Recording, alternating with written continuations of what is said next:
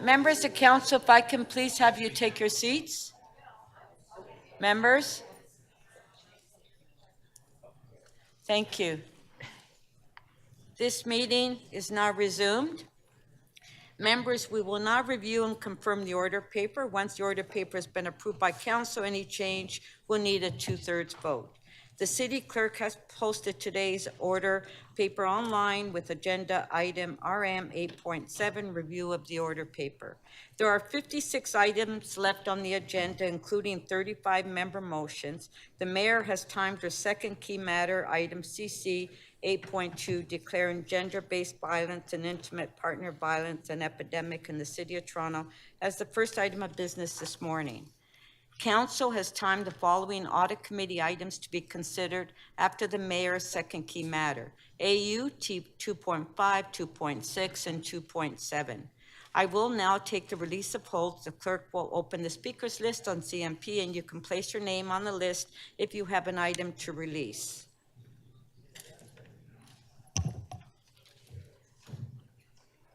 Councillor Moyes. Good morning, Madam Speaker. I'd like to release CC 8.13 as amended. I think clerks has the wording for that.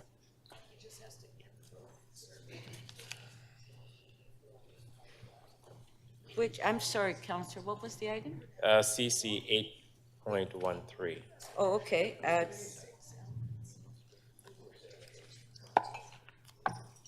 City Council request. 294 300 Sherburne Street? Right? That's correct. Okay, and you want to release that? Oh. Yes. Okay, just give us a minute. It's on the screen. City Council requests the General Manager, Transportation Services review and report back to the Toronto East York Community Council on the realignment of permit parking area 6G to exclude the development located at 294 300 Sherburne Street. Okay, on the amendment, on favor, show of hands. Opposed, if any, carried. Item is amended. On favor, carried. Thank you. Also, item CC 8.17. Okay, that's 225, 229 Queen Street. That's correct, Madam Speaker. Okay, we'll put that on the screen.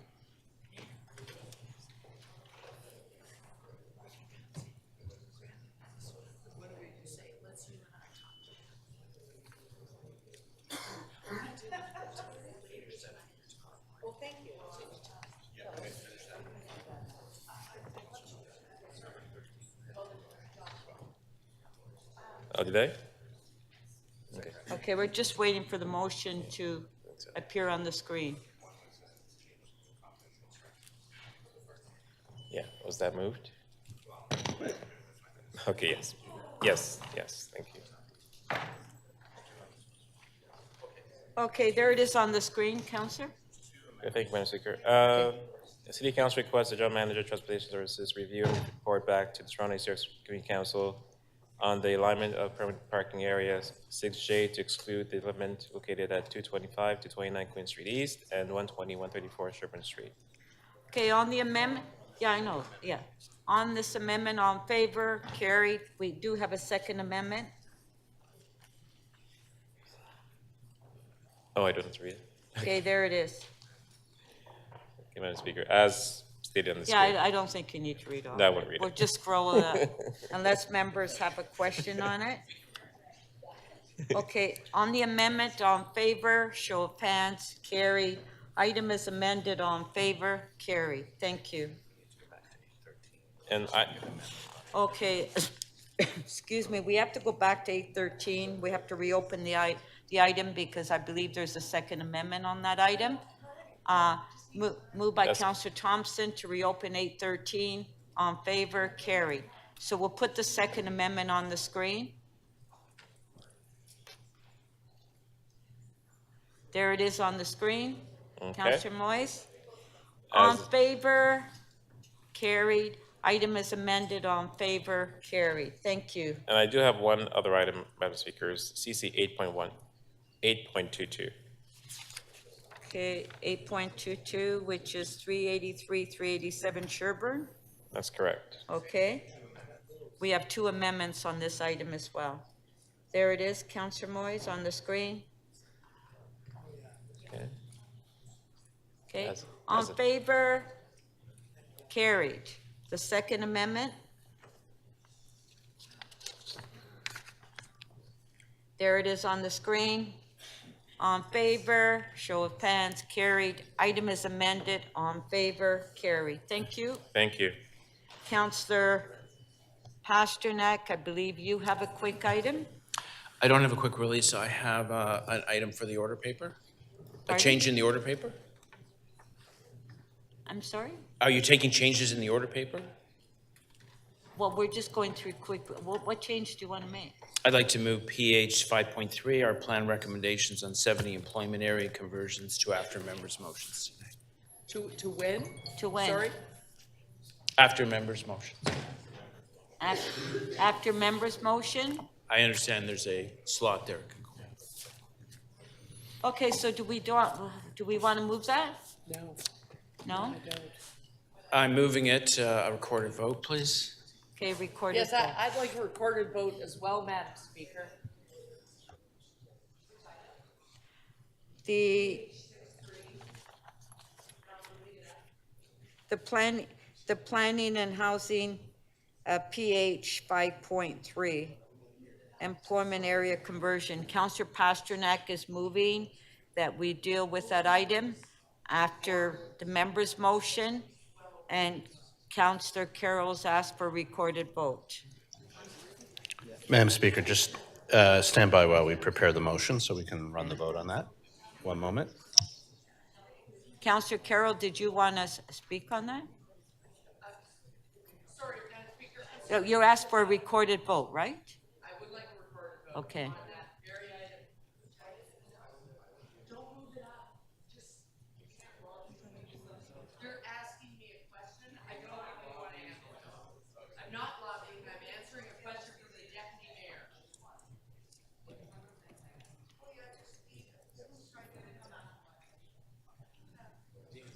So there was a motion by Councillor Pasternak to move that item to after members' motion. It is time for tomorrow.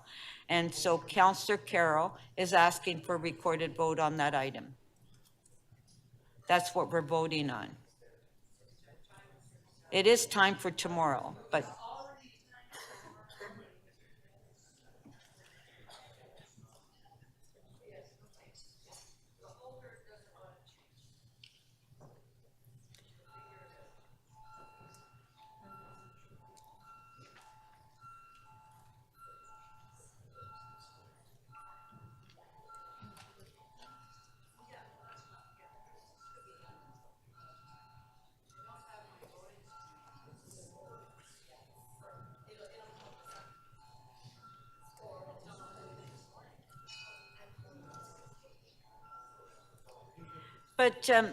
if we do get near the end of our agenda today, we may have to deal with it today if we're not coming back Friday.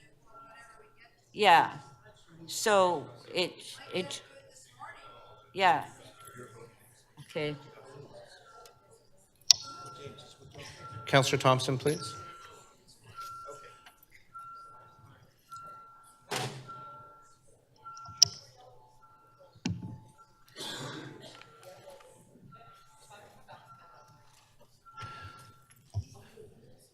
The motion does not carry. The vote is 2-19.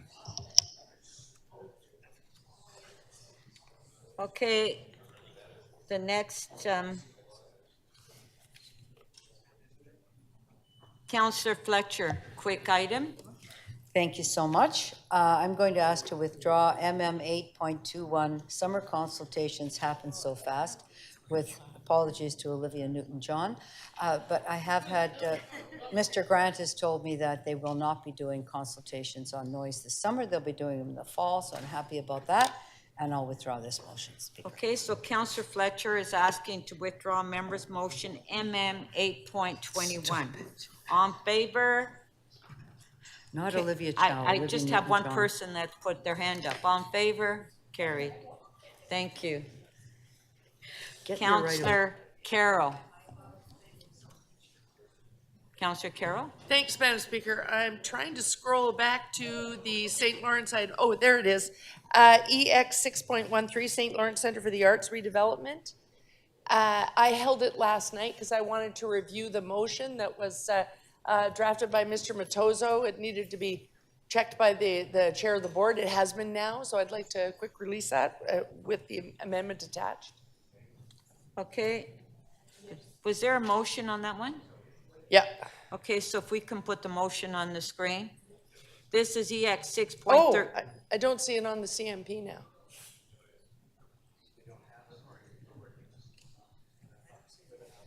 It's possible then that in the getting the sign off, it did not get sent to center table. Sorry. Okay, so Madam Speaker, I'll have to hold it till lunch. Okay, thank you. Councillor Holiday, quick release. Actually, Speaker, it's a point of order. I was a bit confused with timing here, but I have a timing suggestion, if you'll take it now. I'm sorry, but I didn't hear you. I have a timing suggestion. I know Councillor Pasternak talked about timing, so I hope that's appropriate. Okay, what is your So the suggestion? timing suggestion, I know that the Toronto Hydro AGM item is scheduled for tomorrow. Looking at the agenda, it seems unlikely we'll reach tomorrow. I'm going to propose that it be moved to be last item of business. And the rationale for that is that I did speak to a rep from Hydro. They're working pretty hard to get the members of the board of directors here to answer questions should they arise. And it's my understanding that that's the best time for them is as late as possible in the day because they have day jobs. And so that's my suggestion. I don't think it changes much radically, but I'd like to try to help out the board members so that they can continue through their workday. Okay, so you're recommending that we deal with the Toronto Hydro item, with the last item? As last item of Yes, business. okay. On favor? Carry. Councillor Carroll? I'm sorry, Councillor Fletcher, Thank sorry. you. I'm not as beautiful as Councillor Carroll. Just noting that at the executive, the chair was their board member, Mr. Haynes, and amendment will be the actual annual general meeting. Thank you. Thank you.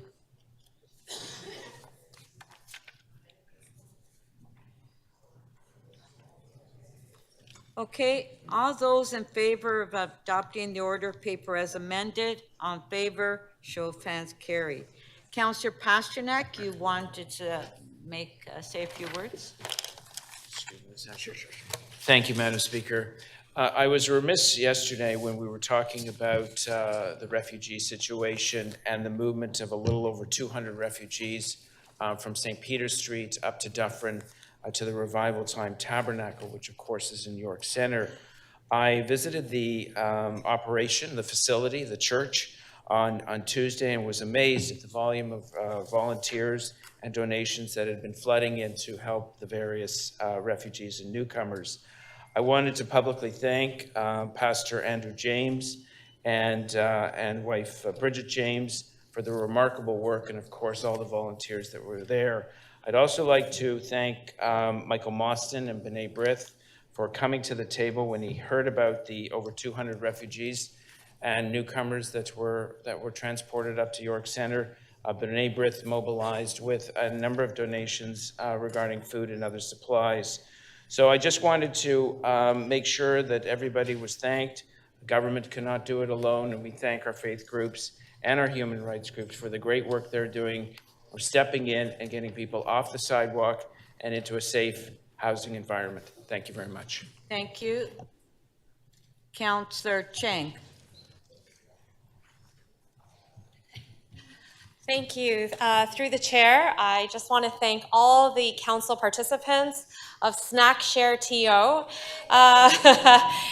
which include Councillor Bravo, Councillor Morley, Councillor Perruzza today, Councillor Malik, Councillor Sachs, Councillor Crawford, Councillor Myers, Councillor Pasternak, Deputy Mayor McKelvey, and Councillor Fletcher. And why do we have Snack Share TO? Because once upon a time, someone stopped the gravy train, and that gravy train meant no more snacks for councillors. But after a long meeting, we become, worse decision makers when people are tired, their sugar gets low. So we've taken it upon ourselves to provide some nourishment and encouragement to our colleagues out of our own pockets to support each other in better decision making. So thank you so much to everyone who's participated, and the invitation is wide open to all the other counselors. If everyone took a date, we would get the whole year done with only one date each person. So I look forward to more creative snacks throughout the coming few months. Thank you so much. Thank you. Councillor Malik. Thank you very much, Madam Speaker, and thank you to my colleagues for those recognitions. Today, our Canadian women's national soccer team begins their quest at the 2023 FIFA World Cup in Australia and New Zealand. That is very exciting. After their gold medal winning performance at the Tokyo Olympics, they're ready to challenge the world and inspire communities across Canada again, as they have been in their fight for equal pay, which is so important in sports and everywhere else.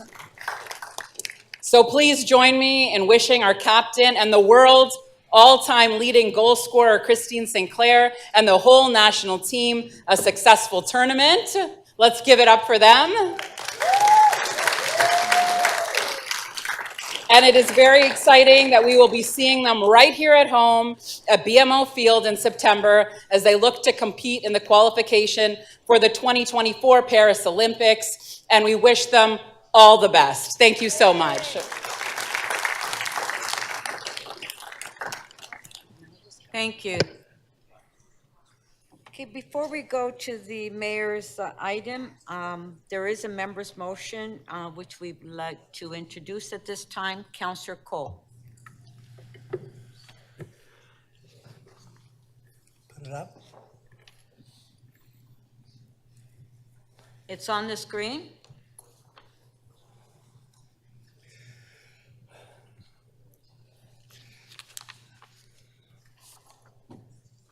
Yes, this in regards to a critical, needed safe haven for the children of Lawrence Heights. And this enables us to proceed without extra costs being borne by the Toronto Community Housing Company. So we've been desperately trying to get this safe haven for these children for years. I'll go on and say the feds haven't come up with the money, the province hasn't, so the city, as usual, has got to do it alone. So support this motion, please. Okay, on favor, show of hands, carried. Thank you. Okay, Mayor Chow, if you would like to introduce your item, CC 8.2. Madam Speaker, it's my solemn honor for me to speak and rise to speak on this motion. In the year between 2018 and 2022, every 48 hours, a woman died because of intimate partner violence. Every 48 hours, imagine, that is just about the duration of our council meeting. That's incredibly, and 58% were killed in urban centers like Toronto. And here in Toronto, during the pandemic, the percentage and the numbers of people that died because, or murdered because of intimate partner violence rose. And in the month of May this year, only in 1 month, 3 were murdered. These are numbers. They are pretty horrific numbers. And in Canada, Women and Gender Equality Canada report that 6.2 million women and girls aged 15 and over have reported experiencing abuse in the context of an intimate relationship. The impact on this violence are really immense. A loss of community, financial strain, housing instability, homelessness, all of which compound our current homelessness crisis. I'm joined here today with a wonderful group of women from Renfrew County, Lanark County Interval House, Goldblatt Partners, who represent the EVA, Renfrew, and the inquest, which I'm going to talk about, YWCA Toronto, Women's Habitat of Etobicoke, Aura Freedom International, and Women Abuse Council of Toronto, and of course O8, which is the Ontario Association of Transition and Interval House. And giving this, declaring intimate partner violence an epidemic would be to enact the first recommendation, there are 86 of them, of the inquest into the 2015 murders of Carol Culleton, Anastasia Cusack, and Natalie Wonderman in Renfrew County.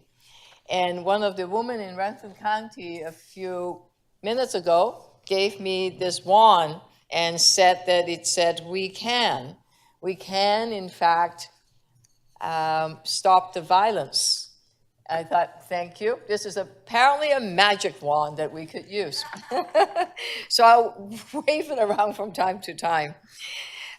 Giving this issue public prominence would also answer the call from the final report of the Mass Casualty Commission, Turning the Tide Together. As some of you may remember, this is the commission to look into the mass shooting of 22 people in Nova Scotia, in Truro. And the recommendations there that just came forward, called Turning the Tide, it just came out in March of this year. And it also called for a public recognition, a conversation about how to stop the violence. And I have my own story. Some of you might have heard it from time to time, but I thought it would be appropriate for me to talk about how I witnessed intimate partner violence in my home, in my life, in my growing up years. Especially, it escalated much harder, stronger, watching my dad deteriorate because he couldn't find a job when he arrived to Canada, and he couldn't drive a taxi. He would get lost. And in his frustration and bitterness, not giving him any excuse, but he took out the violence against my mother. And in the middle of night, one night, I got a call. By that time, I've moved out and living in a basement apartment in Kensington Market. I got a call, desperate call. My mom was just beside herself, screaming and weeping and saying, oh, help, what was happening? She was beaten, she had a crack in her skull, was bleeding. I said, get to the hospital, Mom. She did. I went to the hospital and got her out after she was stitched up. That I said, Mom, you can't go back home. Now, that wasn't the first time. But she always said, when the doctor asked, oh, I fell down, I bumped into a glass, whatever. There was excuses. She never actually, she felt ashamed. She didn't want to talk about it. But by the time that because I had a basement apartment, even though it's one mattress and one bed, we were able to share the mattress, and she was able to live with me, which began her new life, But you know, because I was able to, after university, have a place, my mom was able to move out. A lot of women now and their children are trapped because they can't afford to move out. And as a result, they're stuck. And sometimes if you're stuck, you end up being open to even more violence happening. And there's a cycle because of violence, because young men and young women, children, when they witness this, they normalize this whole experience of having violence. And guess what? They then either go and express their anger or frustration or dealing with power using violence, or they accept it, which also doesn't help. So this cycle continues. And what can we do about it? A whole lot. And I believe the speaker will talk about some of the police response.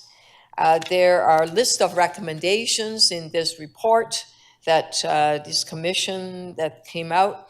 Recommendation 16, 17, 30 all urges the police service to disseminate information, keep track of the perpetrators, and enhance police training.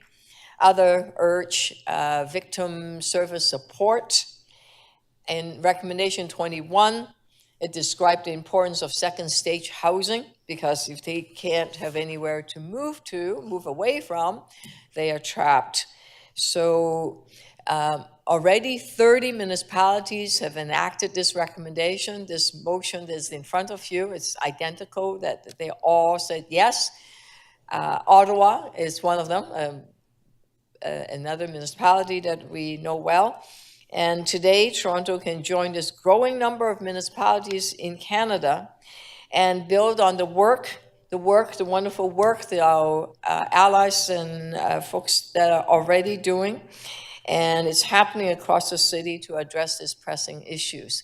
We need to give hope to women and children that are experiencing violence now. And one way to give hope is to say that you can recover. I watched my mom. She found her way. She turned her bitterness into serving others. And she was able to have a really wonderful life after she stopped living in fear. Because fear is insidious. It just controls you.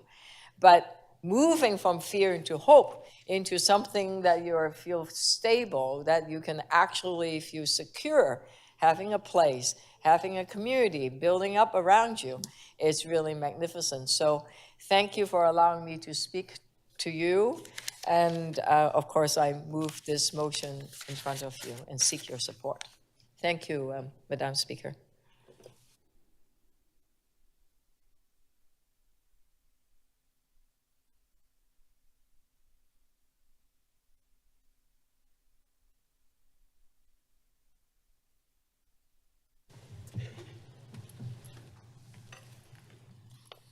Councillor Nunziata? Yes, thank you, Mayor Chow. You know, this is very difficult to talk about. I went through this personally, and 48 years ago when I was married,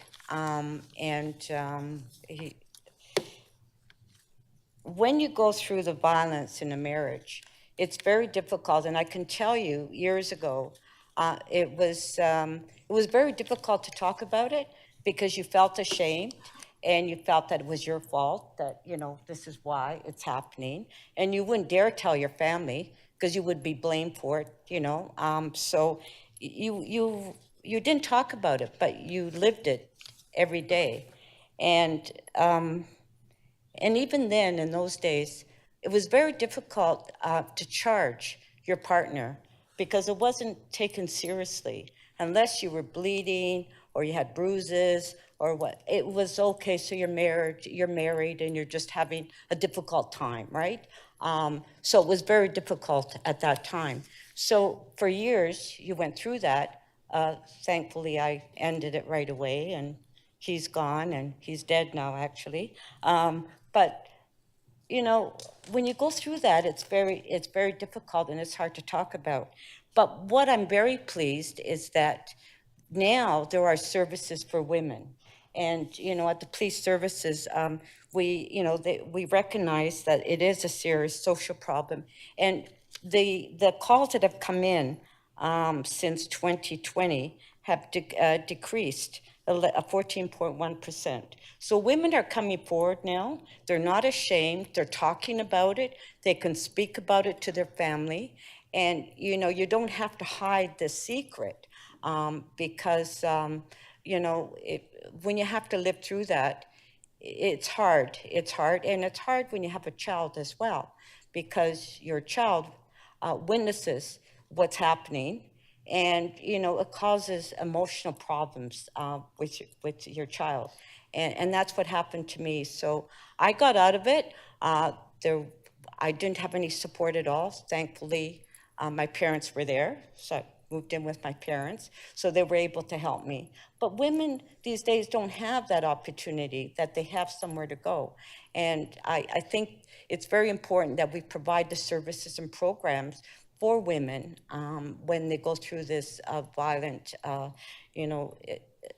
times at home, and they're ashamed. And I know they're ashamed, because I was ashamed. I was afraid to tell anybody. I didn't tell anybody until after it happened. And then I was accused, well, it's your fault. What are you not doing? Are you not cooking? Are you not cleaning? Whatever, it's your fault. So I just wanted to thank the mayor for bringing this forward, because it's really an important issue. Thank you.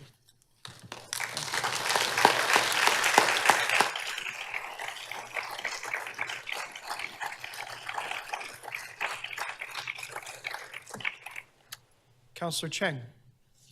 Thank you. I have a friendly amendment.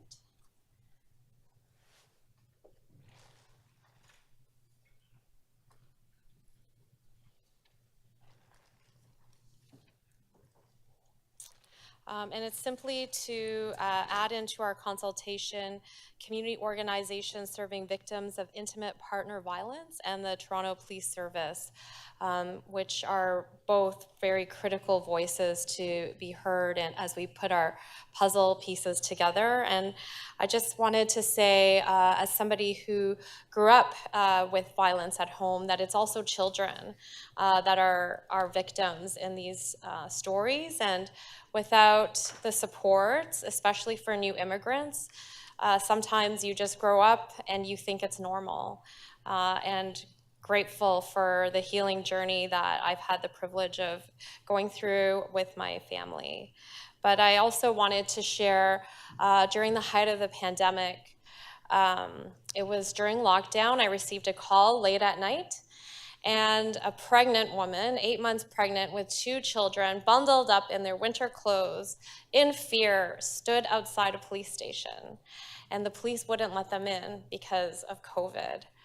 And she had no idea where to go, and basically she was told, all the shelters are full, maybe you should just go back. And luckily, there are so many grassroots groups like the ones who are here today, as well as online Facebook moms groups. We mobilized, we called across the city. We finally found a shelter an hour away, and she was Ubered to a shelter with her children. And no woman should find themselves in the middle of winter, out in the cold, with no options, and to be told there is no place for you to go, and you should just put your family back into the risk that you have tried to escape, especially knowing that it takes women on average 7 attempts to successfully leave a dangerous relationship. 7 times, and each time, think about all the calculations a woman has to make. Can I feed my kids? Will I have somewhere to live? What about their school? What about their toys, their clothing? So many things. And every woman who leaves needs a village, needs support, needs clear pathways. And so this declaration, and I'm so thankful to our mayor for just taking the baton right away and making this a very important and visible issue. This is just the beginning of the work that needs to be done. We have to align our resources. Women have to know that they can get help. I have to apologize to you to interrupt. It's wonderful what you're speaking. But I'm here in this chamber. I'm going out. That councillor there, Park, is a sexist. Okay, don't touch me. Don't touch, no. No. Are you authorized to touch? No, are you authorized to touch me? You're authorized. I have physical disability. So that guy there is a sexist, right? So the guy who is abusive is inside of the chamber. He ordered me. Don't touch me. Don't touch me. He ordered me to do Okay. Okay, okay, can, just leave. You understand? No, the guys in the government, sexistic thing of the government. Yeah, okay, women, okay, don't worry. Women works better on me. Yeah, okay, super. Yeah, thank you. Yeah.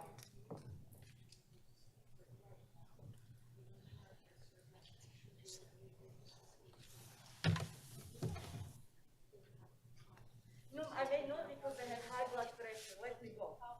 Okay, no, people, he's big enough. No, let you know, be a friend, you're not, okay, you're polite, okay, don't worry.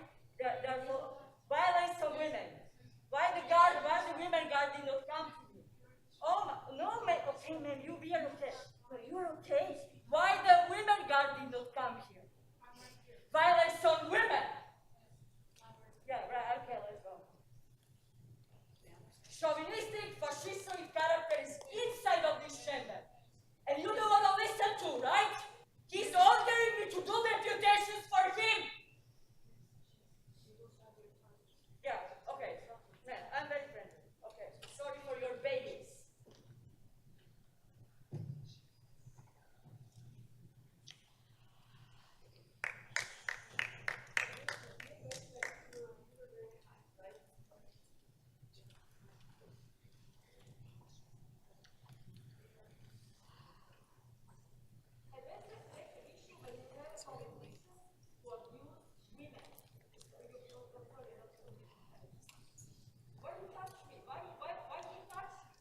I think it's very hard. We as women, we all have our trauma that we carry. So too many women have trauma from situations that they don't have control over. And so all I just wanted to say is I fully support this declaration, and I look forward to the hard work that we will all put in together so that no woman is told there is no space for you in the middle of the night. Thank you. Thank you. Okay, so we'll put Councillor Chang's motion on the screen. Actually, no, because I'm living in provisional housing right now. There's systemic discrimination happening. There is child abuse in provisional housing. Systemic child abuse. Councillor, North has a phone for mailbox. Yeah. You call it Toronto community housing is the infringement of the municipal level. Right? You're all corrupted. None of you have an honor. None of you. You are just little narcissists here. Gathering taxpayers. huh?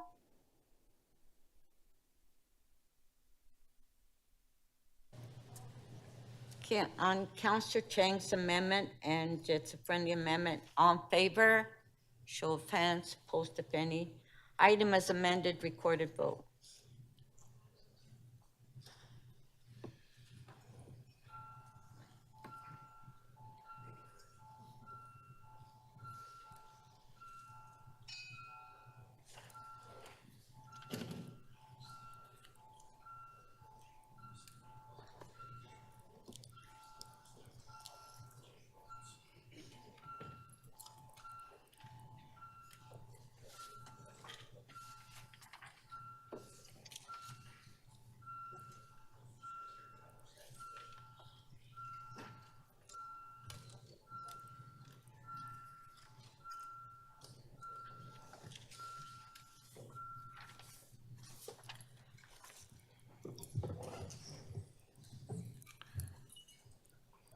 The motion carries unanimously, 23 in favor. Madam Speaker, Peruzza here. I'd like to vote in favor as well. What? Who's that? It's Peruzza. I'd like to vote in favor. Councillor Peruzza, I'm sorry, we cannot hear you. Is that clear now? I'd like to vote in favor as well, Madam Speaker.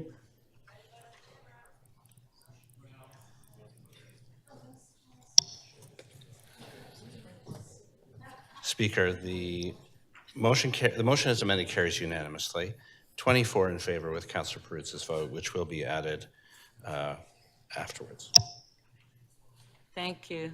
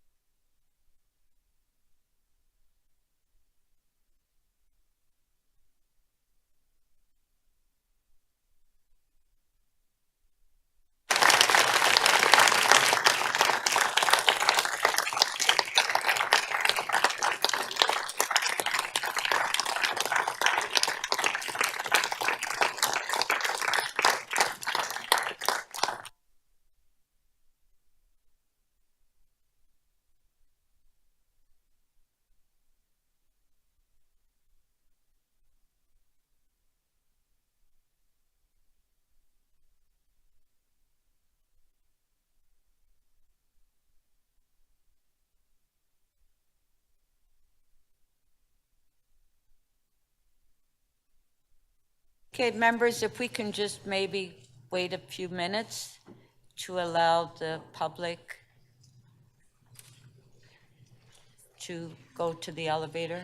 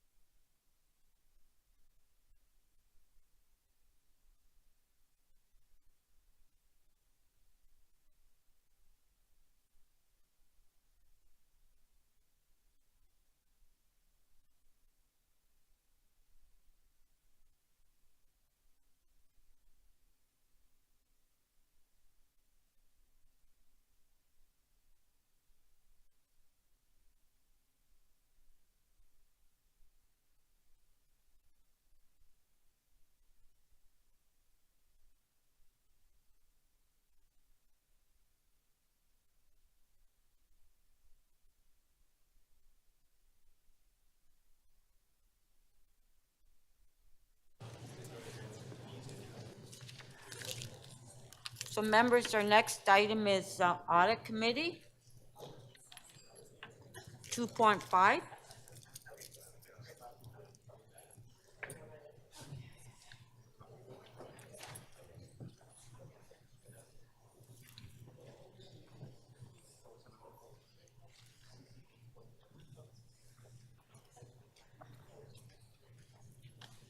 So Councillor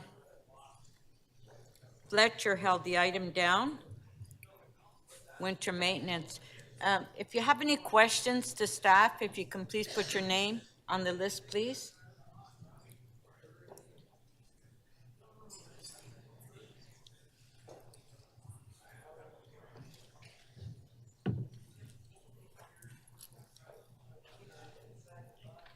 Do we have any questions?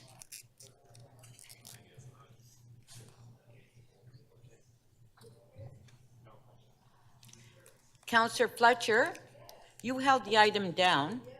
Did you want to ask any questions? Because nobody's putting their name on the list.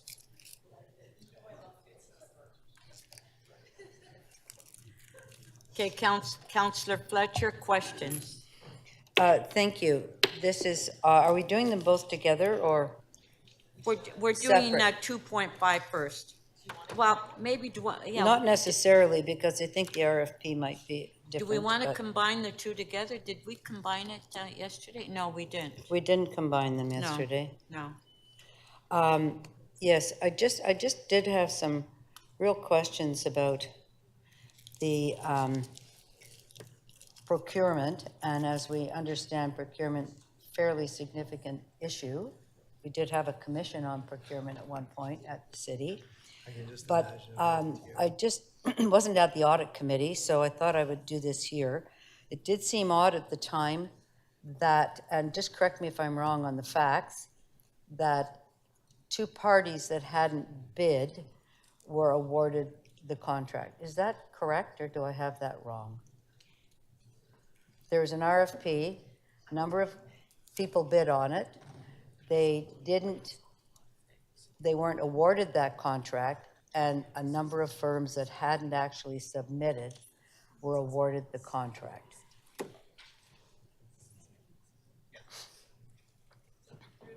Sorry, can't hear you. So through Madam Speaker, so I believe you're referring to the non-competitive procurement. So there were two NRFPs, and then there was the sole source non-competitive procurement. So it's possible to hear you. Sorry. Maybe if you sit. Can you hear me now? You could sit down if you need to. Okay. That's easier for you.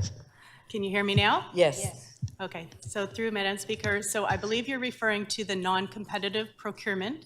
So there were two NRFP processes as well as the non-competitive procurement. Does that help?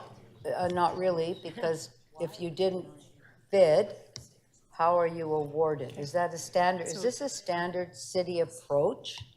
So perhaps I'll direct it to management then to provide the details on how it unfolded. I'm just interested in who's here from procurement. That's my question. This is about procurement. It's not about snowplows. It's about the procurement process. And I'm sorry, it's taking so long for everybody to get organized, Speaker, that I'm losing my time. It's okay, through the speaker. So it's, yes, there are companies that were never experienced with the city. And I can't hear you either, sorry. Okay. So through a competitive procurement process, we could not do business with companies that have never done business with the city. So we would have gone through a multiple step process for the RFP, which would have included review of references, experience, technical abilities, as well as pricing. Whether or not they have participated in former city contracts is not an item that could really be evaluated as part of a fair, open procurement process. I'm just asking, confirm, procurement-wise, were there companies that didn't bid that were awarded a contract? They, again, through the chair, they all bid. They all bid? Except for those that were done through the non-competitive, which would have been a separate process. So a non-competitive bidding process, is that a typical process for procurement for the city of Toronto? Yes, it is actually. There's a number of reasons why we will do non-competitive when there's not enough qualified bidders, as for instance, these are often referred to as sole sources. But in this instance, it was a fully justified non-competitive bid due to the lack of vendor. And I think my colleague here. Lack of vendors? Okay. Through the speaker, I'm talking about the procurement council. I just wanted to give some context. Yes, okay, because I'm going to ask the Auditor General if that's satisfactory. So just to say that there was an NRFP that was bid upon for 11 separate contracts. Not all of the contracts were awarded through that process because not everybody who applied and bid on the contracts met the criteria. And so there was a subsequent process, and then there was a sole source. So that's why it's a bit confusing, because there were actually 3 tiers of that process, but everybody who was awarded bid, and then at the end there was still one contract, I believe, 2 contracts that where the bidders had not met the criteria, where we went out for a sole source. Okay, I just wanted to clarify that because it is somewhat complicated. It's not as straightforward as some other processes. Right. Yeah. So just as a typical bidding process, is this the typical bidding process, procurement process that you recommend following, continuing to follow at the City of Toronto? So I would say that this started off being more typical in terms of the NRFP, which is a non-binding format. However, there was the unexpected need for a second NRFP and then the non-competitive procurement. So in the end, it ended up being what I would call atypical circumstances. A which? Atypical circumstances? Yeah, in the end. Is there a different way that could have been more typical, given the situation? And I'm sure you've interviewed a fair number of the people that were on the list or had done work for many years and feel that they were excluded. So through Madam Speaker, I think what staff didn't anticipate is that so few suppliers would not be able to meet the evaluation criteria and not pass through the different stages. So that complicated things in terms of needing that second NRFP. And who is he doing the evaluation? Procurement or That was your last transportation question. staff? Transportation together with procurement, I believe. It's so hard to hear you. Transportation together with advice from procurement. The which from procurement? Advice from procurement. Through the speaker. So transportation, procurement, and legal services spent the time together, the 17 months, the market soundings, all of those components, and were involved in the evaluation altogether. Thank you.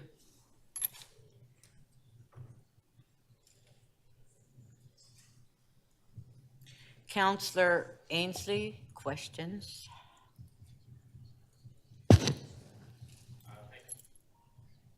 Oh, I turned it on, now it's off. No problem. Okay, it's on now. Perfect. Okay. Thank you, Madam Speaker, to the Auditor General. So reviewing this report and the recommendations you brought before us, and there's a number of them, 15, and some of them seem to me like basic ones, like checking references, coordinating between departments, but that doesn't seem to be being done. And I'm quite surprised at that. Here we are in 2023, I would say 25 years after amalgamation. To me, basic processes weren't being followed that I would think would be standard in a procurement process. Or am I misunderstanding? So through Madam Speaker, so we did identify areas for continuous improvement in the procurement processes, including training for client divisions on verifying past experience and operational capability of potential suppliers. Were you surprised that this was not being done or that you had to make these recommendations? I'm not sure that it was surprised, but definitely there's areas for continuous improvement moving forward. Okay. And these are all things that you would have expected to be in place already? Correct. Okay. And this was brought to light, this was a major contract, like a number of very expensive contracts that were issued that you thought these guidelines would have been in place as a standard practice before they were issued? Yes, so there are process rules for the NRFP. So the process rules with regards to the NRFP were followed by the city, but we did note the areas for continuous improvement. So we found that the NRFP process and rules could be made clearer. Some of the communication on the requirements could have been clearer and more consistent. I mentioned about the training for client divisions that's needed, and procurement policies and procedures should be clarified and strengthened. Okay. And how did you come to these recommendations? Are these standard practices that are followed in other municipalities in Ontario or other levels of government? The private sector? They are good practices in terms of procurement. Sorry? Good practices in terms of procurement. Standard practices in procurement? Yes. Yeah. Okay. All right. Thank you. Thank you, Madam Speaker. Thank you.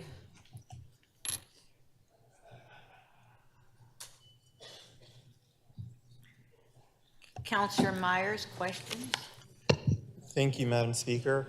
My first question was, when the first round of bidding went through and there were several previous contractors that had been doing snow clearing for the city but were not successful, One of the Auditor General's reports was that when they were given the opportunity for feedback in order to make their bids more competitive, the city did not give them any specific feedback, but kept it rather high level, which meant that the feedback wasn't particularly useful. So I'm wondering if that is being looked at in order to make sure that when we give feedback, we have a larger pool of contractors to pull from.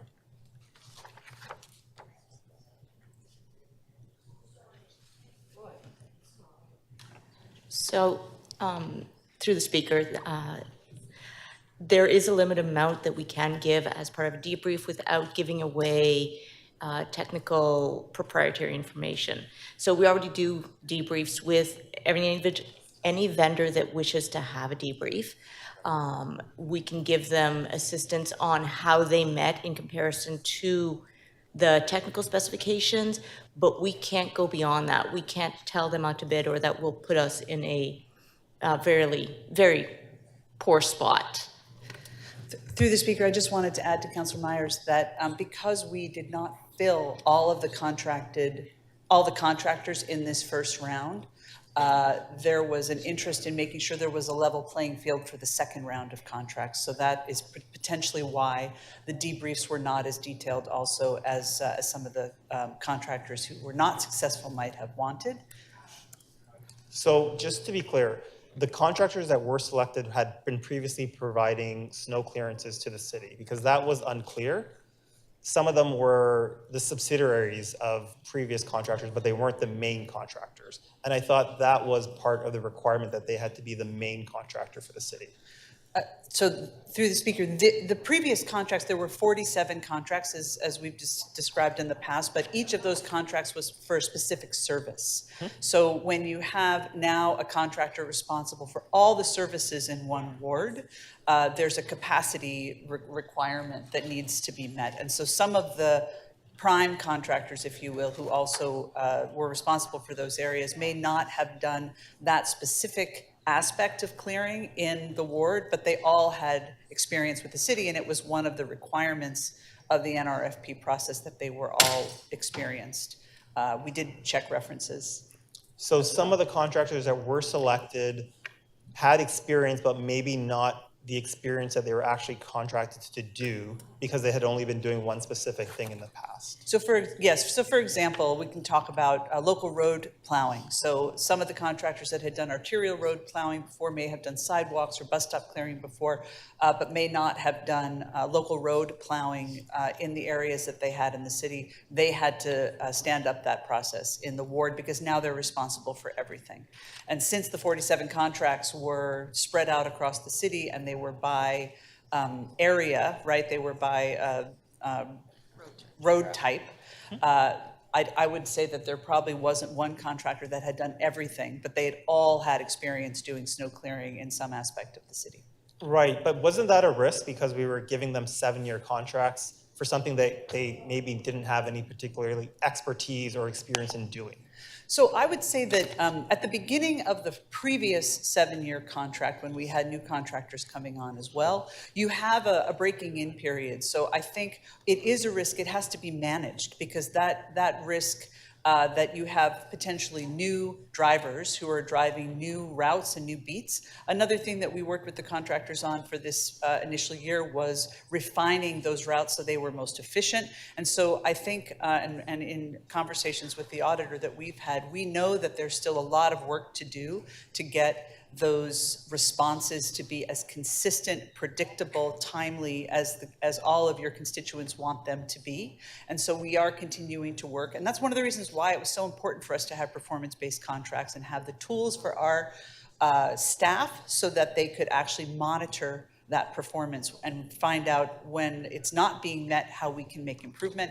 And I think we have a long list of improvements that we are planning on making for this coming season. Thank you. And one final question. The auditor noted that the liquidated damages were not applied until the second half of the contracts, or the second half of the snowfall season, even though problems were occurring almost immediately from the first snowfall. Is the city taking that position again, or will they begin immediately applying liquidated damages if there are problems in these contracts, rather than waiting for things to progress in the winter? Yeah, through the speaker, thank you for the question. So Liquidated damages were not applied in the first 3 months, although they were tracked. Deficiencies were tracked. We are certainly going to be applying the deficiencies and incentives right from the start. And in fact, we had those conversations with the contractors because of some of the challenges, supply chain and getting equipment, et cetera. There was some real risk. We wanted to make sure, first and foremost, that people were able to actually deliver the service. And so that was in the very beginning of our launch. That was our primary objective. So certainly we will be continuing to monitor from the start. And I just want to say about liquidated damages, they are something that we do and we apply after. What we're really trying to focus on now is getting a consistent and predictable performance by the contractors and our staff right from the get-go. So that's a continuous improvement component that we're very focused on this year, and the teams are working all summer to make sure that we have reliable labor, reliable equipment, et cetera, all of those pieces. Thank you.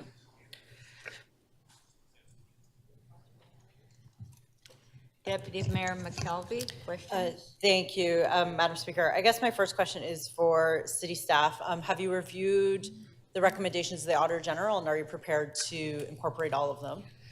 Through the Speaker, yes, we are. Okay. And the contracts themselves, just as a refresher, the contracts themselves were developed after the Auditor General did a very comprehensive and thoughtful review of best practices for these types of performance-based contracts. So it was really quite a huge shift from the kinds of contracts that we had previously to this more performance-based approach. And so we appreciate the review, and we are going to be moving forward with those recommendations. Now, for the procurement, though, office generally, I mean, there's lessons learned here against all contracts, so are you prepared to incorporate these learnings going forward? Through the Speaker, yes, we are absolutely willing and ready to go through with a lot of these changes. As we review the recommendations, a lot of these is their work that we've already started. We're currently in the process of reviewing our bylaw as well, so a lot of these recommendations will be reflected as part of our bylaw review. Okay, so RFPs tend to be on smaller ticket items, but really this process for a request for supplier qualifications followed by a negotiated RFP, that's for like bigger infrastructure projects, big contracts. That's more a standard practice that we're moving towards, is that correct? That is correct. Okay. As part of that, when we're releasing these big RSQs or NFRPs, are we offering presentations to vendors so that they can be, I guess, learn about what our process is, given that, you know, government contracts might be different than some private sector that they work with. So we're offering presentations towards vendors and kind of making sure that we're leveling that playing field and understanding of our bidding process? Absolutely. Within procurement, we offer a number of training tools online as well as individual sessions, but we also do include them as part of our procurement processes, specifically when we are in niche markets and or fields that are not used to our processes. Okay. It is on an individual basis, so it's not going to be for all of them, but where we do see the need, we will. Especially on the more complicated, bigger contracts. Okay. Correct. And through the Speaker, I just also wanted to add, in addition to presentations, we also did a market sounding very early on, inviting all of the potential vendors to come in and get a sense of their capacity and their thinking about how to make the process successful. And in some procurements, you know, you have a contractor that's not being re-given one, but the whole point is to level the playing field going out into each one so that everybody has the ability to compete, correct? Okay. That's correct. Okay. Also, it was quite a big shift from the previous contract to this performance-based contract, and it was quite a much more detailed kind of review and requirements for the contractors, and so that's why we wanted to make sure that we were equipping them with the information to be successful. Okay, thank you. Mm-hmm. Thank you.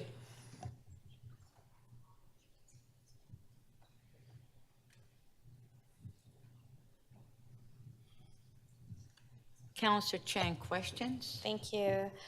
Through the chair, I'm just wondering if, as we're going through, I guess, a learning phase now after first year of implementation, has there been a formal survey for the contractors themselves? Because they may have insight into our implementation process and how we could improve. Through the Speaker, so while there's not been a survey, we've had lots of ongoing dialogues and discussions with the contractors, individually and as a group, to absolutely learn what were their pain points, what are the things that they were looking for the city to be more responsive or provide other clarity on, because it really is a big shift in how we all are doing business. And so we've had lots of ongoing conversation and will continue to do so.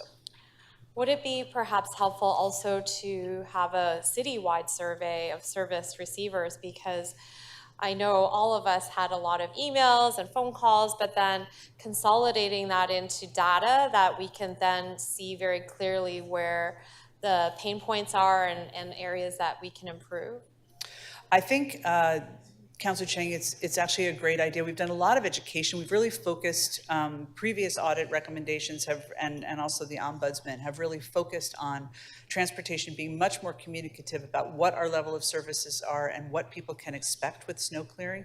But I do think, given that we are in these new contracts and kind of a different way of doing business, it's really important for us to hear from the public. So we'll definitely take that back. That would be great, because I think in a survey, you could find out even where there might be the wrong expectations, right? Because part of that education about service level is that not all roads are going to be cleared right to pavement. And so people need to know what that is, and a survey could help us see where the gaps even in education are. Yes. The other question I have is there any tracking that's happening about the damage to lawns and sod and curbs, because I know even in my ward there are still some pending pieces, and it's been very frustrating for homeowners. We said, oh, don't worry, once spring kicks in, and now we're deep into summer and we're not sure. So just wondering, is there a place where all of the pending cases are being tracked? And maybe you can also speak to why there might still be delays. Sure. Yeah, I can answer it now if you'd like. Okay. So the other big component of our public engagement is 311, and we have a great partnership with 311. They are also transitioning to different technology, as we are doing the same. And so we have been working very closely with them. I think on an every other week basis, the teams come together to talk about communications back to the callers and how we close out tickets when people, I know, have been very frustrated because sometimes they make their claims for sod damage in March, and we actually don't do that work until May and beyond, or the contractors don't. So those are all tracked. They are managed. How we communicate the status of those is an evolution, and we are working because we know that people get very concerned about that. In addition to other things that were challenging to get this year, sod was also challenging to get in heavy supply this year. So the contractors are still going back and working to replace the sod based on those claims, and so people should rest assured that they will be completed, and they will be completed through the summer. I think just adding to what you were saying about communication, so I didn't know there was a sod damage. I definitely know that there's pieces of sod that people are waiting for, but had we known, so just if there could be more clear communications between what is happening so that we have the best answers to give to constituents who are just waiting. Absolutely, and we did a report actually at Councillor Holliday's request to Etobicoke York, but that didn't come to the rest of council, so we'll make sure to get that information out. Great, thank you so much. And Councillor Cheng, just so you know, the next item, we would be talking about damages. Oh. Yes. Okay. Okay. Thank you.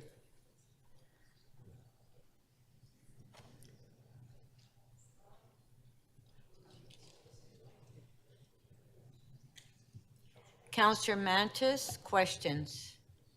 Madam Speaker, before I ask the questions, should we, if it's regarding damages, should we wait for the next item then? Yes, because the next item we're talking about Then I'll wait for the next damages. item. Yes, Thank you, Madam Speaker. thank you. Okay, we'll now go to speakers. That's it for the questions. Councillor Fletcher, you held the item down. I did. I have no motions, but since I didn't get to audit committee, I feel I need to say something here. And that when I first was elected here, we had the Bellamy Commission. I'm not sure everybody even knows what that is, but it was a very big investigation into procurement practices at the city, and they were found wanting. We also had, again, the auditor, when we had, I'm sure you'll remember, you'll have read those, for a transportation where it was bundled contracts, small amounts of money. It was not a lot, but it was taken very seriously. This is a massive contract. It's a massive contract. I'm quite troubled, and I've thanked the Auditor General for the report. There are more recommendations about procurement than I've actually ever seen as far as the number of recommendations. I would though say that at this stage in the city, at this stage in our development, it's quite odd that you would have to have that many recommendations about procurement. That I find that odd, that we'd have to say you did have to do this, you have to do this, you have to do this, that there certainly wasn't something more standard there. It troubles me that the awards were made for 10 years, 7 and then 3 solely at the discretion of the general manager, and I don't know if the auditor would recommend that actually that would have to come back to council. I'm not sure that you did, because that troubles me as well. None of us are going to be here. Well, some of us might not be here, others of you might be here, 10 years for that renewal of the contract. It troubles me it was a numbered company, $1 billion award to a numbered company. Who is it? Nobody knows. It's a numbered company. And then to kind of have the audacity to change their name to Snow TO, like branding as if the city was branding it. That troubles me as well. Very casual, taking our branding for things, because even Snow TO, who is that? We need to know who's doing the roads, who's doing this, especially when snow has been such a controversial issue. As far as meeting the criteria, when we read that getting ready for the season, Snow TO, numbered company 286, whatever it is, actually didn't have the plows. They had cement trucks with plows on the front. I can't understand how that would have met the criteria. I just can't understand how we could say that they were able to meet the criteria. So were they correct when they said they could meet the criteria?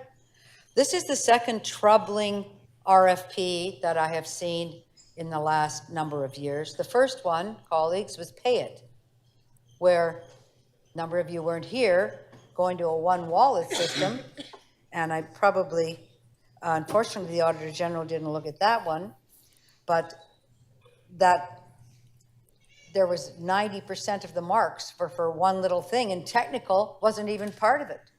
So our job here is to be very diligent about contracts. And our job is to make sure that everything's going according to Hoyle. I'm happy to see that you're saying, get the training, do the this, do the that. But this isn't just a new department, procurement. This isn't just a new thing that we do, snow clearing. So I remain troubled by this. And I hope the auditor will be looking at the follow-up and any of these procurement exercises here. I'm sure the deputy city manager and city manager will be looking at that. And normally, the sun rises and sets on transportation services for me. On this one, yes, it does. But I'm sorry, on this one, I have to be very sharp. I don't believe the due diligence was done. I don't believe that whoever was working in procurement understood what the criteria are. Do you have the vehicles? Isn't that criteria? Do you have snowplows? Would that not be the criteria? Well, that wasn't met. So these still are troubling questions. And then we'll get into whether or not it was a good service. That's the other thing. And how well, what we'd be expecting the next year. So if I was someone who bid with a numbered company, then changed my name to be cute to Snow TO, that didn't have the vehicles that I said I had in the criteria section, and then did what looks like many people feel isn't a great job, 5 and I've got a seconds. 7-year contract with an automatic renewal, I'd be ashamed to show my face. Thank you.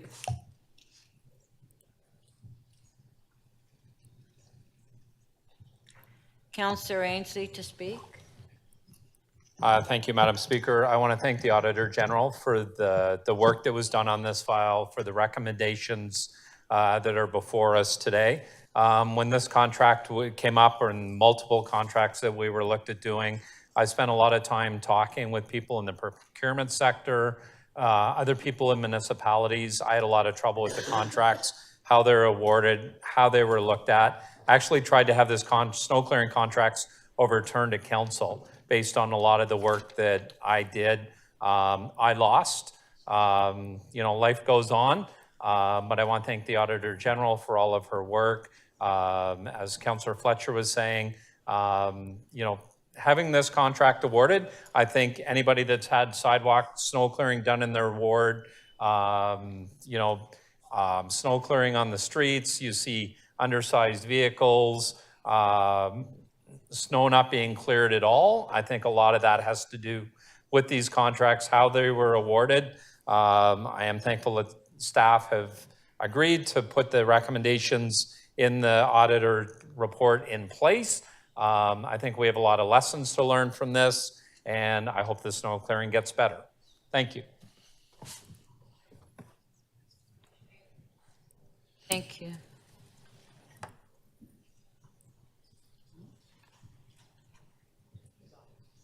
Councillor Mantis to speak. Madam Speaker, I'm just going to echo on the words of Councillor Fletcher and Councillor Ainsley. In my ward, the service was atrocious this year.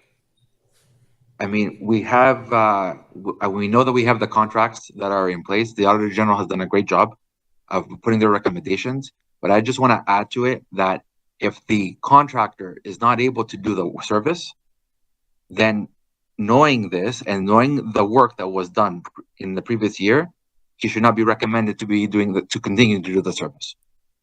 Thank you, Madam Speaker.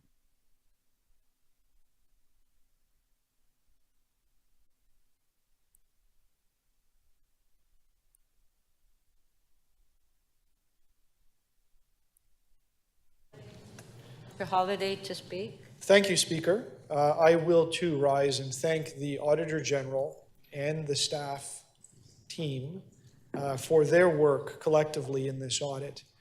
Snow clearing is one of those core services that we provide as a city, because if we don't get it right, people can't leave their homes, people can't conduct business, people can't enjoy the city, and worse off, if there is an emergency, the emergency services can't get to them. So making sure that we get it right is something that every member of the public looks to us and puts their trust collectively in the government, and that includes council. My simple read of what we've got before us is we took some lessons, we as the government, council, staff, took the advice of the Auditor General in audits past and said, you need to do a better job on how you contract manage your services. So the staff went out and they did that. They changed the thinking on how we buy services. They consolidated many, many contracts, because remember, we were critical of the contract management, into fewer of them, into geographic areas, and made single entities responsible for all of the different types of clearing that goes on. So that means it's the same contractor to drive the snow plow that clears the road, as does the salting, as does the sidewalk. Makes a lot of sense. In fact, what it does is it increases accountability. What was disappointing to learn in this is the response when we went out and asked for more accountability was we didn't get very many bidders. In fact, the report tells us that the city struggled to get people in place to the point that they had to single source a bidder. I've got the right words. I find that highly frustrating because I think as a city, we're trying to do business with outside suppliers because they bring a lot of value and they bring a lot of ability to do things like buy equipment and manage that equipment, because that's really the heart of a lot of the pricing, is the really expensive investment that a contractor needs to invest into those big machines. And then they look after them. So I really hope that these lessons go forward for everyone involved, even those that are outside looking in at what this audit says. I think we can have a better system. I think we can set it up in a way that we can better manage the contracts as the supplier, as the overseer of the supplier, but really the custodian of the public resources, the City of Toronto. And ultimately, the entity that's responsible to make sure that those roads are clear. So once again, thank you to everybody for their work in this. I really do hope the next winter will be better. Thank you. Thank you. Councillor Prusa, do you need assistance on connecting? No, Madam Speaker, I'm not yet connected, but I would like to get on speaker's list. Okay, well, okay, we'll connect. Councillor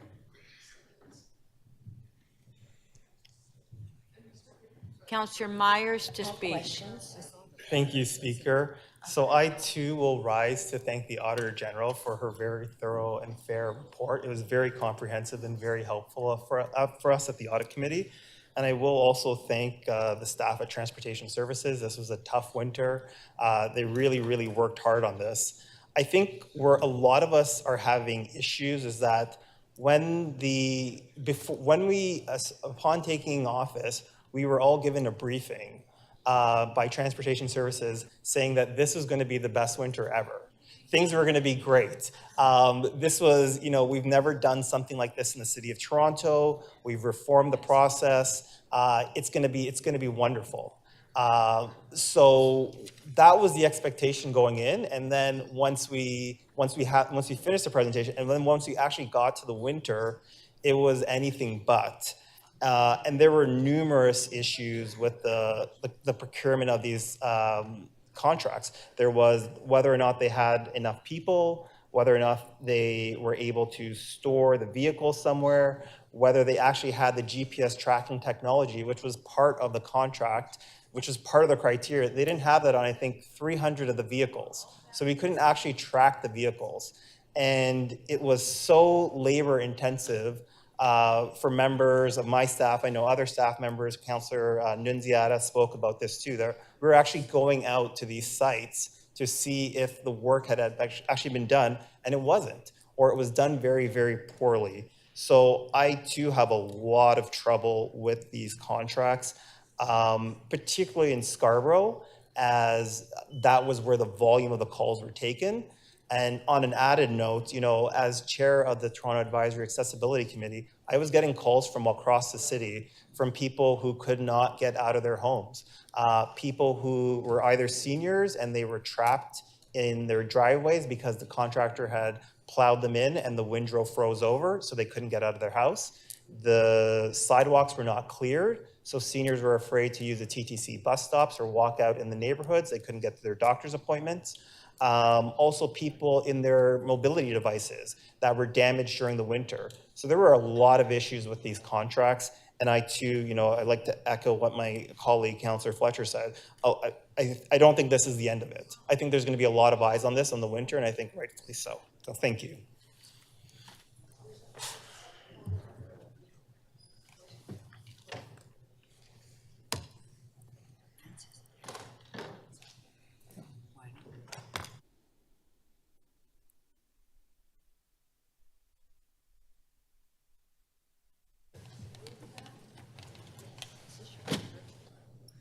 It's my turn, Speaker?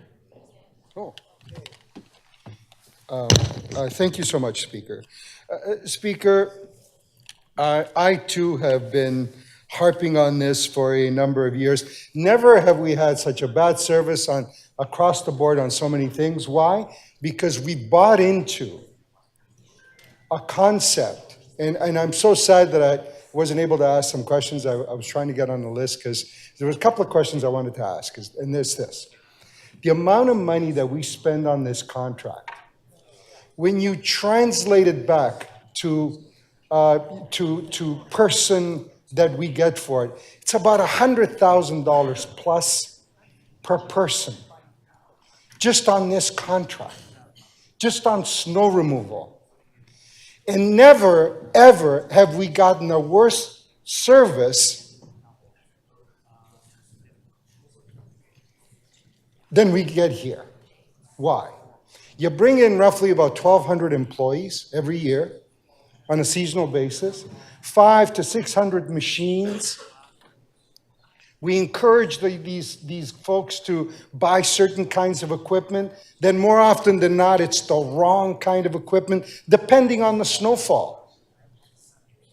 Heavy, wet snow, lots of it, piles up hard at the end of street ends, street corners, because you got no place to put it. Then what happens? It becomes really cold, and it gets hard, right? Hardens up. Then we got these piddly little machines at the city level that can't move that snow. So you got machines that are too big, that have created the problem you can't use, and then you got these little machines that go out there and just kind of like spin their wheels at the same place and not able to do it. So what do you got to wait for? Where is the success of these contracts, of this particular contract? Mother Nature, when it warms out and the snow melts away. That's how we remove problem snow and build up off our roads. It's not the contract. It's not the 120 million, more or less, of Canadian dollars. It's sunlight and warming temperatures. Thank you so very much. So you got this contract, and we've tried so many different ways to kind of fix and fudge and make it work. It hasn't happened. It just gets worse. And it gets worse depending on the type of snow you get and how much of it and when. Thank God we're getting so much less of it, with so much less frequency. That's our saving grace. And then what do? These 1,200 people, most of the time, they're just sitting in these work yards doing nothing while our roads are going to shit. Potholes everywhere, breaking up, thawing and freezing, thawing and freezing, thawing and freezing. Pop, pop, pop, pop, pop. 1 million plus potholes. And what do? We got a whole bunch of people just sitting in work yards doing nothing because they got to do nothing about it. And worse still, we get into the spring and summer season, and then what do? We contract out grass cutting, right? Bring in a whole bunch of other seasonal workers, right, to go out and cut the grass on contract. Well, you know how well they're doing, right? You know how well we're doing with that. City's looking clean and tidy, ain't it? Fat chance on that. So we fail, and then we fail some more. What we need to do, and I've been saying for some time now, we need to look at all of these works holistically, because they're all interconnected. Grass cutting, snow removal, pothole fixing, and all that other stuff, right? Maintaining the cleanliness and you know, the way the city looks. It's all interconnected. You know, a contractor goes in and digs up the grass. Somebody else got to fix it. 5 seconds, Councillor Perruzza, 5 seconds. So, Madam Speaker, I thank the auditor for her report, because what the auditor has done is underscored once again that we are doing it wrong here, right across the board. Time to rethink it all as a package. Thank you. All right. On the item, do we have quorum? In fact, can members of council please take your seats? Okay, on the item, on favor, show of hands, carried. Our next item is AU 2.6, which is the winter maintenance program, and this is really when the discussion of damages and on the service on this item. So members of council, that's the report is on the service. All right, Councillor Fletcher, you held the item down. Do you have questions? Damages, but not the service. I'll just ask, were the damages not related to the service quality? Through the speaker, specifically Sorry. specifically There's a the lot sod. going on here Yeah. in front of me. Thank you. Specifically the sod damage, Councillor Fletcher? Pardon me? Specifically the sod damage and the right-of-way damage that Councillor Chang brought up? You said the damages. I was just Yes. wanting to be clear so I could answer. Okay, so the sod damage is something that we have every year after winter in the springtime. I just did a quick assessment. We know that in Scarborough, there was a report that was brought in 2021 about sod damage under the previous contracts, and we brought another one through Etobicoke York. This year, we had about 7,000 claims for sod damage. It was a particularly difficult year, I think largely attributed to the fact that the ground never really froze hard. And so when sidewalk operators are operating in low light conditions against not anything on one side or the other, can be challenging overnight to hit that mark. Certainly, there's improvement that could be made in terms of people knowing the beats and making sure that they're managing to that standard, and our performance and oversight is critical to that. And so, as Councillor Chang pointed out, usually we are able to get sod sorted out and the contractors to do that work. This year we're about 80% complete on getting sod damage repaired, and we have a little bit more to do, and part of that was delayed because of the availability of sod into the springtime.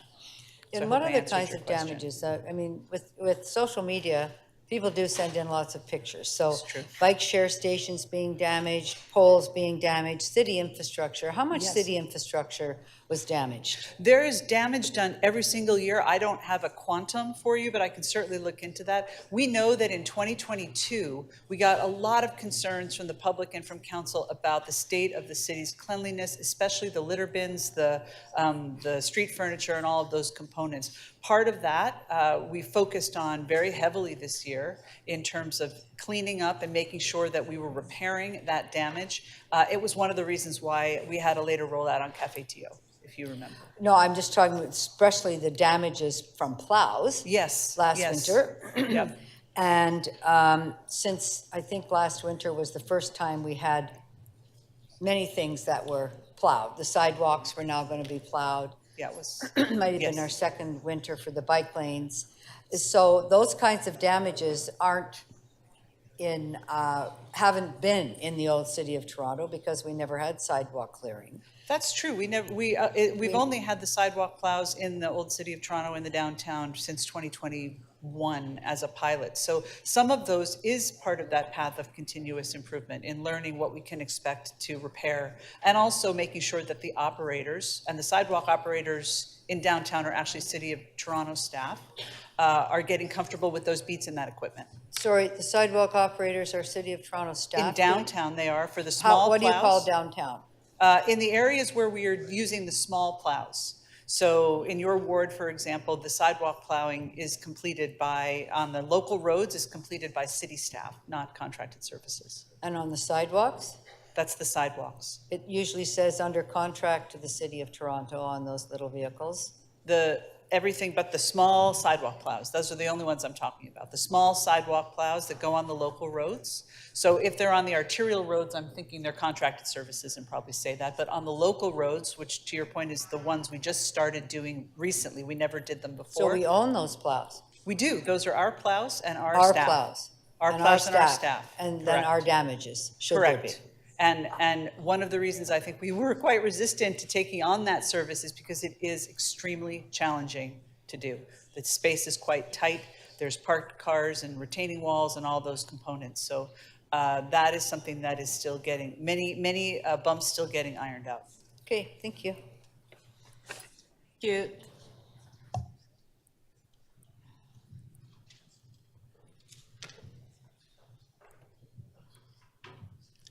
Councillor Thompson, questions? Yes, thank you very much, Speaker. Through you to Ms. Gray. Ms. Gray, can you help us to understand the process of the holdback that exists with respect to the contractors?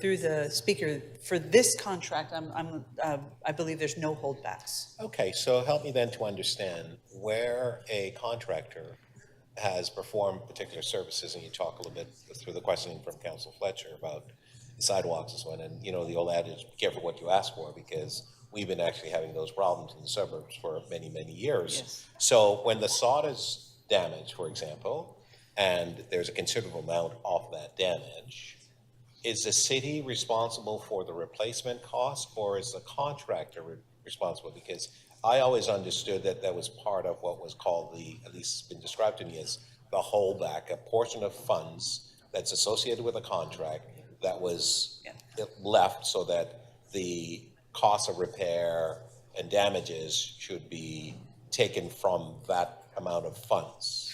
So the mechanics of that, I don't think are exactly as maybe it's been described to you, but certainly it is the contract. If Well, the could you describe it to us, contractor, please? if the contractor levied the damage, if Yes. the damage was part of contracted services, then the contractor is responsible for assessing and replacing on their dime that claim. So when calls come into our office. Part of the contract. It's Pardon? part of the, it's, I'm Yeah, sorry, so it's when part of calls the come contract. into our office about damages of various kind, Correct. particularly as it relates to sod in someone's driveway and the grass in their Yes.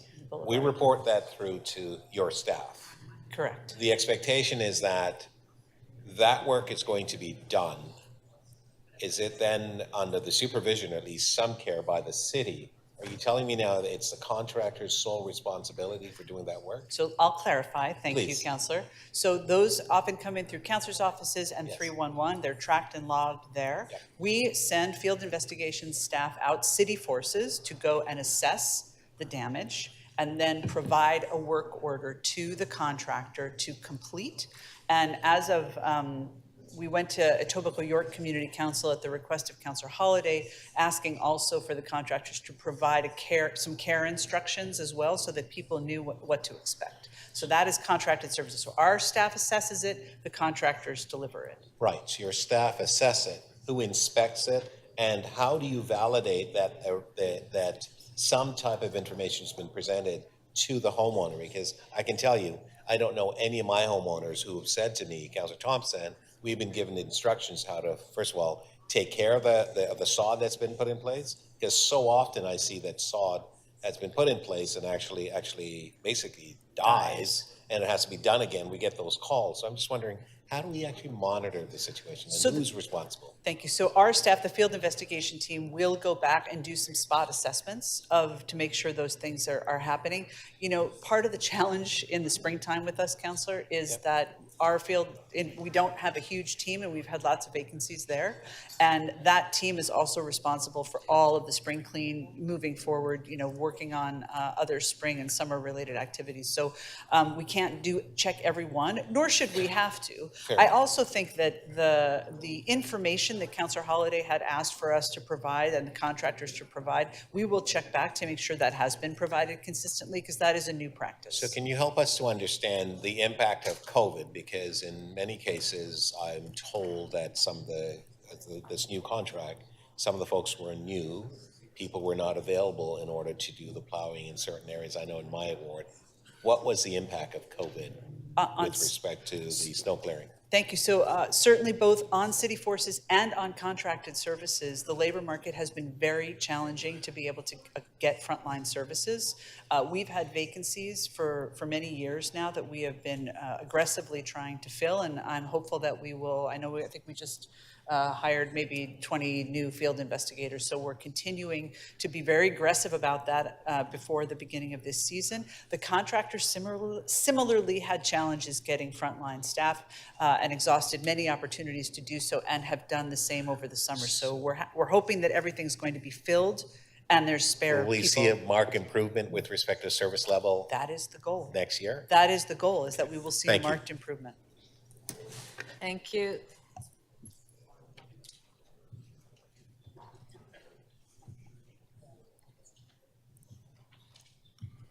Councillor Mantis, questions?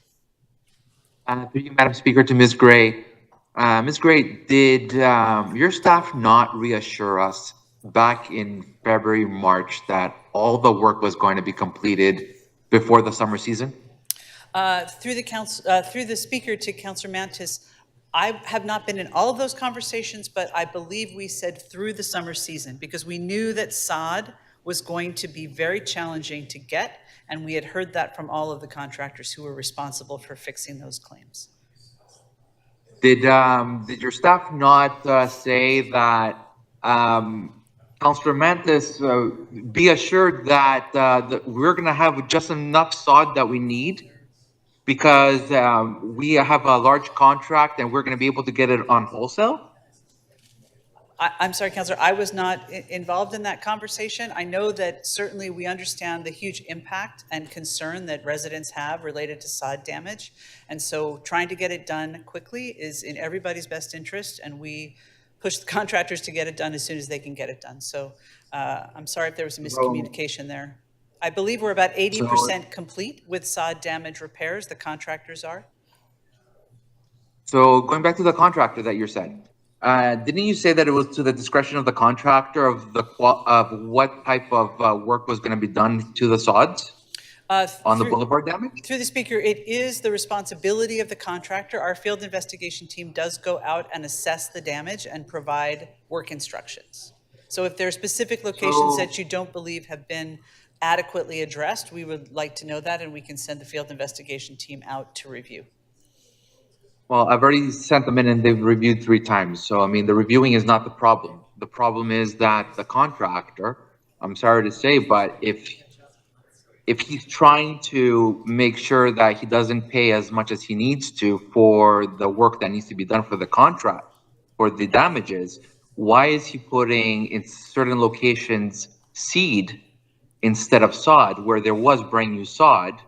And why don't we have instructions to the homeowner, because even the sod is dying, as Councillor Thompson said, and we're going to have to do the work 2 and 3 times, which is an added cost. So, Councillor, I'm not clear on all of those site-specific issues. I do know that the instructions to homeowners is something new that we've required the contractor to do this year. And so we will need to assess whether it's been done consistently and make sure that it's done consistently in future years. Okay, so I should be expecting a communication through our office about the type of what the homeowner needs to do to make sure that the, I guess the sod is viable? Yeah, we're happy to provide that. I mean, we've provided it, we've asked the contractor to provide it to all homeowners, so if they haven't done that, then we will work to make sure that gets to your office and to other councillors' offices as well. Perfect, thank you so much. Yes. Thank you.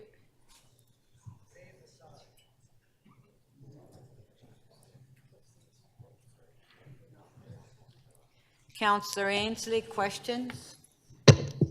Thank you, Madam Chair. To staff, I wanted to start by asking about equipment size. So in the contract, my understanding when I read the contract was the contractors had to provide a certain number of snow plows, certain number of sidewalk snow plows, and for example, road plows had to be 1-ton trucks. And then I had numerous instances this past winter of the contractor using half-ton plows where they were plowing down the middle of a road instead of going on both sides. So they're using a half-ton plow going down the middle of a road. Our GPS said that street was plowed. So how is that allowed to happen?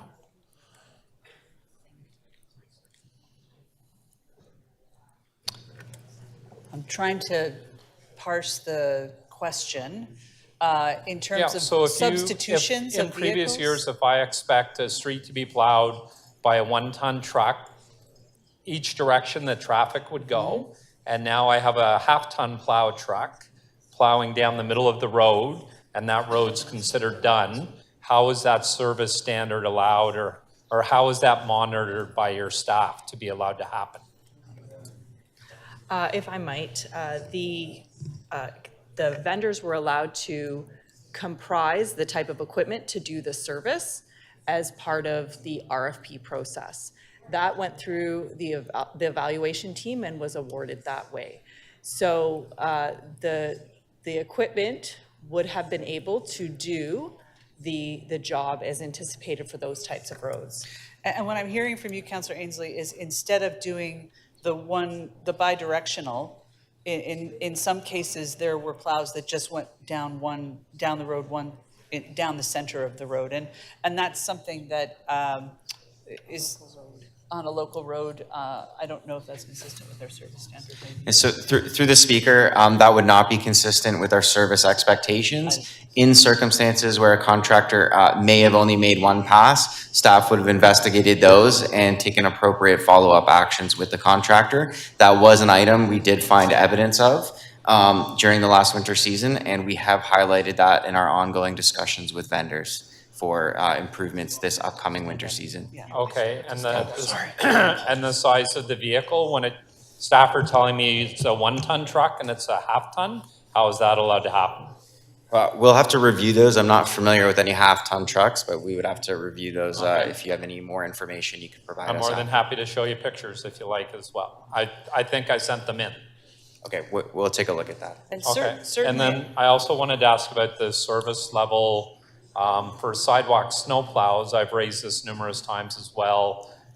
For bridges, where the sidewalk snow plow on each side plows to the bridge on a major road, Kingston Road, plows to the bridge, and then the sidewalk on the bridges are left for 2 or 3 days before they're plowed. How is that service standard being met? So that is another area, through the speaker, that is another area that we're looking at very closely in terms of service level improvements. Areas such as bridge decks pose considerable operational challenges just with respect to the limited snow storage space and the ability to put the significant volume of snow that's being cleared from the road as well as from the sidewalk into a windrow. So that's something we are in discussions with our vendors about where we can make operational improvements to avoid those situations from happening moving forward. And that might be just going... Shouldn't that situation have been anticipated with such a large contract being issued?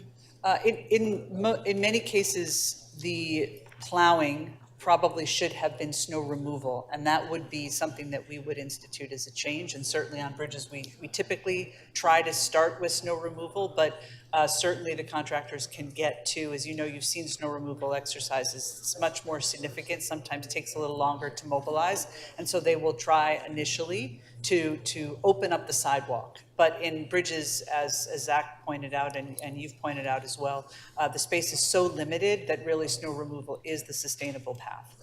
Okay, and then I'm quite interested in the one Auditor General's, one of her recommendations, the winter maintenance contract administration manual needs updating. And I don't understand in such a large contract as this, that was just issued for 10 years, why that manual needed to be updated and why it wouldn't have been prepared before the contracts were issued, before the work was done and the snow fell. So thank you, Councillor. The reference, I believe, is to the staff procedural manual. And so the oversight of these contracts is actually a very different process for the staff. They have much more responsibility with regard to that oversight and ensuring that the service is being delivered as per the service standard. So that is the process that we have gone to update that manual. We're in the process of doing that. We got some good recommendations from the auditor, and that work continues over the summer so that we're ready for the winter season. Okay, and sorry, Madam Speaker, I just had one last question on the last recommendation by the auditor about asking for a central system to be established about complaints, why that wasn't done previously or in anticipation of these contracts being fulfilled based on past history we've had. Complaints by the public, Councillor? So the last recommendation It says all contract deficiencies related to winter maintenance services are captured in a timely manner in a central system facilitating monitoring effective contractor performance. So that sounds like she's asking you to establish a central records system about complaints that wasn't done previously. So I'm asking why that centralized system needed a recommendation from the auditor to be put in place. So thank you, Councillor. Certainly, we are onboarding Maximo, which is a work management system, and that system was this was the first year that our team used Maximo.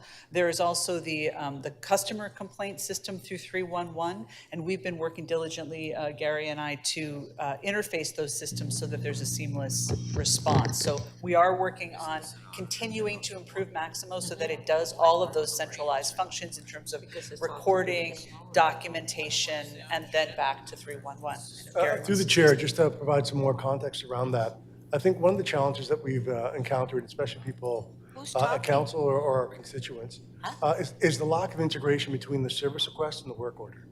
So that's created a lot of anxiety and confusion and concern around the quality of service that they've received. Now, towards the end of this year, there will be more integration between Salesforce and Maximo.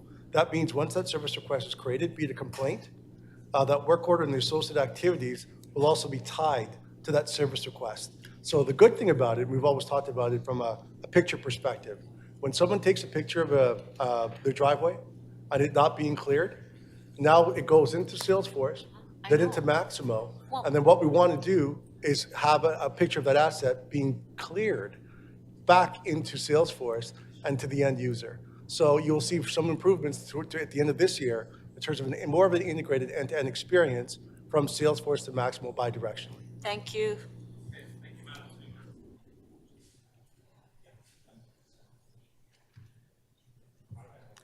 Councillor Holiday, questions? Thank you, Speaker. 2 audits ago, the Auditor General talked a lot about the importance of GPS tracking. And I wondered if, and this audit talked about it not coming to fruition. I wondered if you could tell Council about the status of GPS tracking and how that's going to make things better.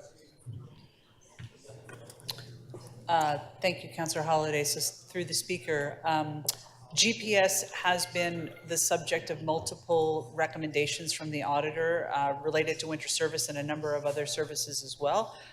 We required GPS. We use it as a critical part of the tracking of performance and management. We worked very diligently to get in our partnership with Fleet Services to install the GPS units in every piece of equipment that came forward. And certainly some of those lagged behind a bit. I believe we have GPS in all the units now, as well as the sensors and tracking that will be tested.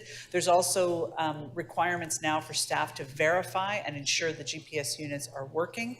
And so that's all pieces, to Councillor Ainsley's point, that go into that procedures manual to make sure that we have consistent oversight of those functions. And we have a very close working relationship with Fleet to ensure that as we get new equipment, that we prioritize the GPS services there.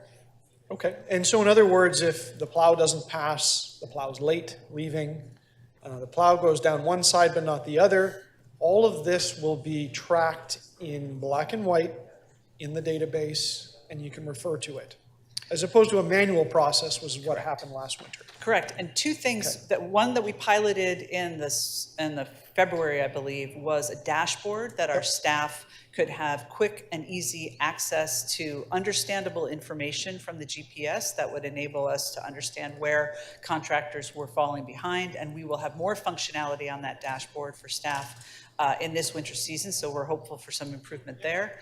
And then also that GPS manages, it is what fuels the Plow.to app, which tons of people look at as well, and so we've had some improvements there as well. Can you tell us what liquidated damages are, perhaps with some examples? Can you let us know, should they be warranted, whether or not you will be seeking them? Yes, so the liquidated damages are, would be a penalty that's applied after service is not adequately provided. So if they don't, if the contractors, there's in these performance-based contracts, there's a series of incentives and disincentives for getting the work accomplished according to the service standard. If it is determined that that has not been done, then we can apply liquidated damages and recoup some resources related to that from the contractor. As it was mentioned earlier by Councillor Myers, we tracked but did not apply liquidated damages in the first couple months of the winter contracts as the contractors were getting up and underway. As we mentioned, there was lots of challenges with equipment, et cetera, and so our primary goal was on delivering the service, but we did track those issues for, I think, March and onward, February and onward. We did apply liquidated damages, and we are, I believe we're just about finishing up negotiations with the contractors on that information. For example, if a plow is late leaving the yard, what's the damage? Is it a charge per minute? Through the speaker, yes, it is a charge per minute. How much? $200.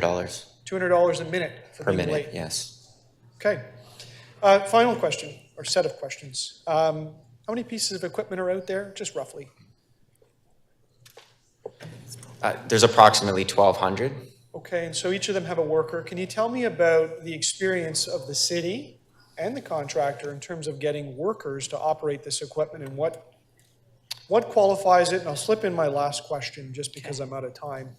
What would it take to train counselors to operate the equipment?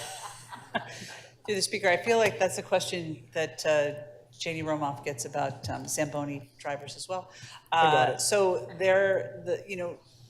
snow plow operators, depending, regardless of the equipment, whether it's city forces or contracted services, the labor shortages have been a huge pressure. And I think we've read about that in the paper GTA-wide. There's been a huge pressure. So we have been trying to work with the contractors to address and incentivize people to take those positions. They would like people for long term, and we would as well. So I think once we get those positions filled, especially internal city staff, we will have more kind of boots on the ground to assess and oversee how the services are being delivered. For the contractors, if there's not staff, then the equipment doesn't go. So then we would need you to fill in at that time. Okay, that was your last question. So the contractors are responsible for training their staff as we are responsible for training our staff.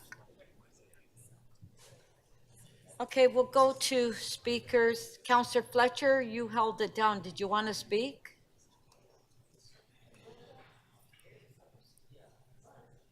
Did you want to speak?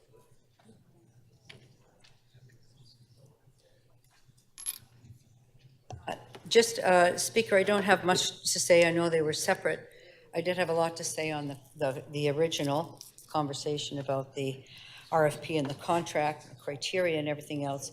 But on this one, I do appreciate hearing about all the damages regularly. And I know when it used to be sidewalks in Scarborough, we used to hear about windrows and people's property and gardens getting eaten up. So with our new sidewalk clearing, we're watching that very, very carefully. I do think the performance standards, of course, related to the contract are very important. But this one, for me, is not, I know that snow clearing is probably one of the most controversial things that we end up doing as a city. And you'll never get it right. We have to get as close to right as possible. So I will just accept this report. I thank the Auditor General for the deep dive into snow. And hopefully this winter, it will be a better experience based on the assistance of the Auditor General and the willingness of Ms. Gray and her team to take that very seriously. Thank you. Thank you. Councillor Nunziata. I don't know where the echo is. There seems to be an echo with Councillor Fletcher's. On everything? Yeah. No, I don't know. I don't know. I could hear it. I could hear it too. Okay, just, oh, there's an echo for me too. Okay, not just me.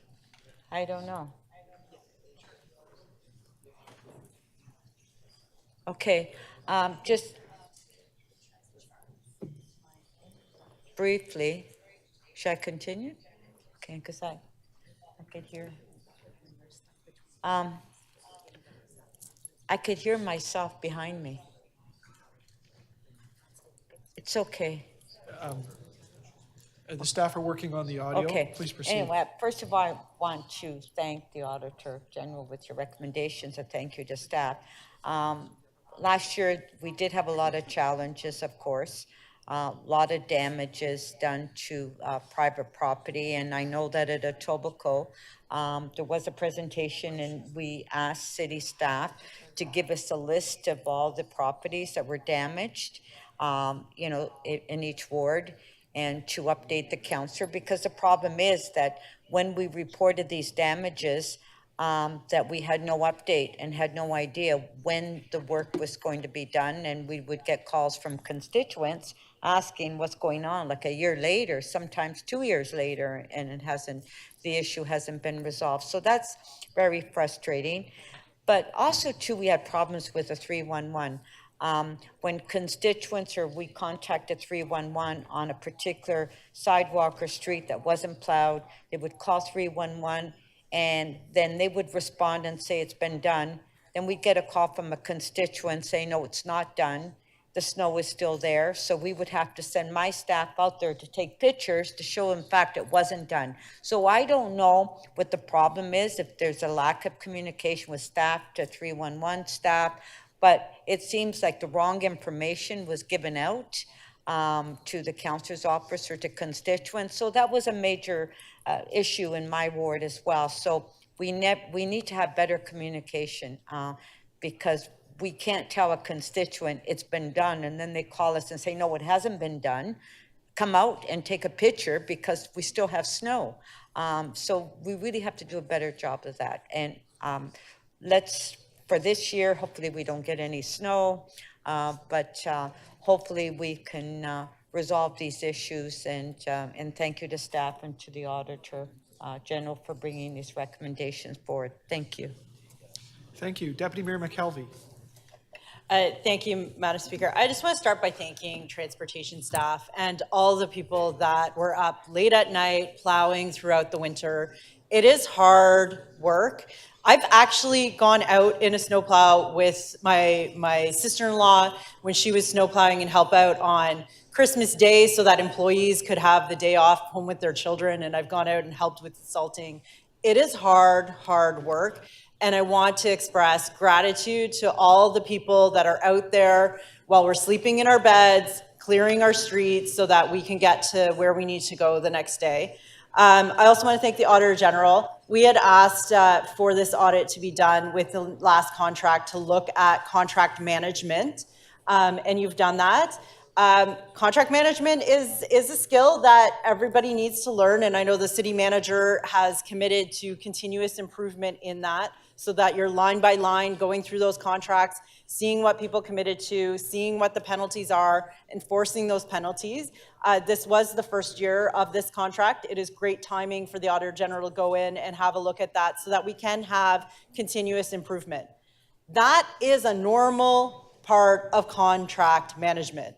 In my previous life, I managed very large contracts. I was audited constantly and spent many, many hours with auditors going through how I look through the invoices, how I make sure the contractor's doing what they do, how we can keep them accountable. So it takes some time to learn that. We've learned a lot through this winter. I am sure city staff are committed to continuous learning, continuous improvement. That's the whole reason we have an auditor. But again, I just want to make sure we continually reflect and have a little gratitude for all the people that are out there working very, very hard to keep us safe through the winter. So a big thanks to them. Thank you. Are there any further speakers?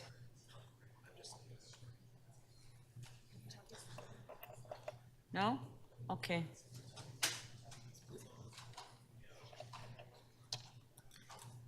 Okay, there's no motion, so on the item, on favor, carried. So our next item is AU 2.7, City of Toronto's modular housing. Councillor Cheng held the item down. Councillor Cheng, do you have questions to staff?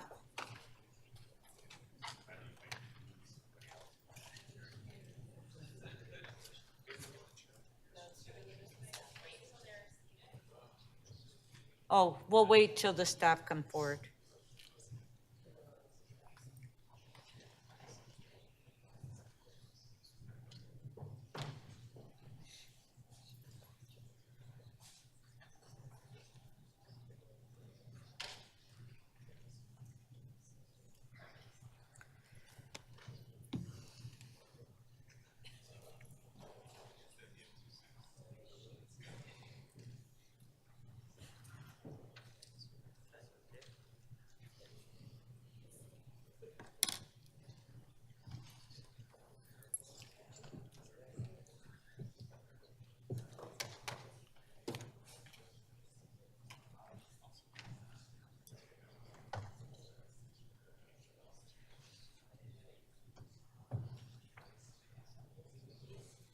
Okay, are we ready?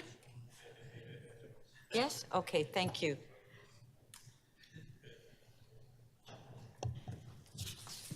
Councillor Cheng, questions? Thank you. Through the chair,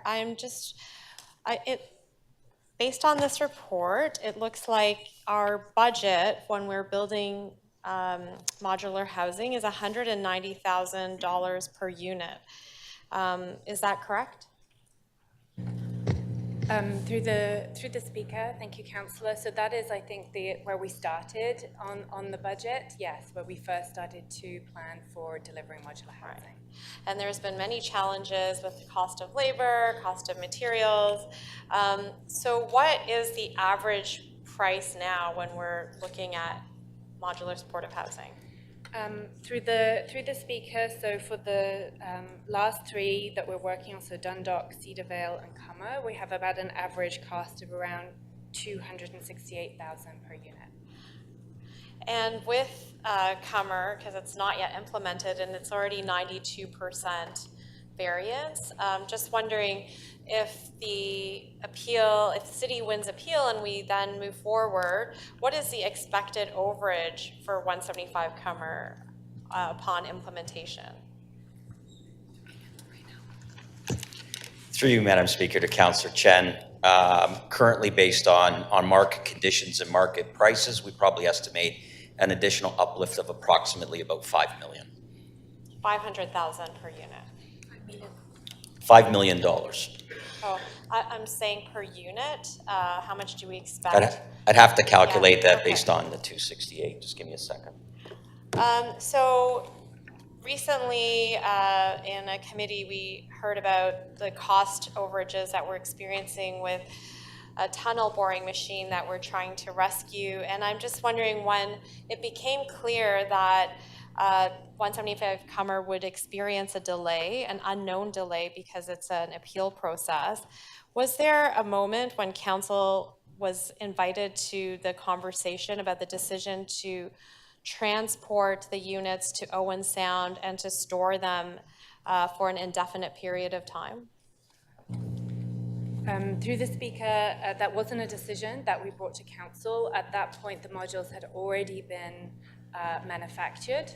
And so in order to protect the investment from both the city side and the federal government side, we made a decision to secure those initially in a parking lot and then separately in an inside climate-controlled building. However, storing them was not the only option. The other options could have included redeploying them or possibly selling them. Is there a reason these were not part of the consideration? And would that not be a decision that council should be invited into making? Through the speaker, those were part of our considerations as a staff team.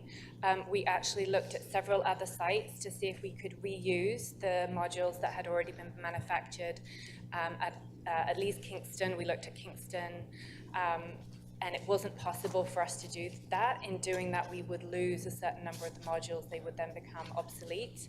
And we felt that wasn't a good use of the investment that we had already made in the units. And then we did also have some reach out from other municipalities who are interested in potentially purchasing the units. We've not been able to find a place who would be willing to, where that would work for us, but it's something we keep an eye on as this time goes on. Because currently, if we were to lose the appeal, what would happen to those units? Through the speaker, I don't really want to speculate on the outcome of an appeal. At that time, we would have to talk to our federal government counterparts who've made that investment in the modules and reach a solution for all of the funders involved. Thank you. And just a last question for the Auditor General. Thank you for the 19 recommendations here. It appears there's like some framework that has not been established in the implementation of this project that is now being requested. And I'm just wondering, is there a similar division in the city that has this type of project that Housing Secretariat could look towards to establishing some kind of financial monitoring and reporting framework that would help us all to kind of position ourselves as we're considering moving forward? Through Madam Speaker, so I think consultation. Is it on? Can you hear me now? It's not working. It is on. I don't control that mic. Do you want to come to my mic? Happy to share it. Sure. No? It's on. Can you hear me now? Hello? I think there's an issue with this microphone. Okay, just Oh, give. I think you can hear me now. Okay. Okay, so yes. through Madam Speaker, so in terms of improvement of the tracking and monitoring of project costs, I would actually refer to the Office of the Controller and the Chief Financial Officer, and I'm sure that there are accounting staff that would be more than helpful with that regard. Thank you. That's it.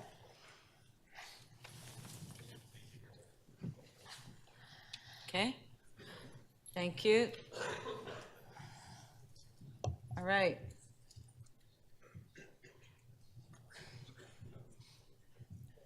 Councillor Perks, questions? Thank you. And thank you for the report.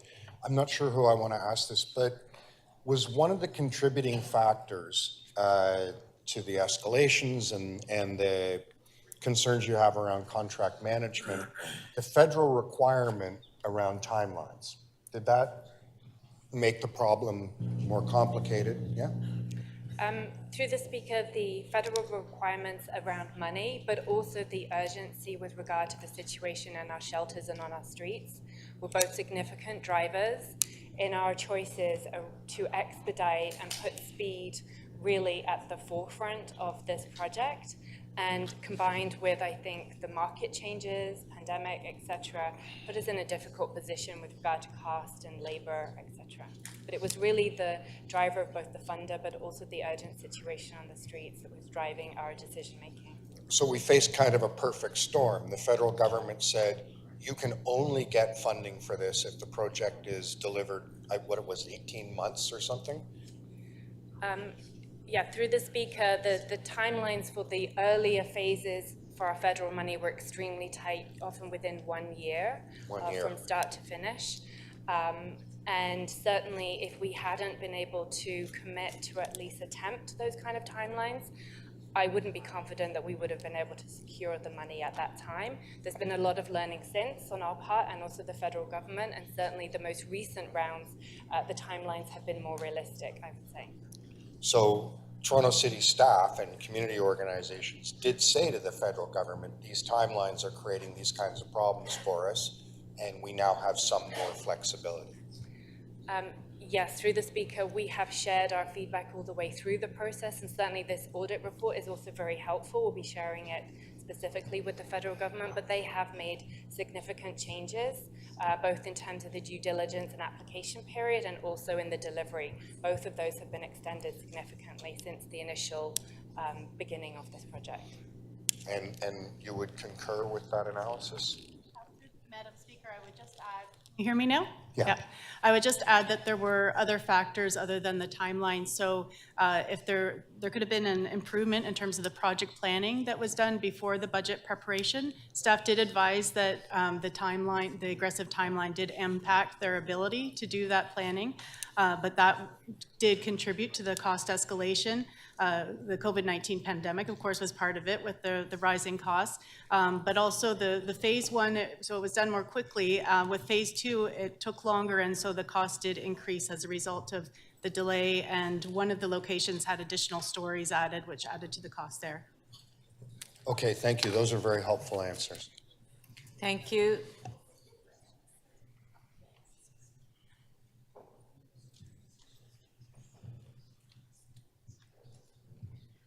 Councillor Holiday, questions? Speaker, I think the first question is to the Auditor General. Madam Auditor, could you tell us what the 3 audit objectives were? What did you set out to do with your audit? So through Madam Speaker, the first one was on procurement in terms of whether there is a fair and transparent process there. The second one was in terms of whether the modular housing contracts were managed and the costs as well. And then the third one was on whether modular housing results in faster delivery and it being less expensive than traditional construction. Which of those were you able to answer in your audit? So through the Speaker, we needed to focus on the second objective because we were limited in our scope for the first and third objectives due to lack of available documentation. Is there a plan forward to look at those if you're able to obtain documentation in the future? I think that's a question for management. We did earnestly seek that information. It was not available. Thank you. So that, I'll ask management. The auditor found was not able to complete these objectives because of issues with documentation. Has management taken steps to rectify any of those issues so that going forward, the documents are in place to ensure that if it's not the auditor, it's staff themselves can look at these particular aspects? Through the Speaker, yes, Councillor. There are a number of recommendations that management agree with, which will strengthen our ability to report to Council, to review lessons learned, and to feed that back into further improvements. They cover things like reporting, evaluating, controlling costs, tracking performance, etc.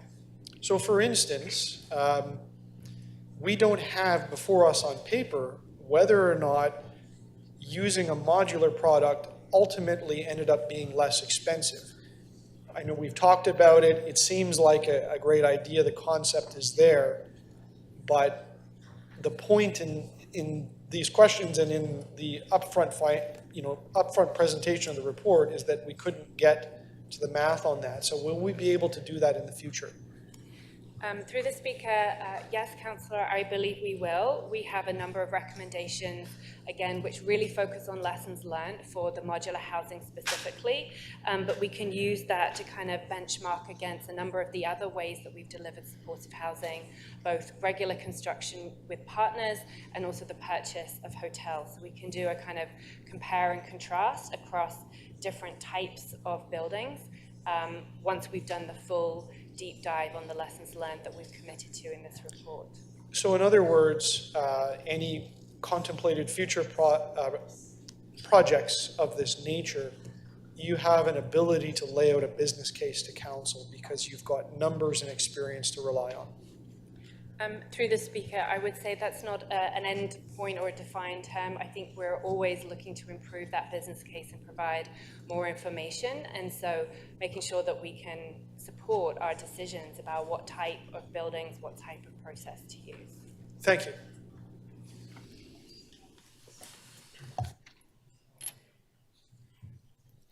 Okay, speakers, Councillor Chang, you held the item down. I have a motion. Okay, put it on the screen. Okay.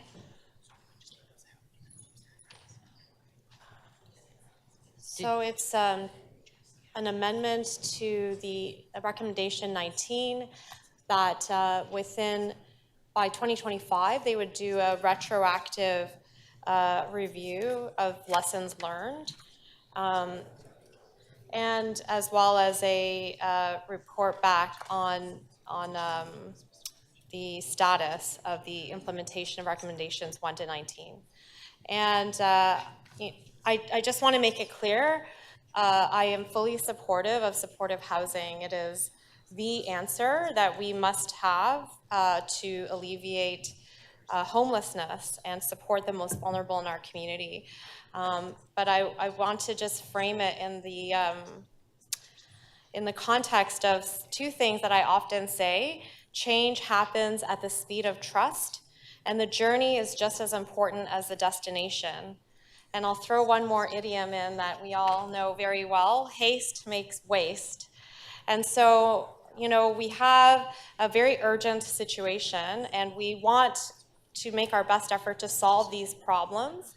And sometimes because of timing and other government collaboration, but in our own urgency, we may skip important steps. And so I'm hoping through this journey of this report, as well as the lessons learned report that we will get in 2025, that will really unpack what happened and try to move forward with clarity. How can we do this better? And one thing I would like to bring as a suggestion is, I think that operators should be brought in earlier than they are. Right now, in the consultation process, we bring in consultants to do the consultation. So they're not even people from the city. And so there's really no personal relationship or trust building that can happen when you're talking to a stranger who actually has no authority to change an outcome for you. So I have met with the wonderful people at Wood Green who run the supportive housing at Cedarvale in Councillor Bradford's ward, and they are so committed to the community that they serve, as well as the surrounding neighborhood. And I believe that if they had been brought in earlier, if some operator had been brought in earlier, we would not be where we are at with 175 Cummer, where the community does not trust the city doesn't trust the community, and it's really a breakdown of trust that has resulted in this terrible delay. So I hope that we can learn from our past journey, and I do want to say that, you know, I appreciate our housing secretariat, and you know, they have such a huge portfolio. They're trying to move so many things at the same time, and I just want to encourage us to take a moment, a breath, as we implement these plans. We are definitely in an urgent crisis, but time has always shown that taking the steps necessary, including as recommended by the Auditor General, creating that financial reporting framework, we can come up with a better outcome across the board. So let's work together. Let's work at a measured but persistent pace, and let's do this well so that supportive housing across the city is welcomed because we have proven data that can help neighbors welcome these projects into their communities. Thank you. Thank you. Well, we do have a question for you. Councillor Sachs, 3 minutes clarification of the motion. Yes, Councillor Chang, as I understand it, the main thing you're adding here is a review of past projects? Yes. How many past projects are there? I believe there, is it 5? 5 past projects? Sorry, are they allowed to answer? Yeah. Let me look at this chart. I don't know, perhaps the... 4 from the 2022 report, and then there's some from 2023. And are there any from years before that? I'm trying to figure out how much excavation of the past... Oh, so no, because this is modular supportive housing that we're talking about. So the phase 1 was 11 Macy, 321 Dover Court, phase 2 was Cedarvale, Dundalk, and 175 Cummer. So it's not an ancient excavation. So it's only this year and last year? Yeah. Would you be open, I mean, just for clarity, yes, would you open a friendly amendment to clarify 2020 would be the first one, which is 11 Macy. Okay. Yeah. So it's clarification of the motion. Yeah. Yeah. Okay. So Only from 2022? Yes, yes. Thank you. Thanks. Thank you.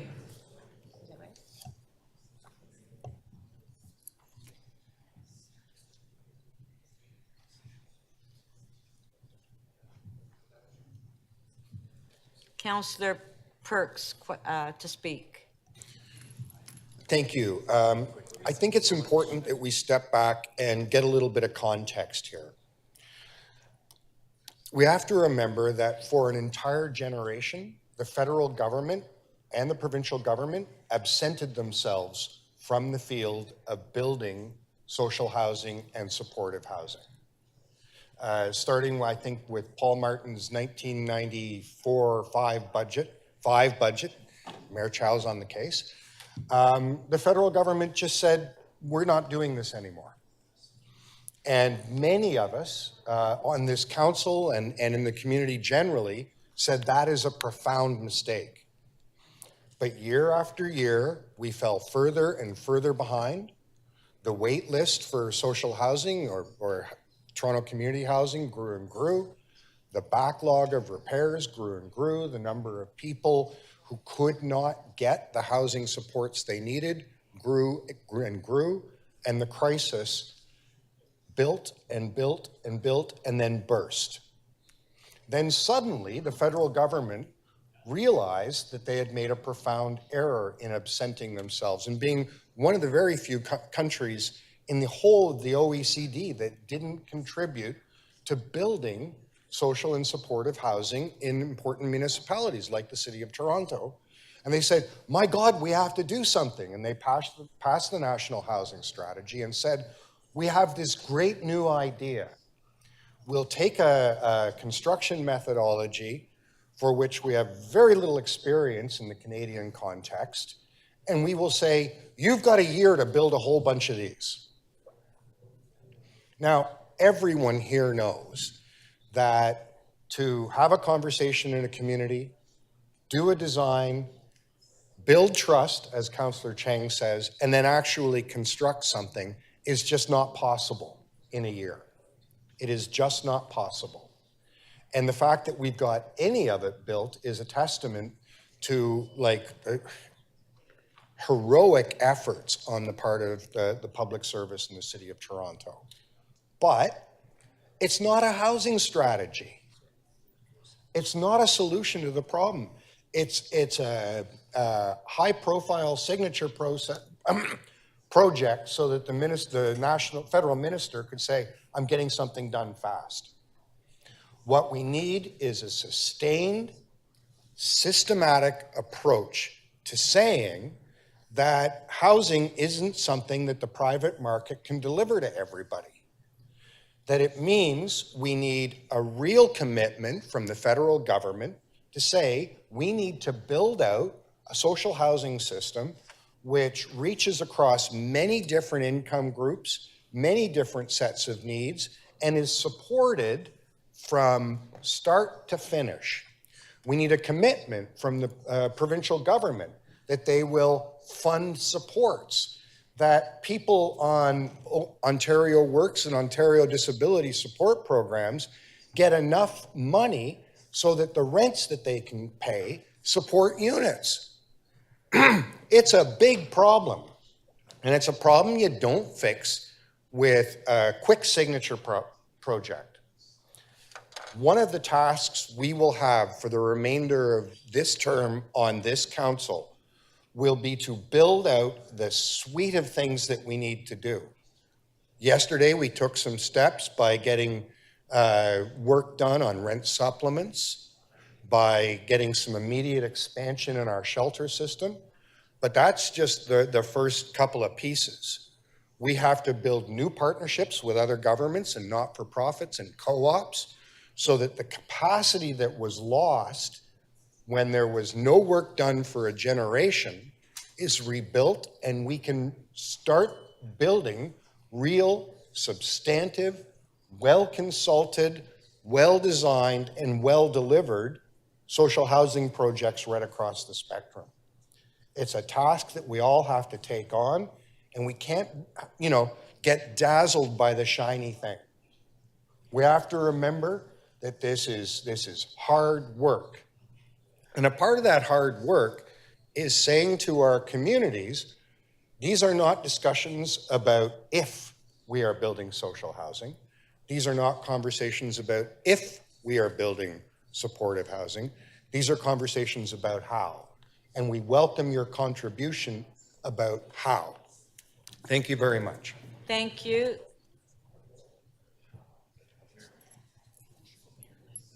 Okay, so we'll put Councillor Cheng's amendment on the screen first.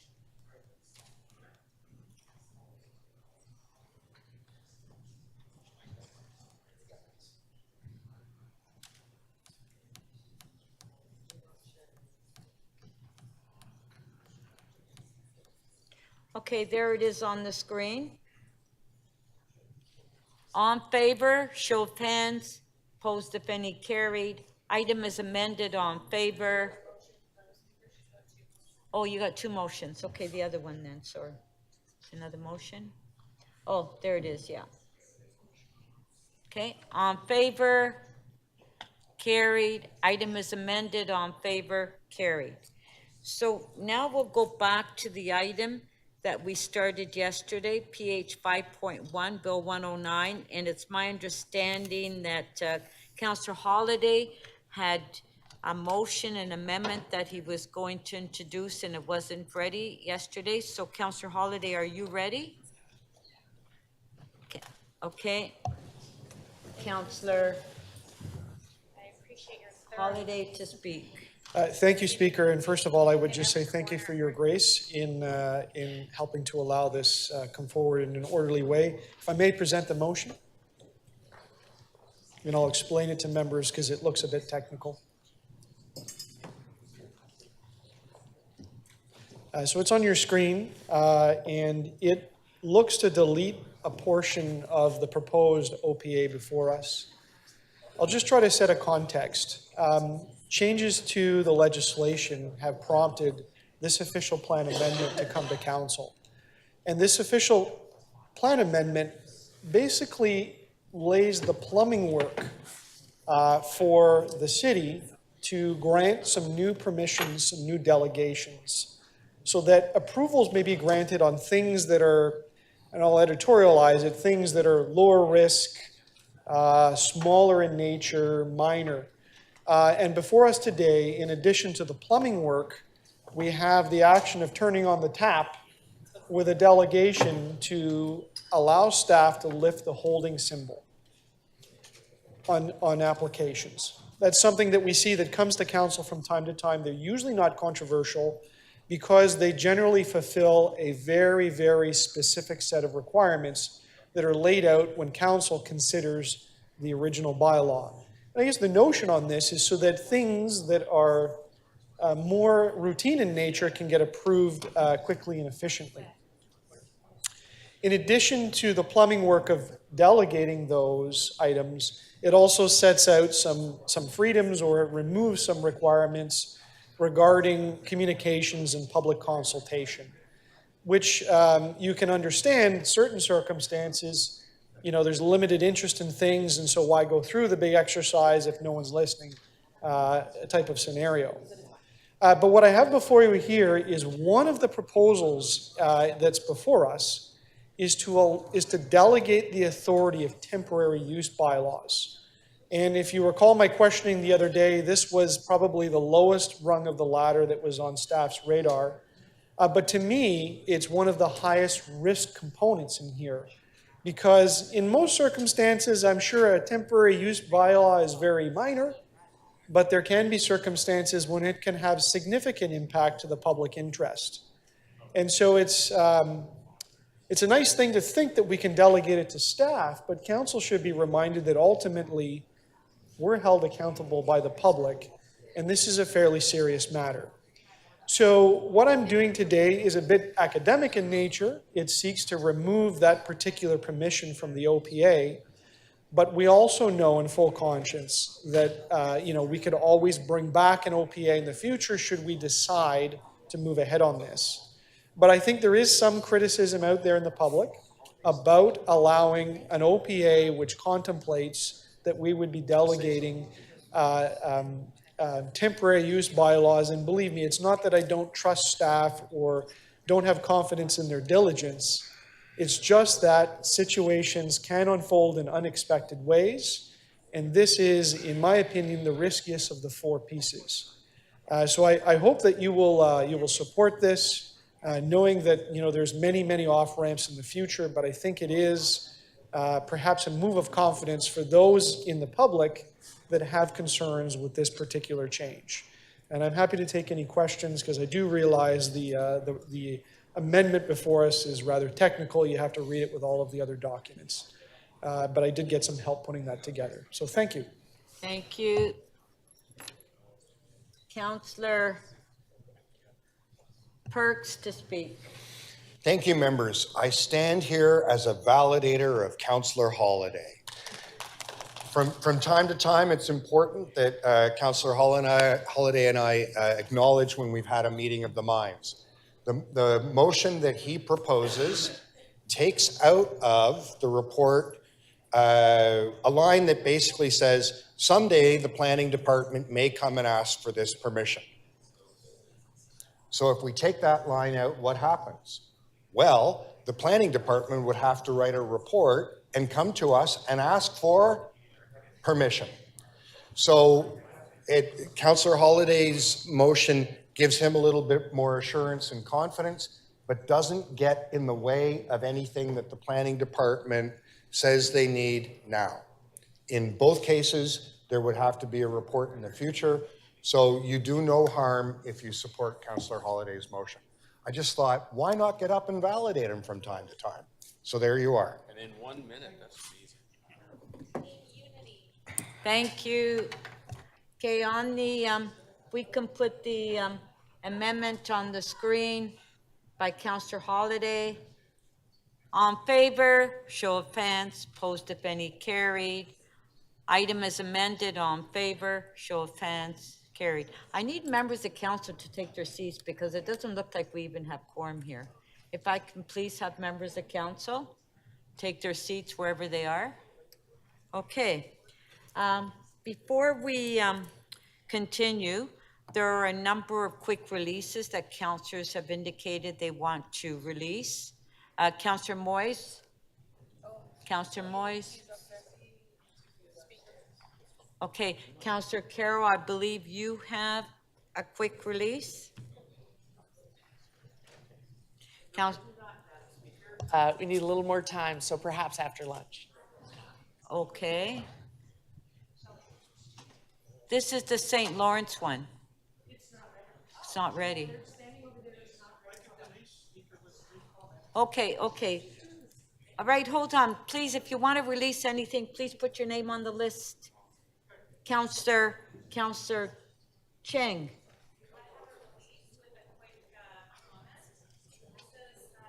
Sorry, so just 1 sec, okay? I have a release with a quick comment. This is CC 8.21, 500 Shepherd Avenue East. Okay, And this, just a sec, let me get to the item. Sure. CC 8.21, 500 Shepherd? That's right, that's right. Okay. So this clearly illustrates the impact of our provincial government on our city and our ability to get the amenities that we need. This project previously was one tower, 29 stories with a daycare because of Section 37. And then the whole thing changed and the developers thought, wow, why don't I just resubmit and dream bigger? So they dream bigger and they're submitting 2 towers, 39 and 43 stories, and guess what? No daycare. So they have committed to me that they are going to try to get a private daycare. And, you know, they are setting aside some commercial space to try and do that, explore the feasibility, and I hope they really do because Willowdale lacks 1,900 daycare spaces. Okay. So this is a big gap, and I just wanted to highlight to all my colleagues, this is a terrible situation that we're in. I don't know how we can get the 1,900 daycare spots that my community needs when I can't even negotiate one daycare that was already promised and is now canceled. So thank you. Thank you. Councillor Chang. So on the item, CC 8.21 on favor, show of hands, opposed if any, carried.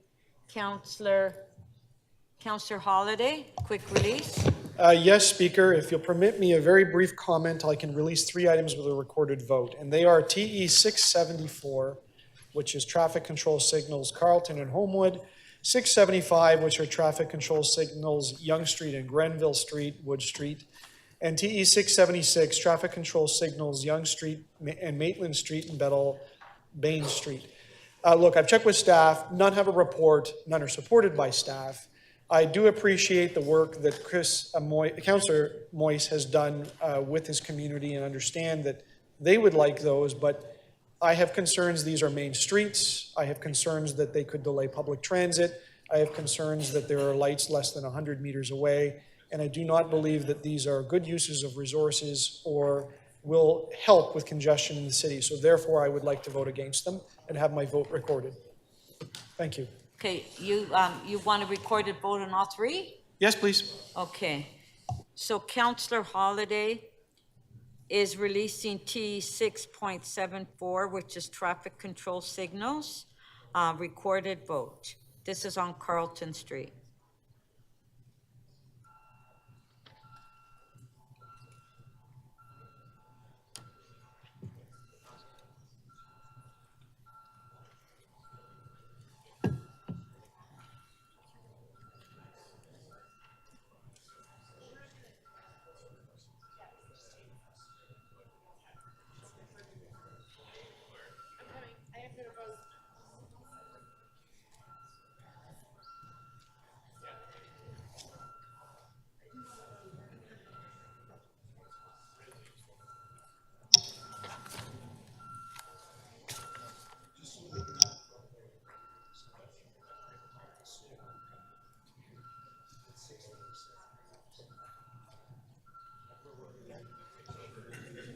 The item is adopted. The vote is 20-1.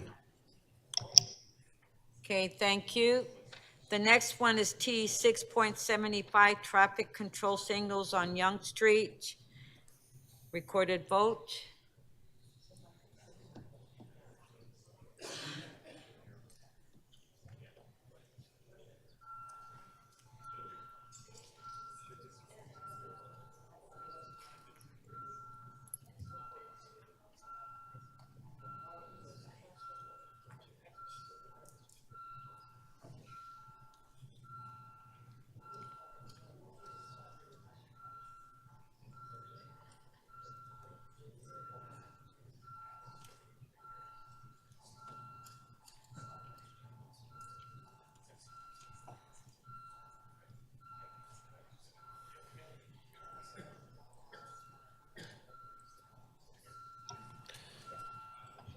The item is adopted. The vote is 20-1. Okay, our next one is T 6.76, traffic control signals at Yonge and Maitland. Recorded vote.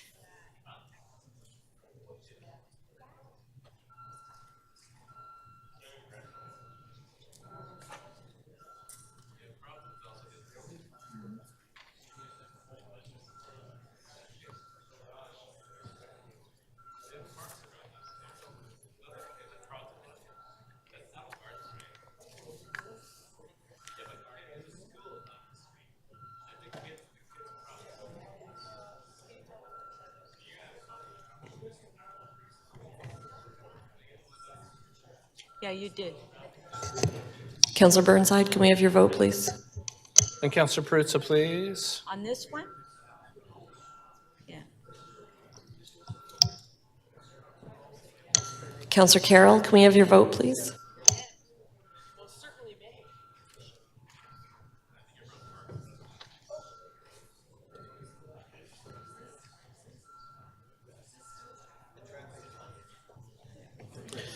The item carries. The vote is 21-1.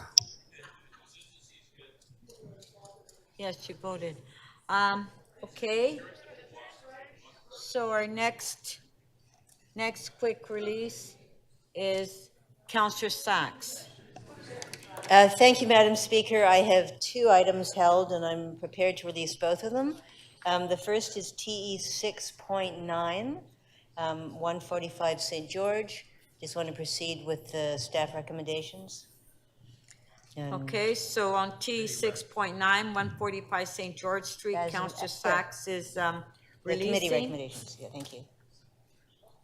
Yeah. Okay, on favor, carried. Thank you, and I have one more. It is CC 8.23. I have a motion. 906 Yonge Street, Correct. okay. Okay, if we can put the motion on the screen. Thank you. Okay, there's the motion. Trying to get some parkland in the area. Okay, is everyone okay with the amendment? Okay, on the amendment by Councillor Sachs, on favor, carried. Item is amended, on favor, carried. Thank you. It's the language Liberal was comfortable with. Thank you. Councillor Moyes. Madam Speaker, I do want to speak to this item, so should I wait after lunch or should I just do it now? Which item? T 6.21. T 6.21. Okay, at 325 Gerard, Region Park. Okay, I'm going to speak this item. So you want to speak on it after lunch? I do, just, a brief comment, if you don't mind. Okay, well, we do have time fine. now. Okay, great. So T 6.21, there is an amendment, if you can post it, Madam Speaker. Okay, if we can put the amendment on the screen by Councillor Moyes. Okay. Okay, there it is. So thank you, Madam Speaker. Today I stand before you with immense pride and excitement as we approve Toronto Community Housing's rezoning application for Region Park Phases 4 and 5, the final phases of a very long revitalization. This project has been a long time in the making, starting back in 2007 under the leadership and vision of the late Deputy Mayor Pam McConnell. While a majority of residents have already moved back to Region Park, I'd be remiss if I didn't acknowledge that the displacement caused a lot of anxiety and stress for individuals and families. During the campaign and over the last 7 months, I heard from many community members who expressed the need for more affordable housing and rent-geared-to-income housing, community spaces, a local business incubation hub, and micro-retail opportunities. It was critical that we address these needs for the well-being of our community through this process, and I have been dedicated to working tirelessly with all stakeholders to ensure that community voices are heard and their needs are met. I'd like to acknowledge and thank the Region Park community for their patience, tireless advocacy, and engagement. Thanks to the development team of Toronto Community Housing and their development partner, Tridel, and the architect, Kara Kusevic, Carson Architects, for their tireless efforts. And last but not least, thanks to my team and the City of Toronto staff for planning, transportation services, and social development, finance, and administration. The rezoning process for phases 4 and 5 has brought significant community benefits to Region Park. We have secured 633 additional affordable housing units and are completing the 2,083 placement social housing units. Through strategic planning and negotiations, we have been able to secure about 3,700 square meters of community space, a 2,000 square meter central plaza, a relocated Toronto Public Library, green connections, affordable micro-retail space, bi-directional bike lanes on Gerrard Street, and other streetscape improvements. This demonstrates our commitment to not only physical development, but also the cultural, economic, and social well-being of our community. I am committed to advocating for and ensuring that the community has a role in the governance and operations of the community spaces in Region Park. I will continue to work with the community, city staff, and TCHC to finalize these details later this summer as part of the Section 37 agreement. Economic development in Regent Park is a priority to me. I have and continue to work closely with stakeholders to promote employment opportunities, support entrepreneurship, enhance community safety, and foster community cohesion. I am so grateful for the opportunity to serve the Regent Park community and work to address their needs for affordable housing, community spaces, and support local businesses. There is still a lot more work to be done, including community consultation for this site plan, community spaces, and the social and economic development strategies. Together, we will continue to work towards the betterment of Regent Park and ensure its growth and prosperity. Thank you, Madam Speaker. A recorded vote, please. Thank you, Councillor Moyes. So on the amendment by Councillor Moyes, all in favor, show of hands, carried. Do you want a recorded vote as item is amended? Okay, item is amended, recorded vote.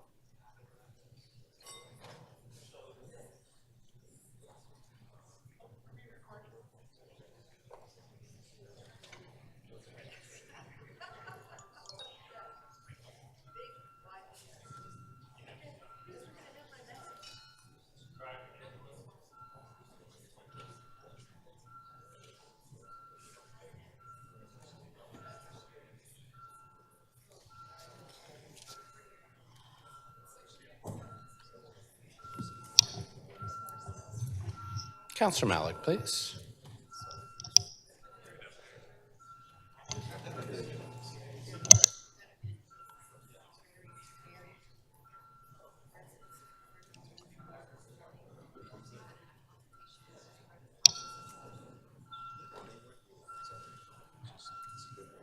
The item as amended carries. The vote is 23-1.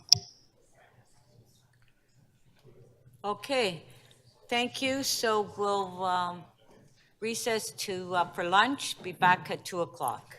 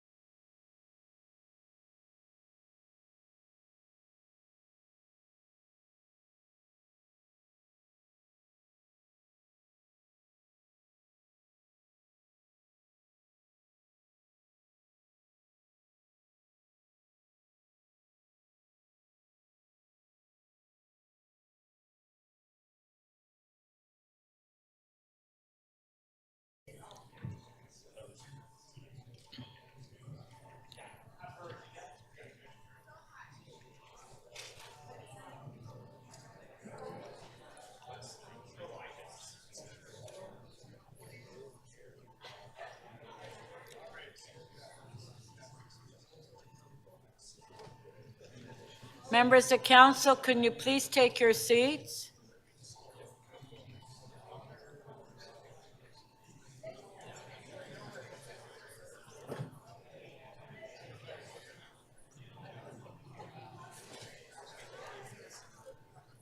Councillor Myers, can we please take our seats so we can start?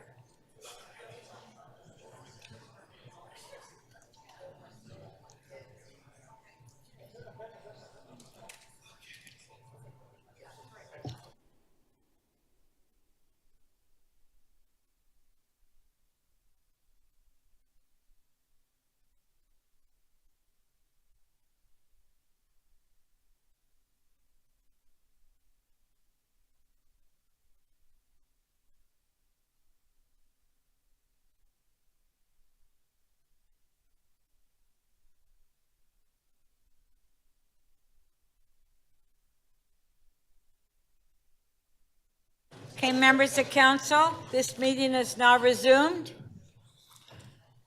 Councillor Pasternak, if you can please take your seats.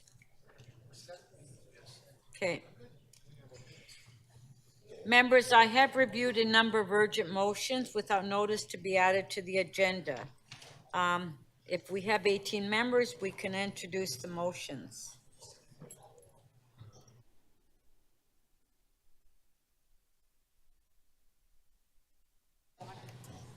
Okay, so if we can put the motions on the screen.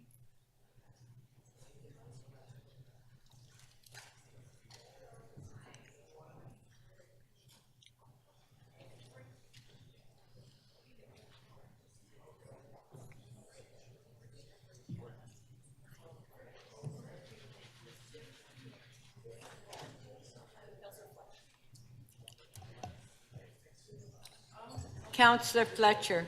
What? You have a member's motion you want to introduce? Yes, thank you. I'll show you.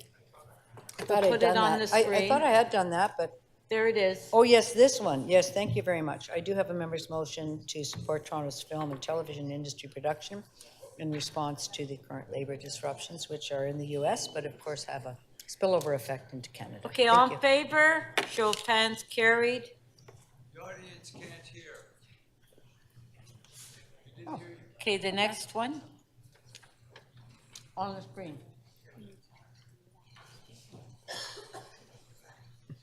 Councillor Sachs. You have a member's motion you want to introduce?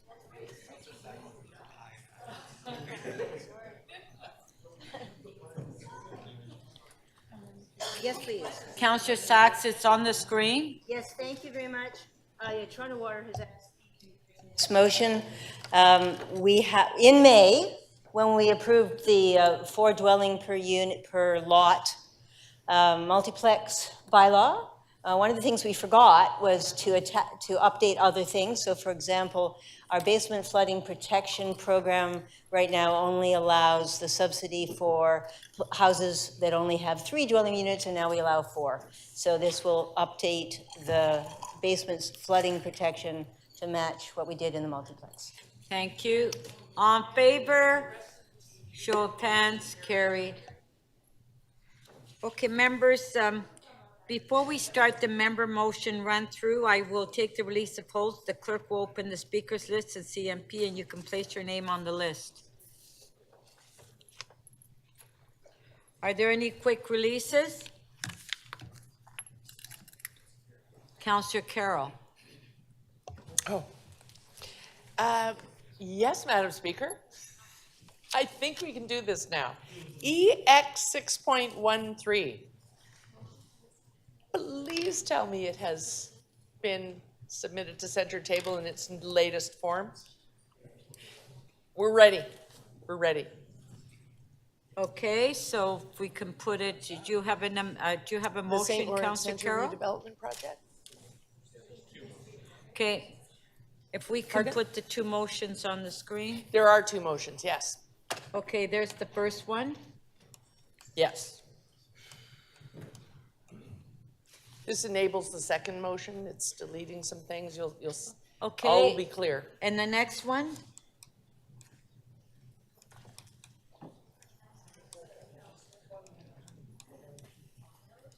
Okay, that's 1B. It's on the screen.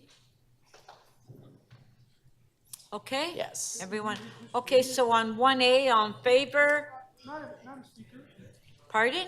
on a point of order. Counselor Holiday? Some members are not privy to the motion. If you can just give us enough seconds to read it, I would appreciate it. That's all. So you want to hold it down? No, if you can just pause while the We motion's did up, not just to scroll down. read the content. That's all I ask. Okay, so if we can put the second motion up there and give the opportunity to, okay, there it is on the screen.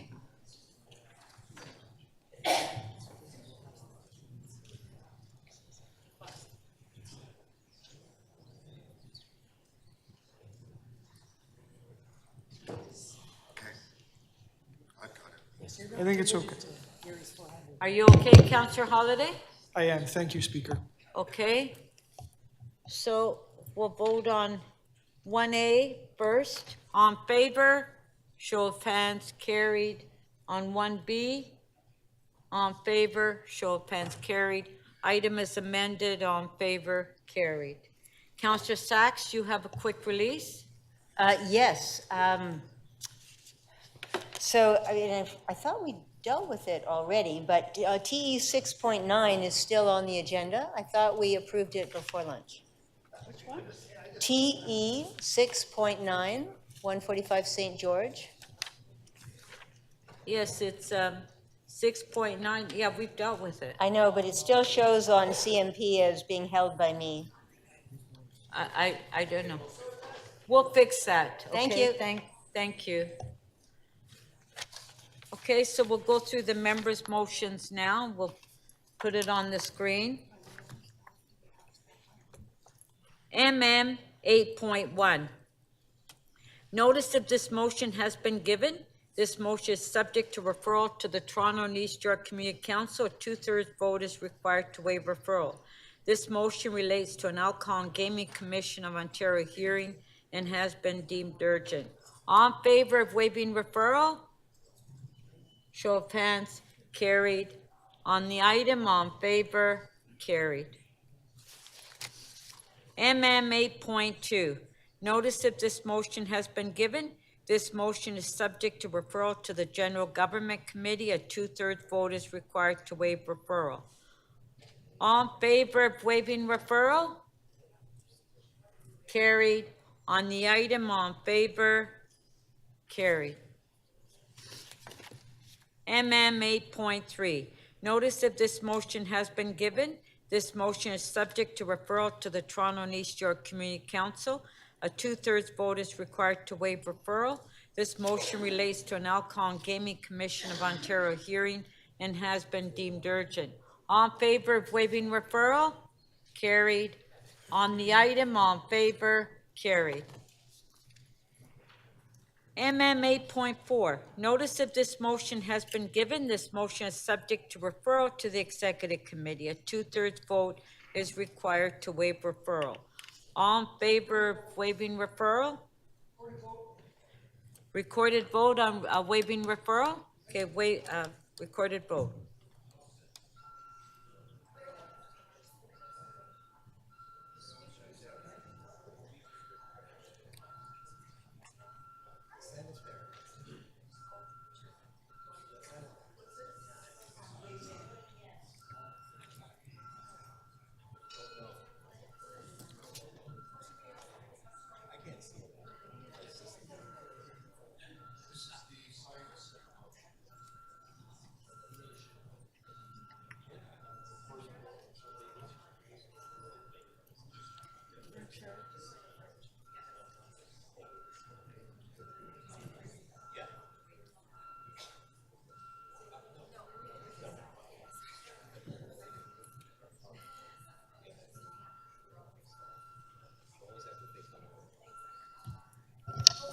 Councillor Robinson, are you able to vote using the system?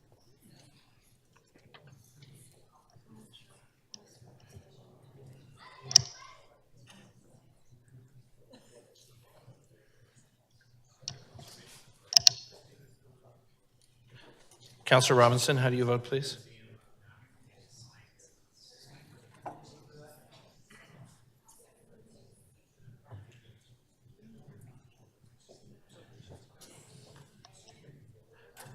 Councillor Robinson? Okay.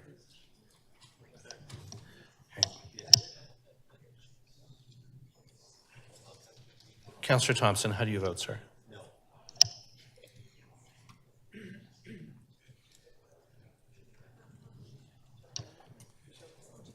Yeah. The motion to waive referral carries. The vote is 18-4. It's John Burnside. I haven't voted. Oh. Online. Yeah. Madam Speaker, Councillor Burnside, how do you vote? In favor. Thank you. The revised result is 19-4 in favor of waiving referral. Okay, it's being held.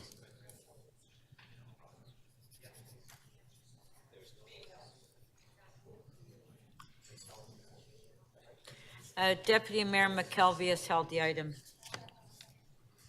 MM 8.5. Notice of this motion has been given. This motion is subject to referral to the Executive Committee. A 2/3 vote is required to waive referral. A revised motion was posted on July 14th.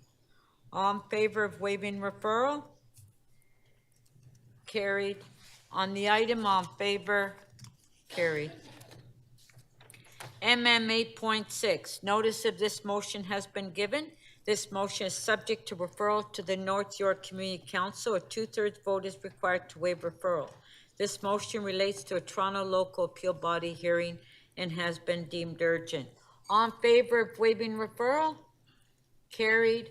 On the item, recorded vote on the item.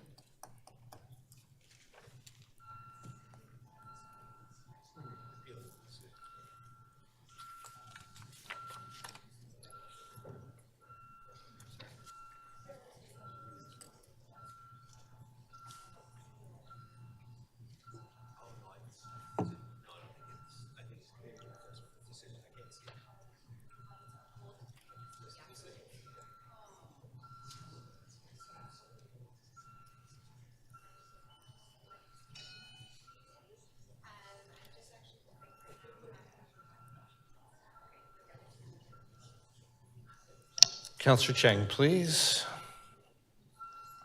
Councillor Perruzza, please.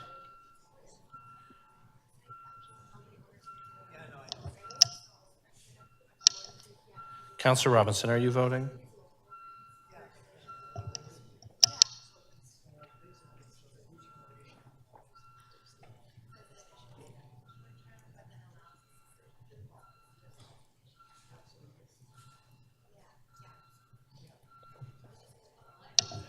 Councillor Burnside, how do you vote, please? Affirmative.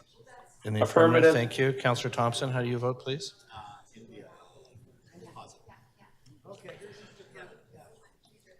The item is adopted. The vote is 22-1. Okay.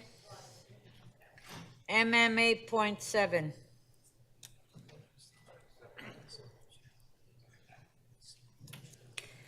Notice of this motion has been given. This motion is subject to referral to the Toronto and East York Community Council.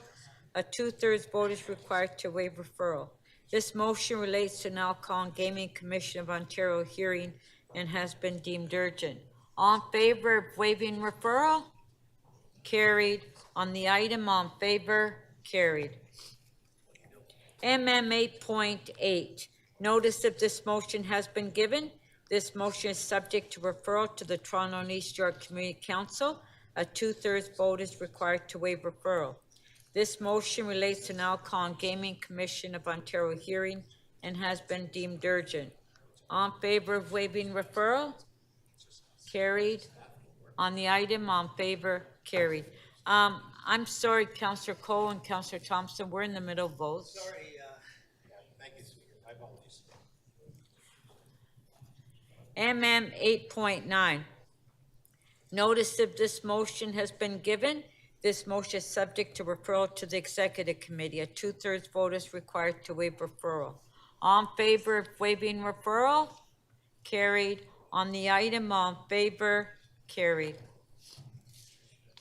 MM 8.10. Notice of this motion has been given. This motion is subject to a reopening of item 2023 CC 7.14. A 2/3 vote is required to reopen that item. If reopened, the previous council decision remains in force unless council decides otherwise. This motion relates to a Toronto local appeal body hearing and has been deemed urgent. All in favor of reopening? Carried. All in favor of the item? Carried. MM 8.11. Notice of this motion has been given. This motion is subject to referral to the Executive Committee. A 2/3 vote is required to waive referral. All in favor of waiving referral? Carried. On the item? Sorry, Councillor Bravo? Thank you, Speaker. I would just like to say a couple of words and then we can vote on this if that's possible. Okay, so you want to speak on it? Yes, I just want to highlight what a good news story this is. This is Section 37 money that's being used to help St. Clair's Multi-Faith Society purchase a property in my ward. And what is so exciting is that this is a builder, a nonprofit builder and an operator of supportive housing with a proven model of building mixed income communities that have all the supports available to anyone, regardless of whether they were living on the street a week ago or they have a good income. And so I'm really excited to bring this before you, and I hope that given the agenda of our new mayor and the consensus that came out of this election campaign and the by-election, that affordable housing and that the need to incentivize and increase the supply of supportive housing are the #1 concern of people in the city. I really think that we should celebrate today and look forward to what is to come. Thank you. Thank you. On the item, on favor, carried.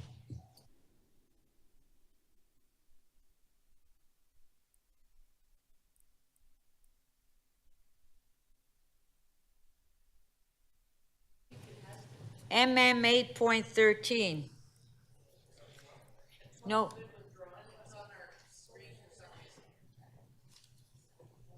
Yeah, MM 8.13. Notice of this motion has been given. This motion is subject to referral to the Toronto and East York Community Council. A 2/3 vote is required to waive referral. All in favor of waiving referral? Carried. On the item, on favor? Carried. MM 8.14. Notice of this motion has been given. This motion is subject to referral to the Executive Committee. A 2/3 vote is required to waive referral. On favor of waiving referral? Carried. On the item, on favor? Carried. MM 8.15. Notice of this motion has been given. This motion is subject to referral to the Economic and Community Development Committee. A 2/3 vote is required to waive referral. On favor of waiving referral? Carried. On the item, on favor? Carried. MM 8.16. Notice of this motion has been given. This motion is subject to referral to the Economic and Community Development Committee. A 2/3 vote is required to waive referral. On favor of waiving referral? Carried. On the item, who?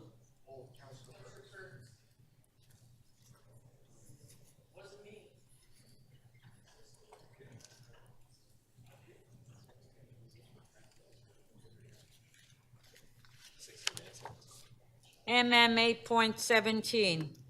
Notice if this motion has been given. This motion is subject to referral to the Planning and Housing Committee. A 2/3 vote is required to waive referral. All in favor of waiving referral? Carried. On the item, hold.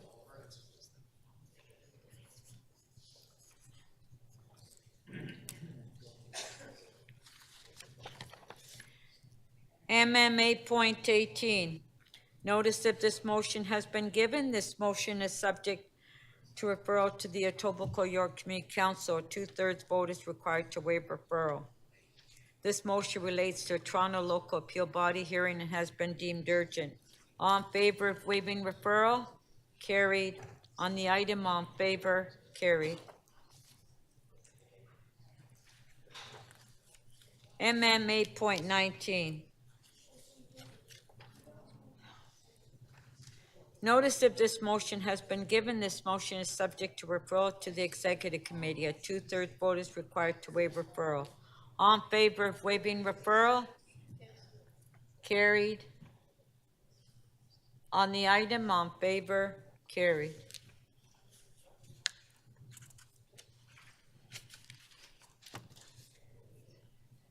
MM 8.20.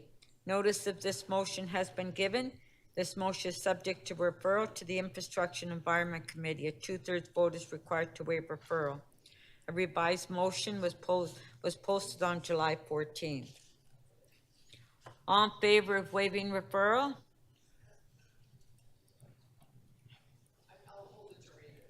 Carried. So Councillor Carroll, you would like to hold it? Okay.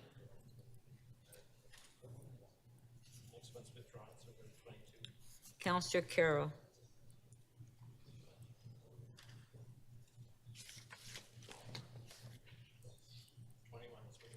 Yeah.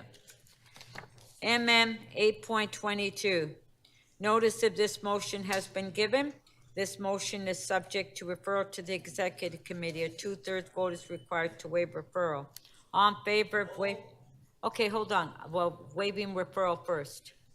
All in favor of waiving referral? Carried. Now, who wanted to hold it? Councillor Cole?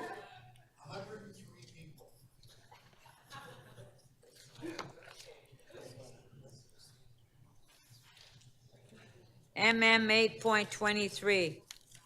Notice of this motion has been given. This motion is subject to referral to the General Government Committee. A two-thirds vote is required to waive referral. All in favor of waiving referral? Carried. On the item, all in favor? Carried. MM 8.24. Notice of this motion has been given. Pardon?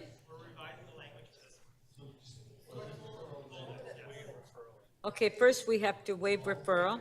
On favor of waiving referral, so do you want to hold the item down, Councillor Myers? Yes? Okay, we'll hold it under your name.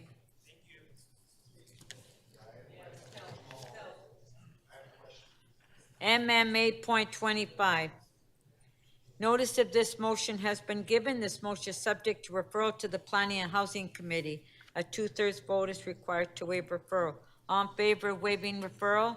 Carried. On the item, all in favor? Pardon? You want to say a few words? Okay, Councillor Cole. I listened to Councillor Bravo talk about good news. Well, this is better news. Please, please. Madam Chair, Speaker. Okay, anyways, this is better news. You know, there's been all kinds of discussion, debates, newspaper gurus, everybody talking about, well, this is how you build affordable housing. Well, we've got it right here. And the RENA's housing for persons with developmental disabilities. This was done by our staff, planning department, Toronto Community Housing, the good folks at RENA, and a wonderful philanthropic family, the Frankfurt family. This site is going to now house 110 persons with developmental disabilities in supportive housing. 19 stories. I know at the beginning planning staff said, oh, we just need 8 here. I said, forget the 8, go 19. Really? Yeah, I'll take the flak for the 19. So we got, there's shovels in the ground. We want to see shovels in the ground because in Eglinton Lawrence, there's not NIMBYs, there's BIMBYs. Build in my backyard. Build good in the backyard. So This is a success story. Abby Bond and the planning people and Rena should be congratulated. 19 stories. Beat that, Councillor Pasternak. Okay, thank you. On the item, on favor, carried. MM 8.27. Notice if this motion has not been given, a 2/3 vote is required to waive notice. This motion is subject, 26 has been done. This motion is subject to referral to the Toronto and East York Community Council. 2/3 vote is required to waive referral. This motion relates to Toronto Local Appeal Body Alcohol and Gaming Commission of Ontario. Hearing has been deemed urgent. All in favor of waiving notice? Carried. All in favor of waiving referral? Carried. On the item, all in favor? Who said hold? Okay. Councillor Holiday is holding. Oh, recorded. Okay, recorded vote then. Do you want to hold? I don't. I had the wrong item here on my paper. Okay, all in favor? Carried. MM 8.28. Notice if this motion has not been given, a 2/3 vote is required to waive notice. This motion is subject to referral to the Infrastructure and Environment Committee. A 2/3 vote is required to waive referral. This motion has been deemed urgent by the chair. All in favor of waiving notice? Carried. All in favor of waiving referral? Carried. On the item? All in favor? Carried. Oh, that's the one you want to hold?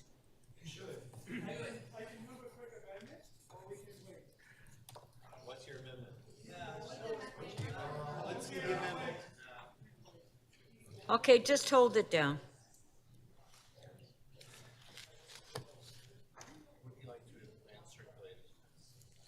Yeah, if you can advance circulate your amendment, Councillor Holiday, it would help. MM 8.30. No, this motion has been deemed urgent by the chair. This motion is not subject to a vote to waive referral. This motion has been added to the agendas before council for debate. On the item, all in favor? Carried. MM 8.31. This motion has been deemed urgent by the chair. This motion is not subject to a vote to waive referral. This motion been added to the agendas before council for debate. July 20th, 2023, a revised motion was posted. All in favor for referral? Carried. On the item, all in favor? Carried. Okay, something, hold on, there's somebody has their phone or. Is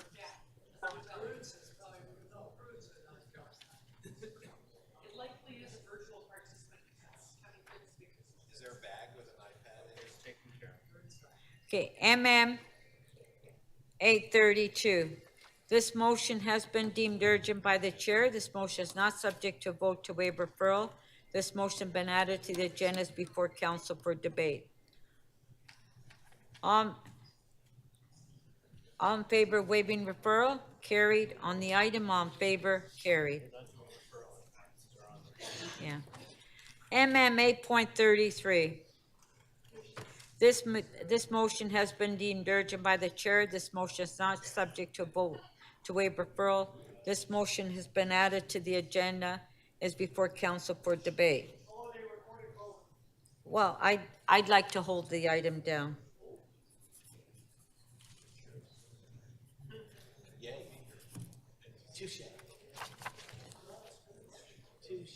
MM, well, you know, yeah.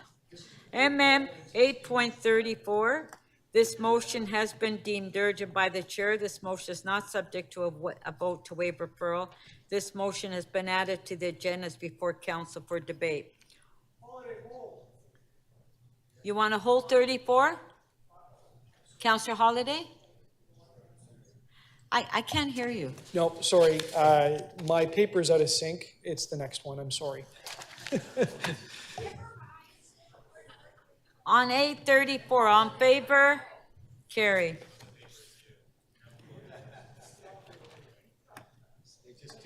MM 8.35. This motion has been deemed urgent by the chair. This motion is not subject to a vote to waive referral. This motion been added to the agenda before council for debate. So you want to hold this one?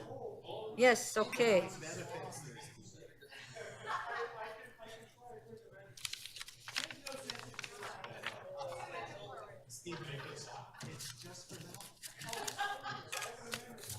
It's just for laughs. Okay, you have to circulate it.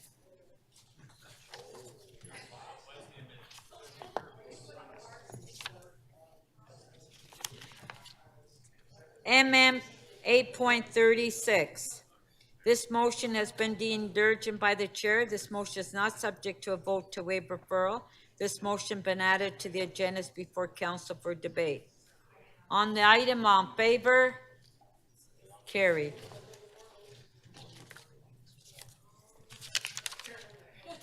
MM 8.37. This motion has been deemed urgent by the chair. This motion is not subject to a vote to waive referral. This motion been added to the agendas before council for debate. On the item, on favor? Carried. MM 8.38. This motion has been deemed urgent by the chair. This motion is not subject to a vote to waive referral. This motion has been added to the agenda before council for debate. On the item, on favor, carried.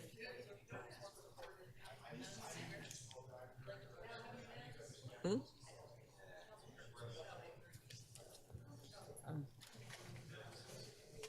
I didn't hear him say that. So Councillor Perks, you would like to hold 38? Councillor Perks? Hello, Councillor Perks? You would like to hold 38? Yes, I would. Okay, thank you.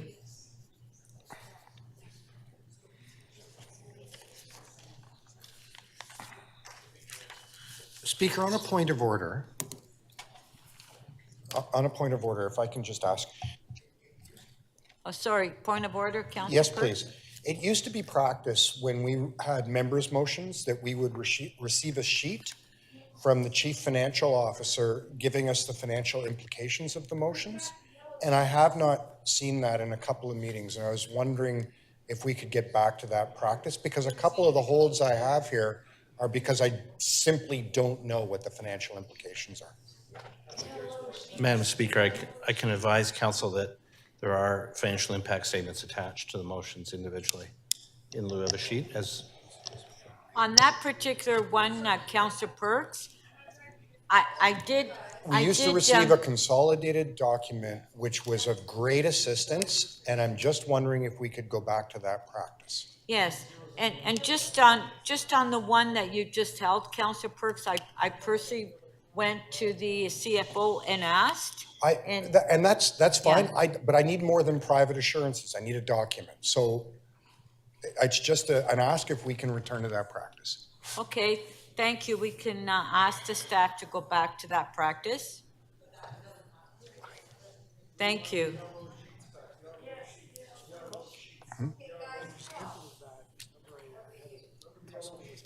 Okay, Councillor Perruzza.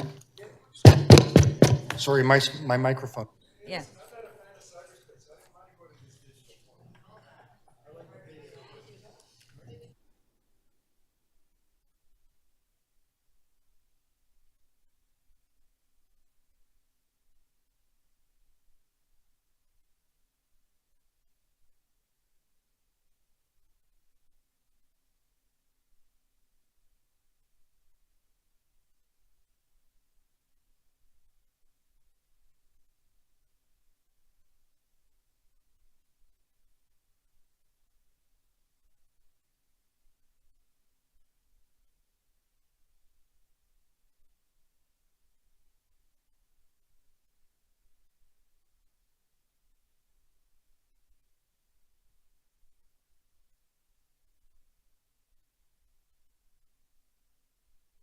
Okay, Councillor Pasternak, our next item is PH 5.2, which is the official plan amendment for Bill 97. You held the item down.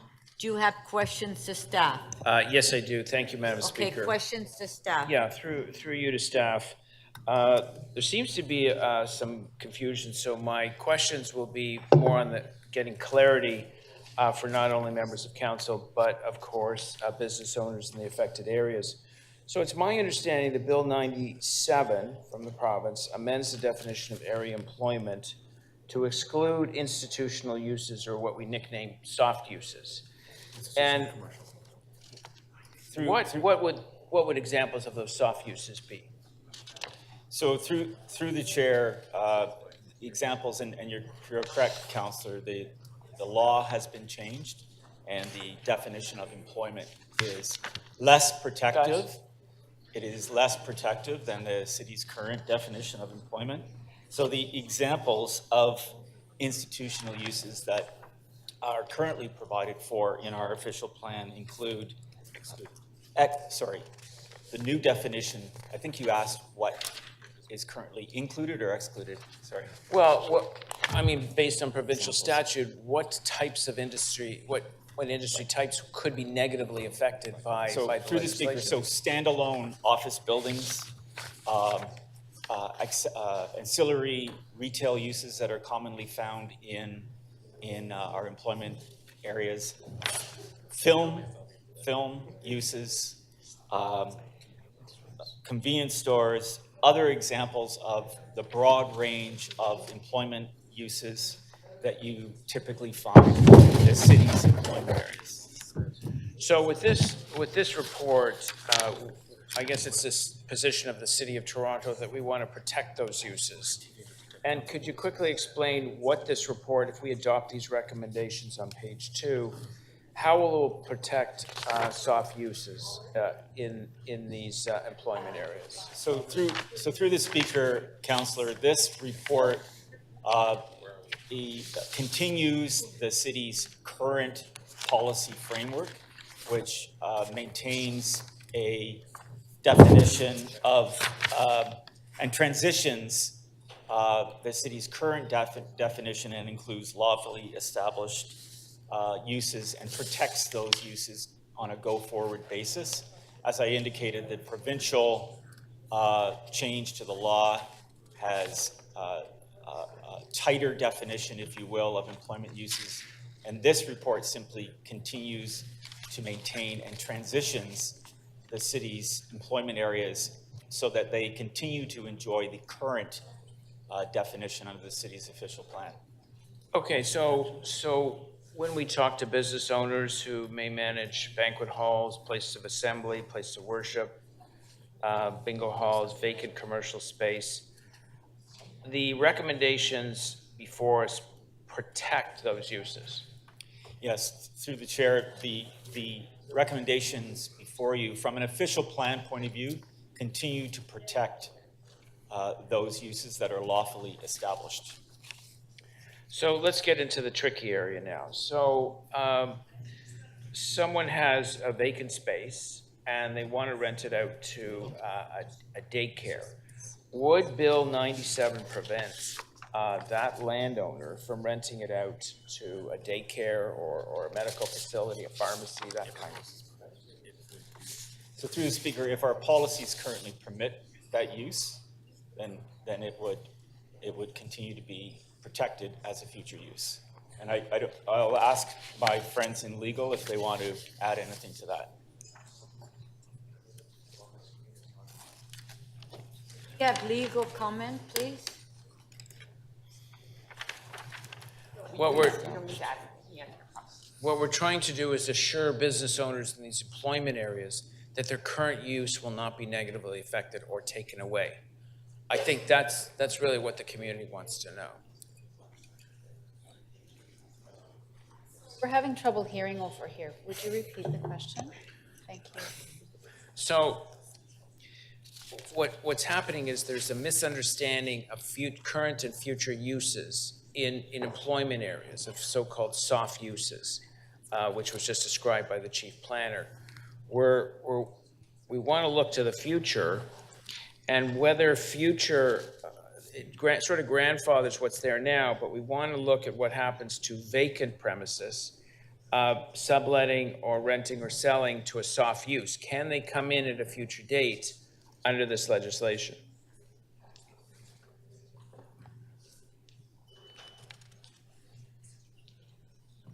If, through you, Madam Speaker, if the parcel of land is grandfathered, it remains grandfathered. I hope that answers the question. Okay, I think that's fine for now. Thank you. That was your last question. Yeah, thank you, Madam Speaker. Thank you. Do we have any further questions on this item? We're on PH 5.2.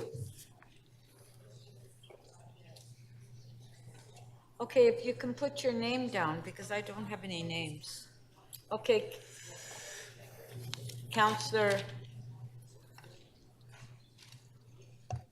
Cheng. Do you want me to go first? Okay.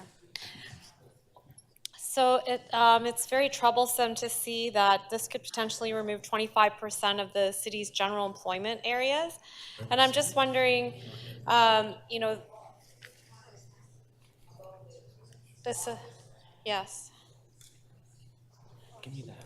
So I'm just trying to understand what would the impacts be on our It's too small. on our current employment areas. What would that look like? So through the speaker, and I'll just indicate that this has not, this change to the Planning Act has not been proclaimed yet. So the city is taking this step. We won't introduce the bill until that proclamation comes into effect. But the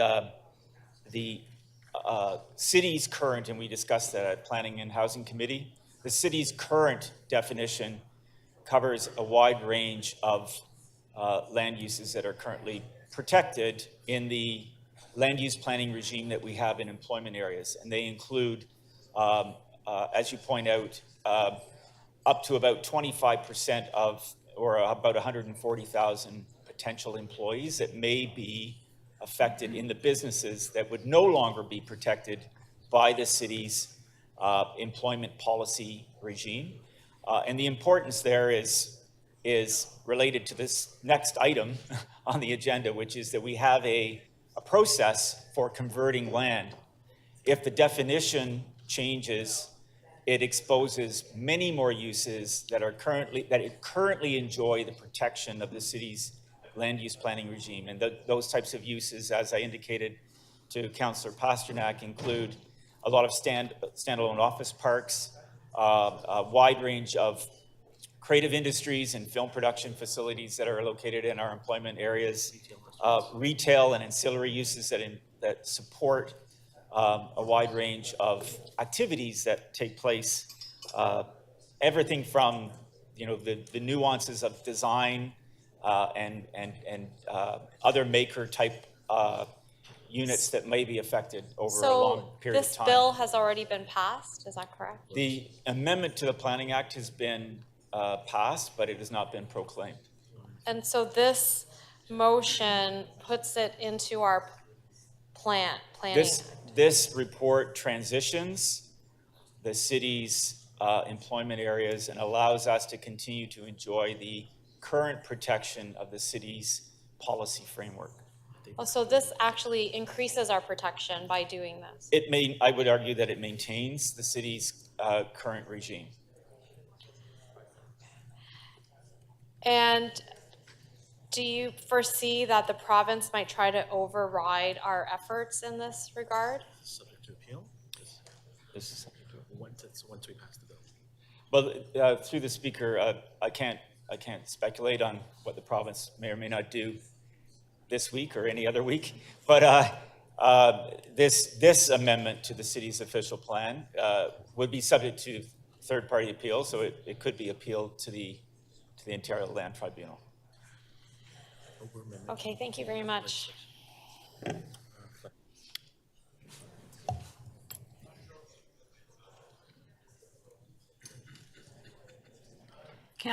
Councillor Fletcher? What? Yes. Questions? Yes? Sorry. This is just around, it's the uses. How many years ago did we put in the other uses into employment lands, the office use? Through the speaker. 2013. 2013. The first official plan of the amalgamated city, which would be 2003, 2002. So when the city amalgamated all of the other official plans, it looked at the full gambit of types of employment uses that were present in the whole cities, 416, suburbs, inner suburbs, and looked at protecting all of that under a employment lens. But then at a certain point, we did add in, recognize that just manufacturing and transportation and these, I'll call them harder services, while they form the basis of these large swaths of critical lands, also there was an element of adding office in as a discrete use. Was that at the same time, or I think that was later? Through the speaker, our last municipal comprehensive review in 2013 included that, yes. So we've marched along, and of course, always have excluded residential for reasons we all understand. And at this point, for some strange reason that we don't really understand, and I don't, maybe you understand, but the province is now saying, well, we're going to exclude some of these things from your employment areas. Do we know the reason why they're considering the exclusion of office, which has been a successful blend in many places with the other types of employment that we host? More mixed use. Through the speaker, I think it would be speculation on my part. Okay. My concern in giving you advice, giving council advice, is that it exposes 25% of our employment areas to the conversion pressure that we're constantly trying to manage. Right. When we know that we do not need to convert to meet our housing goals. Right. But for this one, what we're doing here, as I understand it, is we're baking in all the things that we've done to date. That's what we're asking, is that we've had a strategy since 2013, which is a comprehensive strategy that council approved. And now we're asking the province to say, grandparent these pieces in. This has been working very well. Give us the right to maintain this as it is, as you're going forward to remove certain permissions. Correct? Yes, I'd say that's an accurate summary, yes. That's an accurate point. And so this isn't about adding residential. It's about protecting what we have there now that are part of the Toronto's economy. And then next item will be about protecting the jobs that exist there. Through the speaker, that's correct. It transitions us past what the province has done to maintain our existing policy protection framework.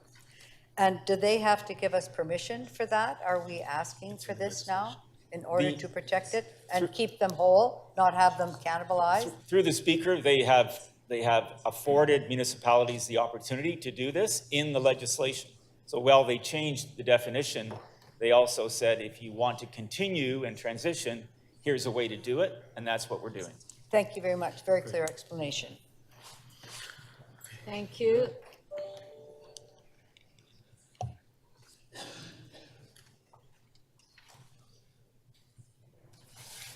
Councillor Pasternak, you held the, Councillor Perruzza, questions?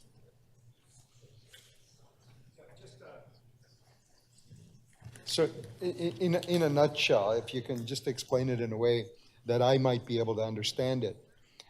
They're changing some of the definitions or the wording in the act that just explain it briefly, will you?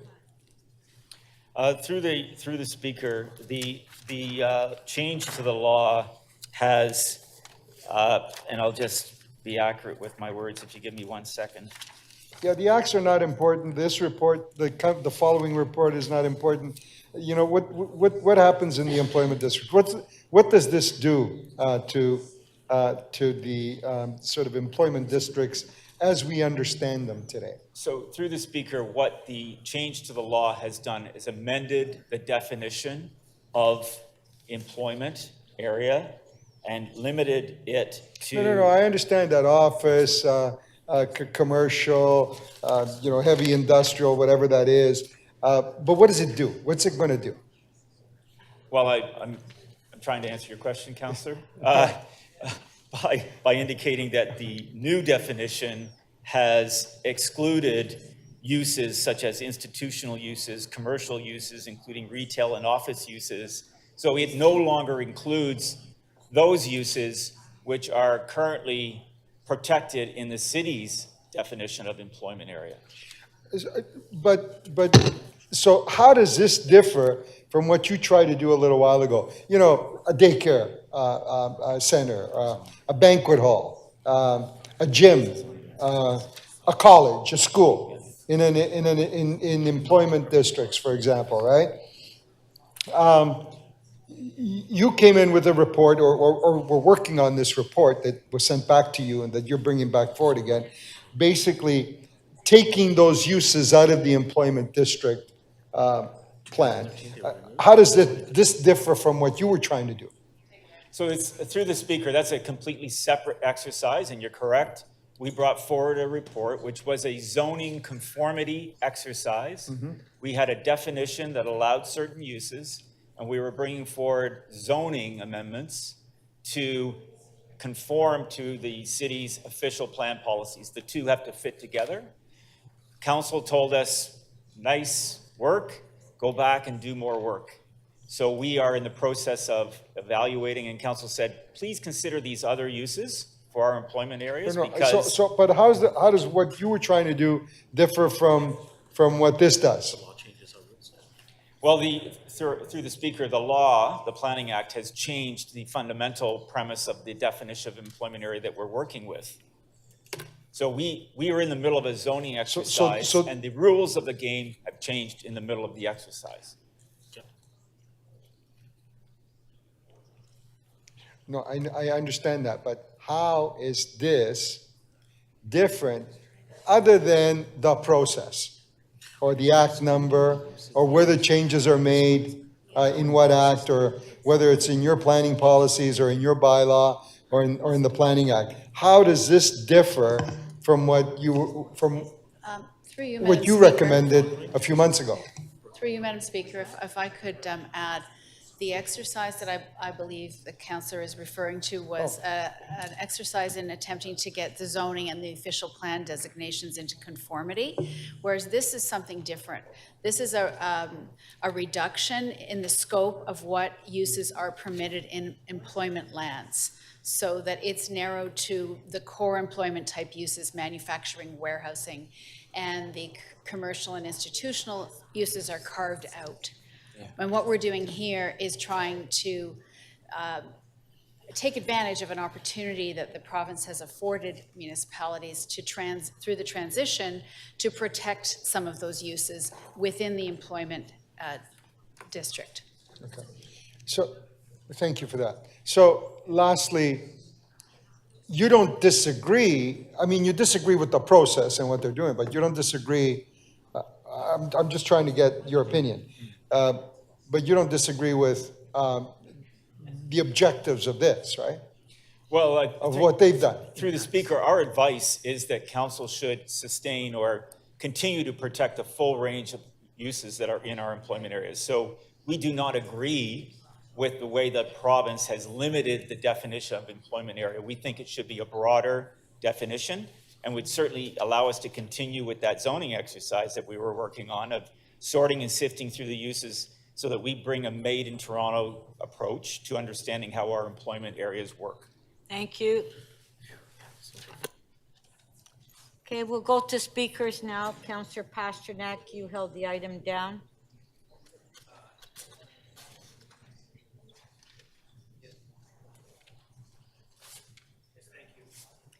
If we could, Okay, Counselor Pasternak to speak. Can you hear me? Yes. Mayday. Oh, yes. thank you. Thank you, Madam Speaker. You know, this report, thanks staff for the report and certainly clarity during questions for staff. The risk here is we have to watch this very carefully because within some of these employment areas are crucial industry types and institutions that must be protected. Bingo halls is mentioned as one, which supports tens of thousands of charities across our city. Banquet halls, which can really not set up in any other area where they need the space and the parking to have weddings and other social events. Places of assembly, and of course, places of worship. Even hotels or educational institutions or medical facilities, daycares. I mean, even on the logic of when you're working, these are employment areas, you actually want the daycare on the route to your place of employment. That aligns with city policy on the location of daycares and of course the location of work. So what we're trying to do is create clarity for many of the owners and operators of these institutions, of these soft uses in employment areas, to make sure they are protected and they continue to operate not just now, but in the future. I mean, it's vital that we have vibrant employment areas. If you start taking out some of these uses, not only will you create economic dead zones, but you will hurt vital industries and services that are in our city. It's important to realize that employment areas, when you're talking about places of worship and banquet halls and so forth, those are usually in operation in off hours. In other words, they don't normally operate in normal business hours. For instance, churches would probably be more of a Sunday morning, bingo halls in the evening, banquet halls in the evening, when most of the economic activity in that area has gone quiet. So I thank staff for the clarity. I mean, actually, we've received some, what I would call correspondence from nervous property owners and business owners that, in fact, their uses will not be protected in the future. In other words, they will be grandfathered for their current use, but should that use leave, that they cannot then rent their property or sell their property to a similar use. So going forward, I would urge my colleagues to keep a close eye on this process. I thank staff for making sure that the recommendations before us, which, Madam Speaker, I will move, protect these soft industries and send a message to the province that we're going to protect our banquet halls, our bingo halls, our place of worship, our hotels, our educational institutions, and medical facilities. Because these places cannot not often set up in other parts of the city. If they're not set up here, where are they? And they will close and it'll hurt the overall social fabric of our city. So with that, I move the recommendations. I thank staff for this report. And we look forward to, I believe we're going to be receiving an update a little later in the year. Core employment is crucial, protecting core employment, but also protecting the vital industries that represent soft uses in core employment areas. Thank you, Madam Speaker. Thank you.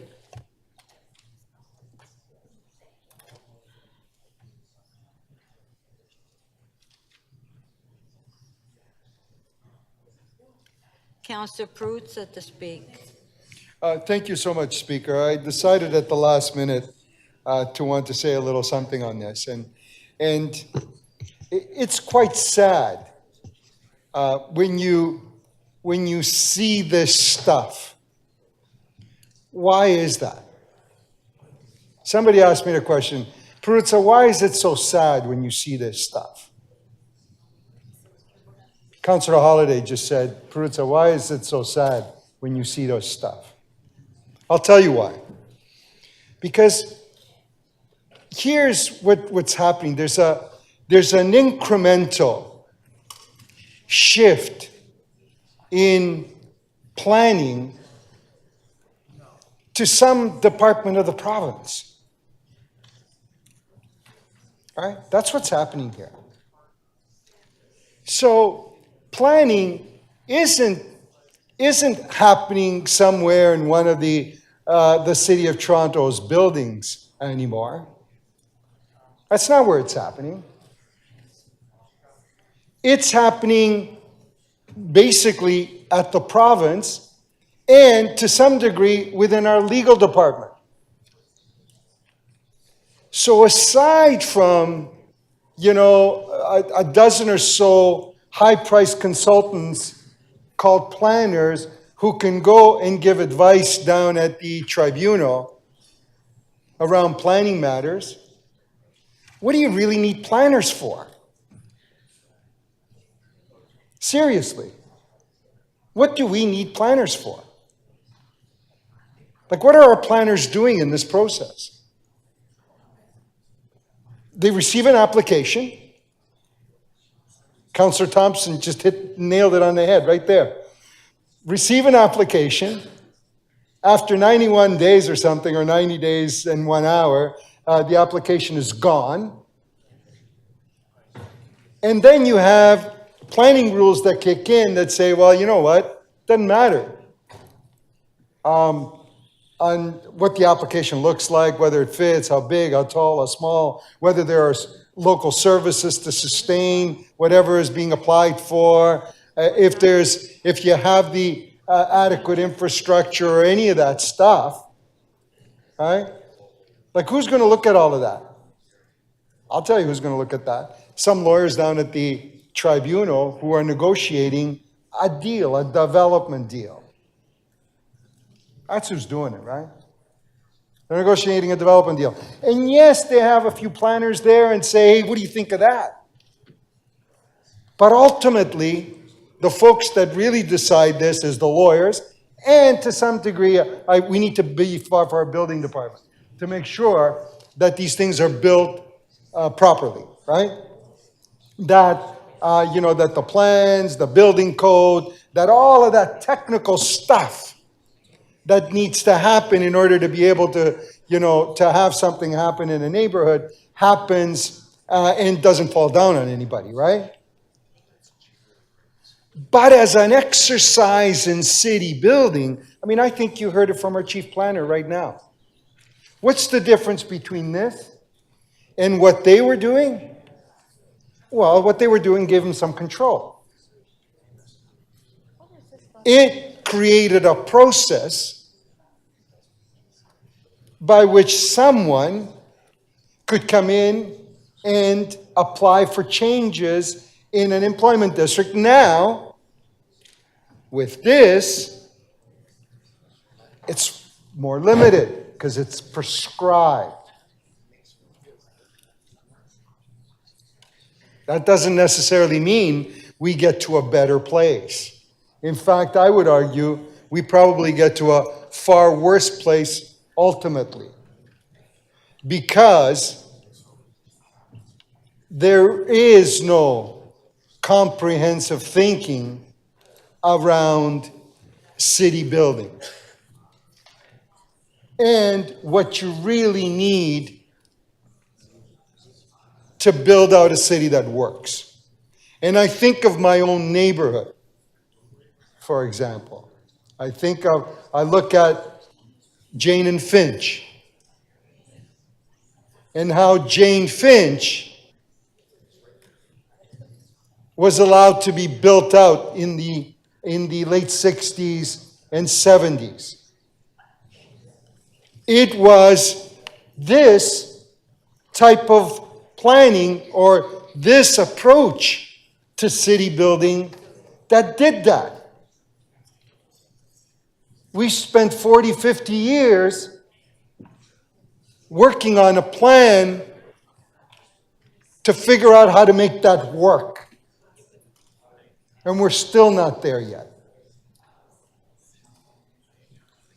So this is, my friends, and I apologize for taking a few words to make the point, but this is the incremental slippery slope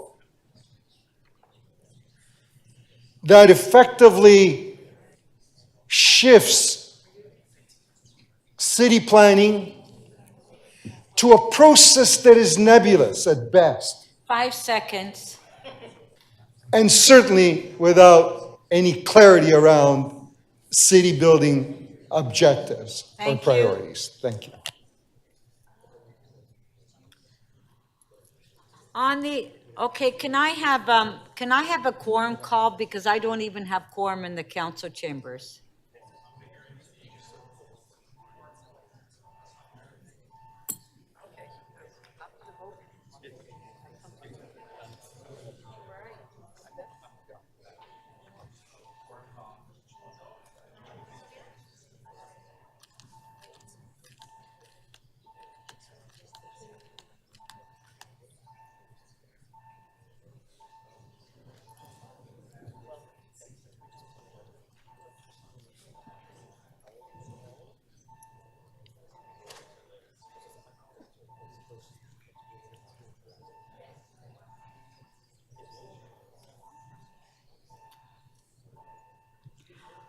Okay, if I can have members to,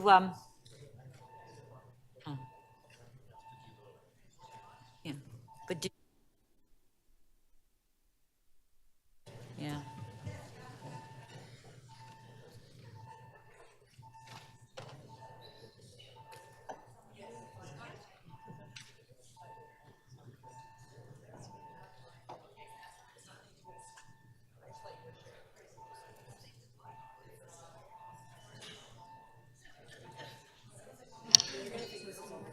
Members, the voting panel is open. This is a quorum call. Would you please press one of the buttons to indicate your presence in the chamber or online in the meeting?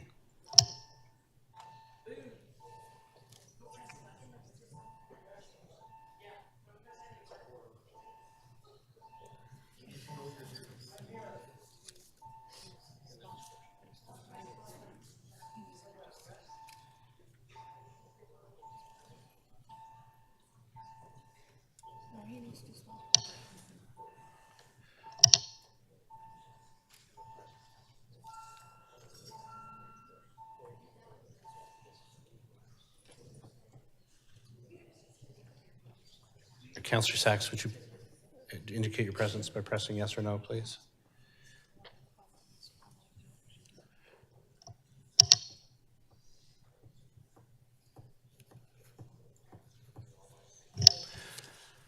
Speaker, quorum is present. There are 21 members in the chamber. Okay, thank you. So on PH 5.2, on the item, on favor, carry.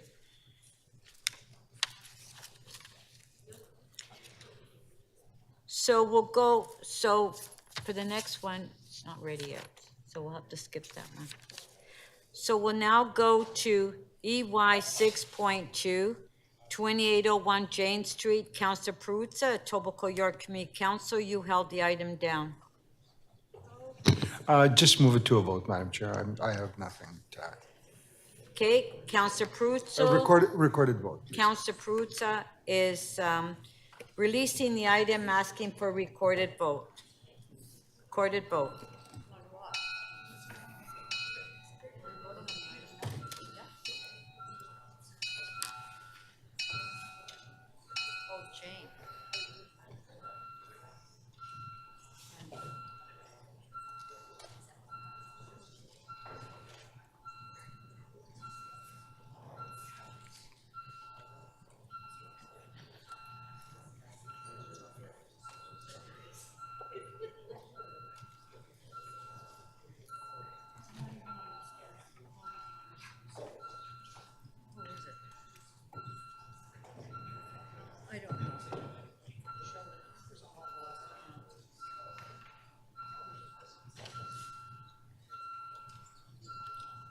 Councillor Matlow, are you? Oh, thank you.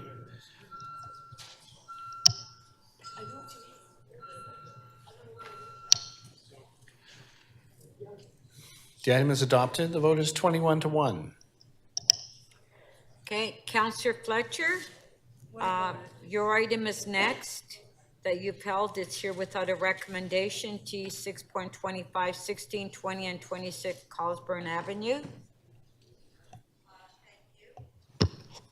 This is a,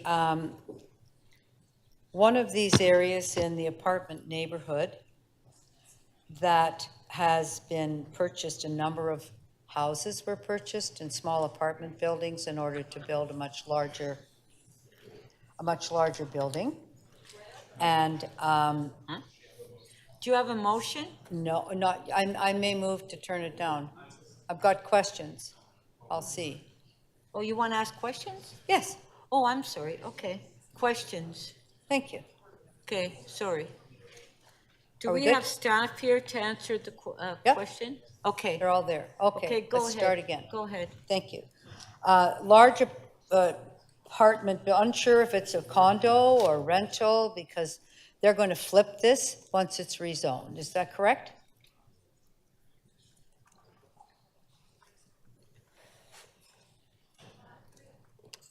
Chair, it's my understanding that this will be a condominium development, and the developer, the applicant, has indicated that once they get the approvals, they will be selling the property.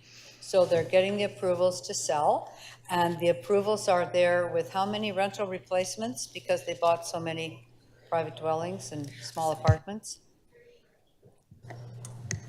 There's 30 rental replacement units in the development. 30 rental replacements. And how many affordable houses did you ask for them? How many units did you ask for this?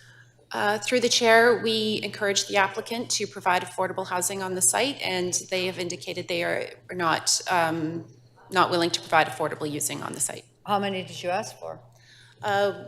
Through the chair, we did encourage the provision of affordable housing. I got a very early and rough estimate of what the CBC would support if we got an in-kind CBC agreement, and a preliminary estimate would be that we would get 7 units. 7 units. And Chief Planner, what's the reason why somebody wouldn't put those in? Because they couldn't flip the property without them? With them there? Through the speaker, I can't necessarily speculate on the reason or the motivation. The city can require only in a situation like this, can't necessarily require it, but we can certainly ask. I don't know what their motivation is for not accepting that ask. I'm asking in general because development is something that you do. Yes. Why would a developer say if they have affordable housing, they can't sell the property once it's been upzoned?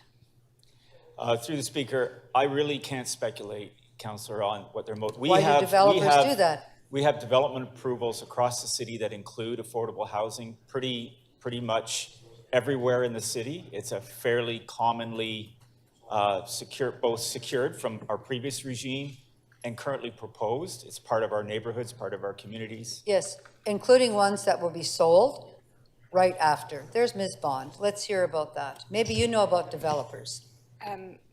Thank you, Councillor. Through the speaker, I think you're asking for us to comment on why a developer would consider the inclusion of affordable housing in a new condominium building would be a negative for them, like why they wouldn't want to do that. In our experience, the pushback that we get from developers is they feel that could dampen their market value of the condominium to have different types of units included in a future development, and that would inhibit their ability to sell those at the maximum. So do you not think that they think an ability to have to provide 30 rental replacements would also dampen their ability to sell the property? I think through the speaker, you're correct that there are conditions in which we're placing on them that they must do. But what they're doing is distinguishing. They're drawing the line at what we're able to require them to do. Oh, no, I understand that. We all know I've asked them for that. Yep. They've said they can't do that because they can't resell. But I think that I'm hoping you're all very familiar with the development industry because I think that's your jobs. So why would they think they can't have affordable housing, but they can easily sell and flip a development with 30 rental replacements? That's a very high number of rental replacements for this neighborhood, is it not? This isn't something that happens a lot in this part of the world. Through the speaker, sorry, you are correct, Councillor. I think the difference is additional limitations on the rent that can be charged will also affect the value of those rental Those are rental replacements in a condominium. That's right. So having another rental Yep. in the condominium is not that onerous because you're already having to manage 30 rental units in as many condos as are put in that same location, correct? Absolutely. I think as staff, we completely agree with you. It's just, that's not what we hear back from the development community. Yes, I know we don't ever hear that back for the developers, but how hard did we push? I asked at committee. He says no. I guess it's my opportunity to add those in there, should I wish today. Is that correct? To add 7 units into this development of rental housing, and if he doesn't like it, that's just too bad. That was your Council, last question. we've given council our advice. Council can make a decision, add conditions to the approval as it sees fit within the constraints of any advice that you would receive from us or the legal division. Thank you. So I can turn it down, or I can add the rental replacement, because I'm not approving it as it stands. Thank you. I need to hold this we're in item, your Speaker, hands. now that I've had that clarified. Thank you. Okay, thank you. So what would you like to do? Oh, you like me to hold it? Okay, all right. So our next item is Councillor Malik. Councillor Malik.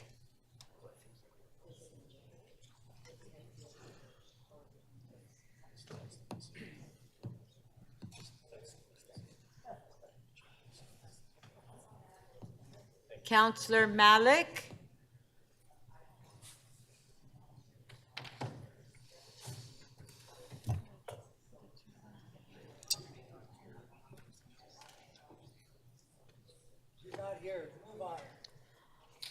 Okay, Councillor Fletcher, the next one is yours too.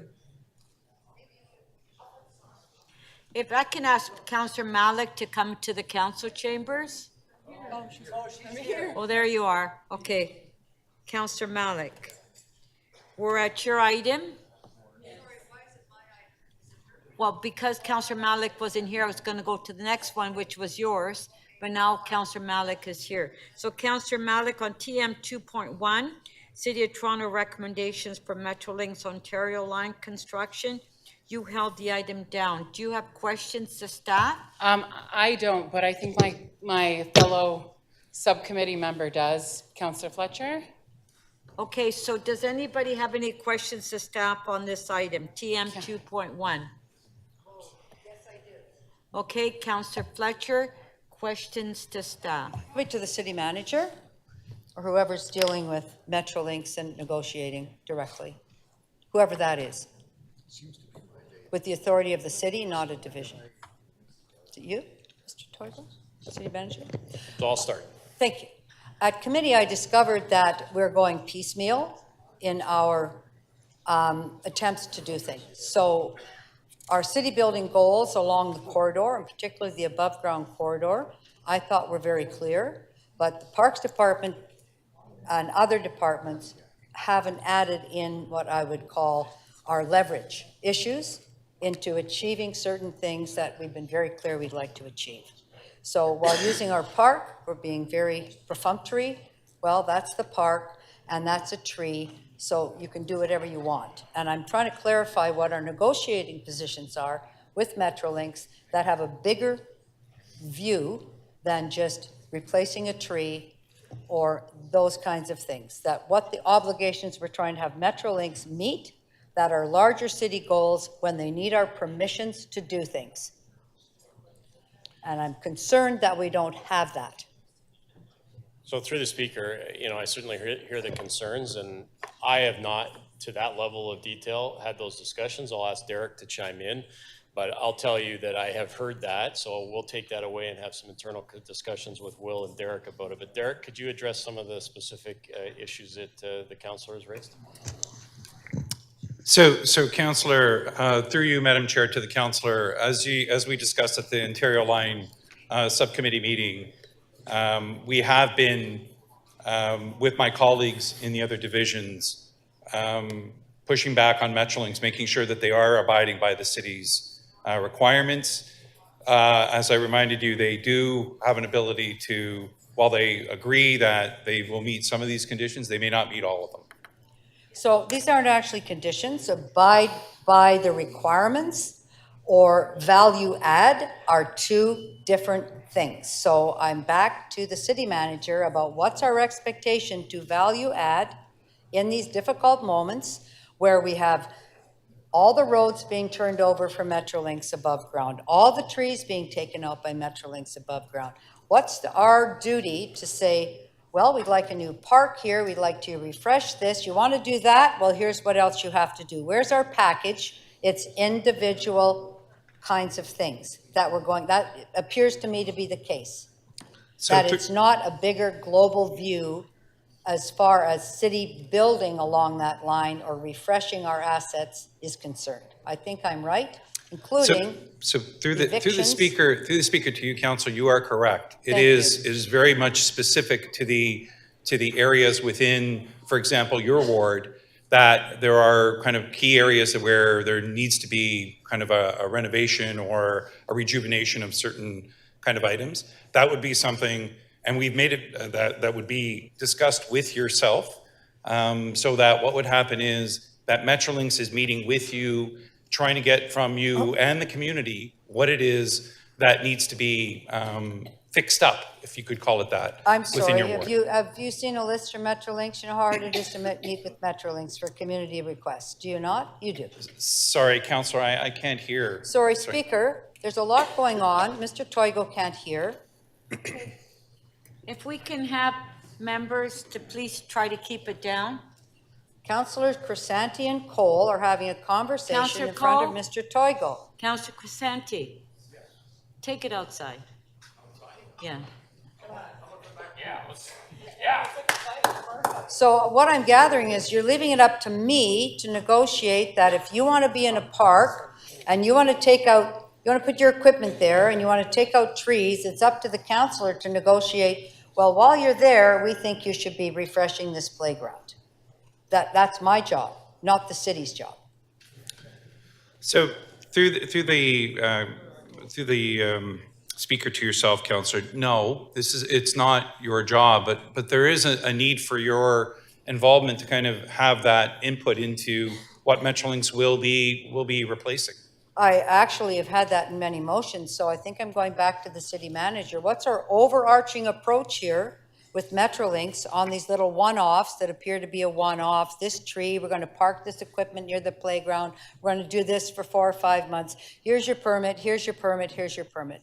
Do we have an overarching approach to this? Because they require an awful lot from us, and I do understand they can do whatever they want, but we just give them everything to start.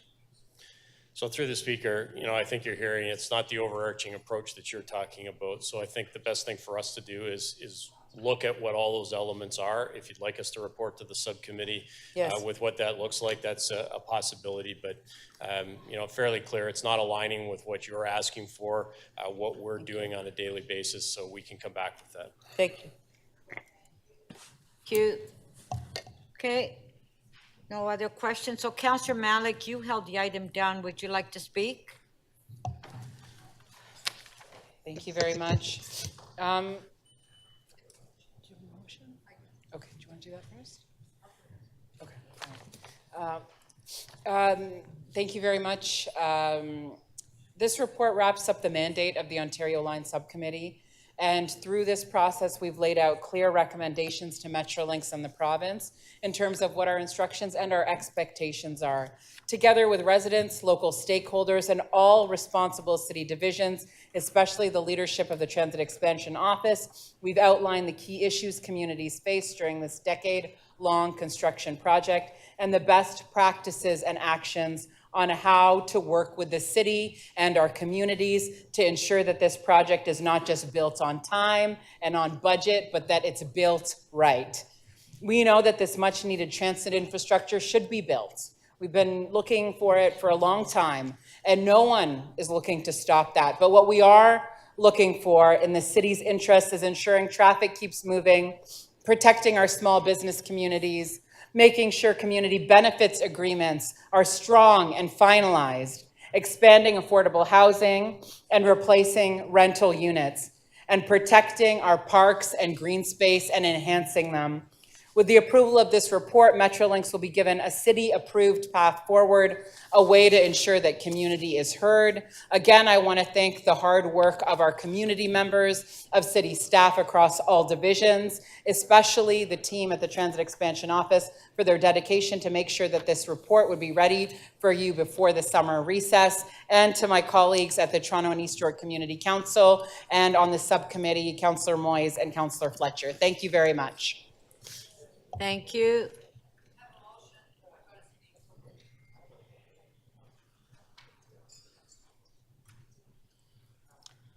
Councillor Fletcher? Thank you. I do have a motion, Speaker, that. Okay, Could yeah, you the sit down motion for is a on the second, screen. so I can see her? Thank you. Thank you. My motion that Metrolinx submit their plans to the construction liaison for that section of the Ontario line, including terms of reference, committee composition, consistent complaint tracking, public reporting, and all other recommended and other items recommended by the executive director. As Mr. Toigo mentioned, yes, there are community liaison committees, but they're not too robust and they don't actually deal with these things. So having dealt with Metrolinx now for a number of years on this big transit project that we all are looking forward to, it's a $15 billion P3 project. It's let in different sections, 9 billion here, 6 billion here. This is a major project, but the community benefits side of this project, I would say, are not the way we would normally negotiate them. So this is very clear. This is our expectation in the community liaison committees, that we know these things. We can't force a community liaison committee. That's their beast. That's what they say they have. I'm currently engaged at Pape School. We all saw the media on Saturday that there's some kind of fence that everybody's worried is falling down. It's unsafe. The response rate is very low to the community. But I think the response rate should be much greater to the city. I guess I was a little surprised at committee when I've been asking over and over again for, in both parks, for this above ground line that look denuded of trees and other amenities, that what are we asking for Metrolinx as value added for their use of the park, for all of the intrusion in the community, for older equipment? What is our expectation as a city? And I heard, we don't have one. We don't have an expectation. Oh, you need a tree permit? Sure, cut that down, no problem. You have a right to that permit. You need a permit to get up on the tracks because you have to go up and work on the tracks? Fine, here it is. So we don't have an approach. I'm going to call it a negotiation standpoint. Whether we win it or lose it, at least we have an ask. So the women's housing that Fontbonne Ministry runs has been trying for months, probably a year, to get in touch with Metrolinx and have them take their situation seriously. That there are 25 apartments for vulnerable women and they are not sure the impact of construction, the impact after, and Metrolinx doesn't feel they need to listen. It's only since our last subcommittee meeting, and by the way, thank you very much, Councillor Malik, for having created this subcommittee for Toronto and East York areas. It's excellent to kind of bring these things to the fore. And I do have a motion, I think, from this subcommittee that kind of makes it clear we need to be more comprehensive. Here's all of the things that we'd like from your project as a city. Here's our expectations if you're just going to be able to get an easy permit. Here's our expectations about the housing. Here's our expectations about rental replacement. Here's our expectations about the evictions of people on PAPE, of low-income residents. Here's our expectations for people in a rooming house that are being moved out. Here's our expectations as a city. We welcome your transit. We welcome new transit. That's a very big fact. What we don't have is a coordinated approach that says, you're going to be building a $15 billion project through the downtown, through big urban areas, and we have things we need you to take into consideration, we'd like you to take into consideration, and here are the levers that we have so you might listen to us. They don't have to listen to us. We understand that. But they should listen to us. they should take into account that for such a large project, $15 billion, and that's, I'm sorry, you've taught me very well, Mr. Toigo, part of that is only at 30% design. So we know that that's going to be a much higher number.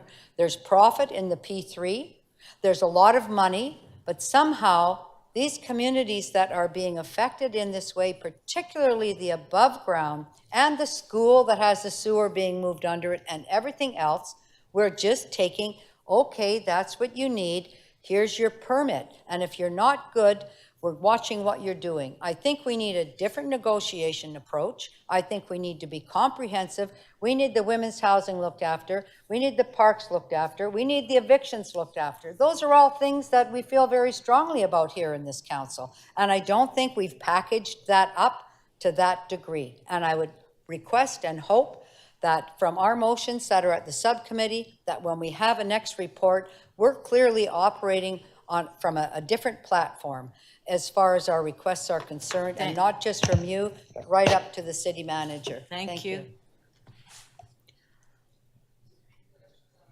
On the amendment by Councillor Fletcher, on favor, recorded vote.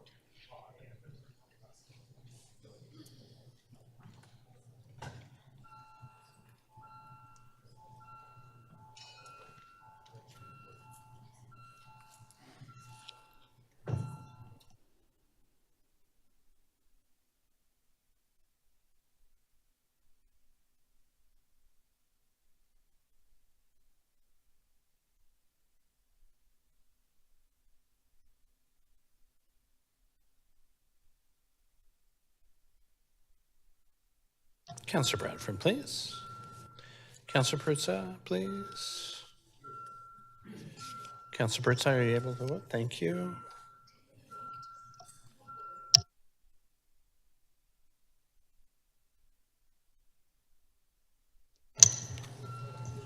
Councillor Pasternak, when you take your seat, could we have your vote, please?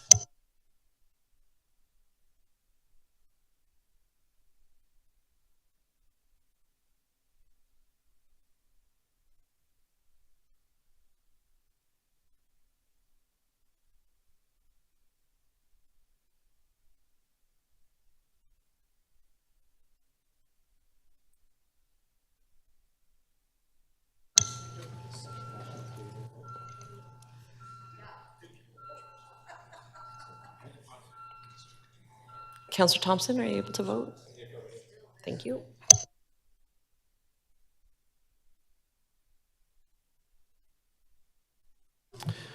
The amendment carries unanimously, 24 in favor. Okay, item is amended, on favor, carried. Okay, just so we can speed up the agenda a bit, do we have any quick releases? I have one that I can release, so maybe we can speed it up a bit.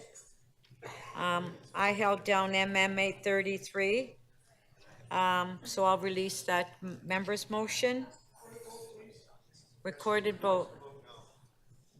Recorded vote.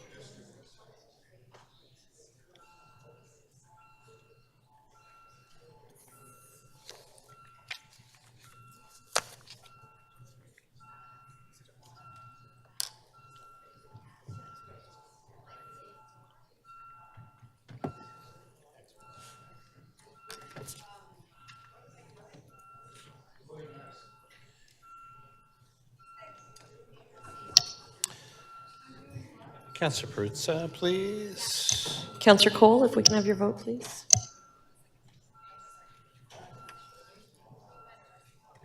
Councillor Matlow, when you return to your seat, please.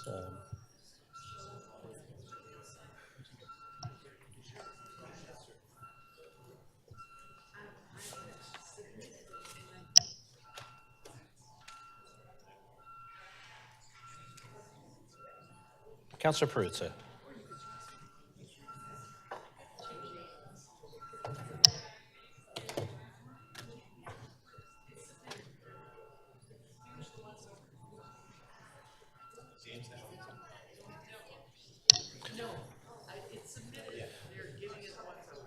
The item carries. The vote is 21 to 1. Okay, thank you. Do we have any further releases? Councillor Perks, just so we can, maybe we can finish the agenda today. Councillor Perks? Yes, Speaker, I have two. First is MM 8.16, Mount Dennis Community for All Action Plan. I can release that. Okay, on MM 16, on favor, carried. And my second one is MM 8.17, prioritizing not-for-profit housing in the Concept to Keys program. Okay, MM 17 on favor, carried. Thank you. Councillor Bravo, quick release.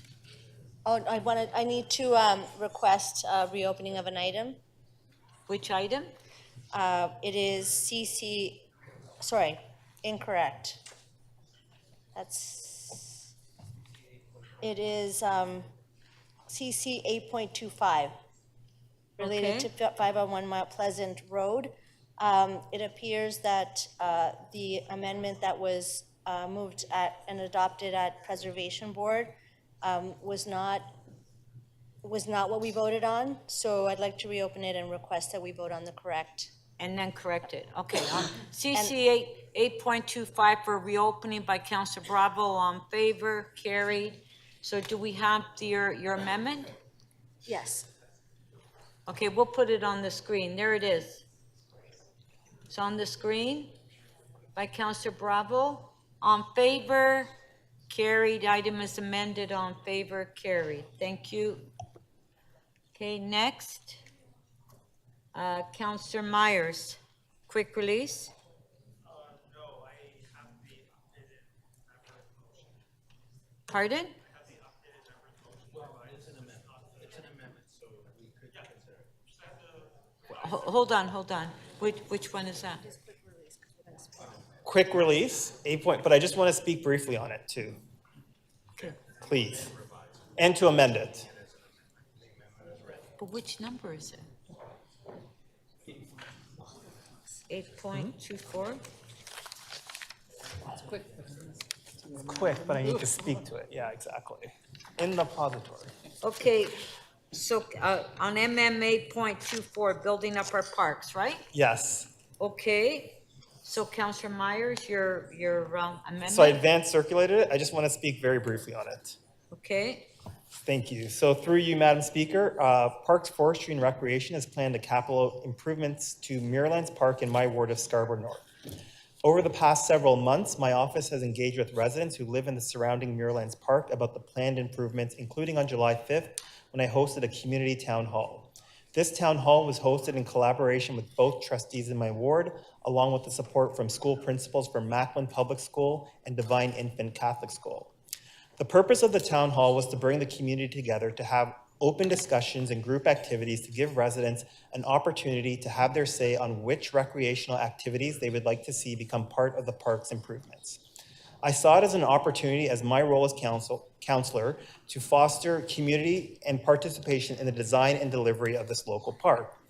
With an attendance of over 100 residents, including many children and youth, I was highly impressed and inspired by the desire of the residents who wanted to get involved. I was especially impressed with students who attended without their parents because they too wanted to be part of the discussion of a park they will frequently use. We have seen through recent elections that for a variety of reasons, overall civic engagement continues to be low. I believe that as a councillor, one of the most important parts of our job is to build community, bring residents together, and seize any opportunity to encourage residents to get involved in their local community and feel that they have a voice in helping to shape our city. So I'd just like to read a bit of the letter of support submitted by Yelini Rajakalusingham, who is the Ward 21 Scarborough North School Board trustee. Muirlands Park is based in Scarborough North, where most families speak another language other than English at home. This vibrant community contributes to the diversity we take immense pride in as Torontonians. This community also faces many inequities, especially around access, services, and opportunities. Over the years, I've seen low levels of engagement being misinterpreted as a lack of interest. However, I believe that we will hear more from this community with the right engagement strategy, one that is culturally sensitive, trauma-informed, and community-specific. We should not expect communities to come to us. Instead, we should be more accessible and build trust with local communities. As a trustee, I've seen how successful engagement in this community can be if it's done properly. This community has a lot to say. We just need to give them an opportunity to say it. So for all these reasons, I respectfully ask council to adopt this motion. Thank you. Okay, on the amendment by Councillor Myers, all in favor, show of hands. Item is amended, all in favor, carried. Thank you. Deputy Mayor McKelvey, quick release. Or release. Yep. 8.4 and the Science Center. Okay. Deputy Mayor McKelvey is releasing MM 8.4. On favor? Recorded vote.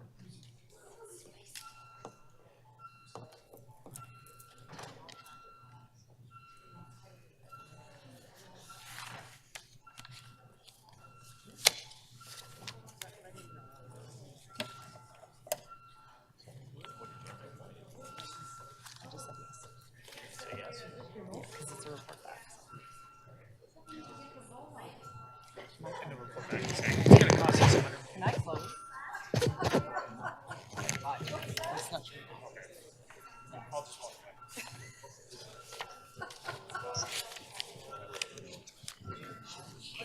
Councillor Bradford, ready? Thank you.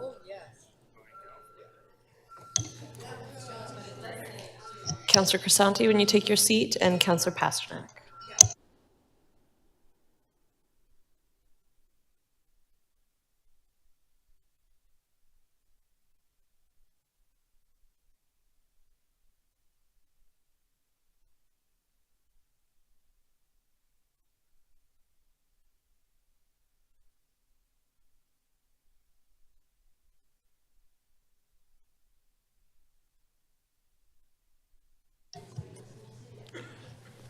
The item is adopted. The vote is 21-3.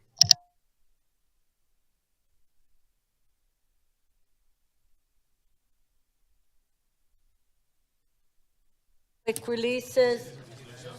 Councillor Cheng, quick release. I have an amended version of my motion that has support of Councillor Carroll and Councillor Perks. Can you give me the number of your? Sorry, it's 8.20. And Councillor Carroll, you're okay to release your hold on it, right? Okay, so, Councillor Cheng. Okay, on MM 8.20, Councillor Cheng, what's your amendment?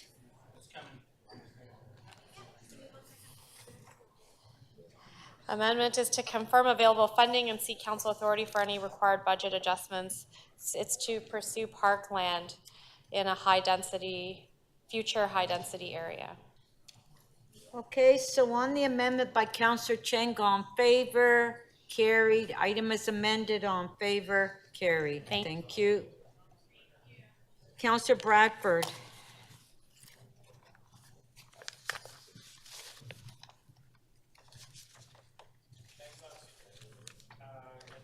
On the list to add a new additional item. I know you're going to be doing that once we're done with quick releases. Okay. It's okay. Yeah. Thank Well, you. So, okay, hold on. I have to see if staff is ready to put it on. Or let's do quick releases first. sure. I'll come Okay. off the list and we'll come back to it. Thank you. Councillor Perks, quick release. Yes, Speaker, there was an additional one that I wanted to release and I forgot about. I'm just pulling it up here. It is MM 8.38, expanding the basement flooding protection subsidy program eligibility criteria, etc.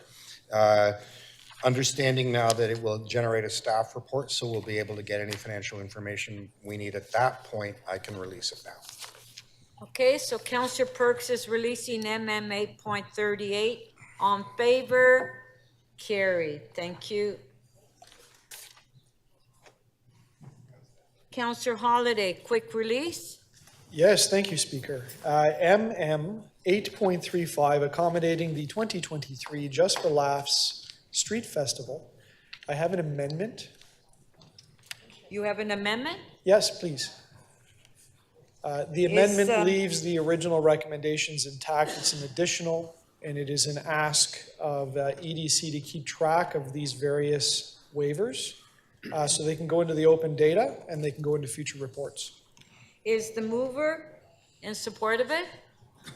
Councillor Moyes? I don't know. It doesn't really affect the original motion. Councillor Moyes, are you okay with the amendment? I'm okay with it, that's fine. Friendly amendment. Well, Okay.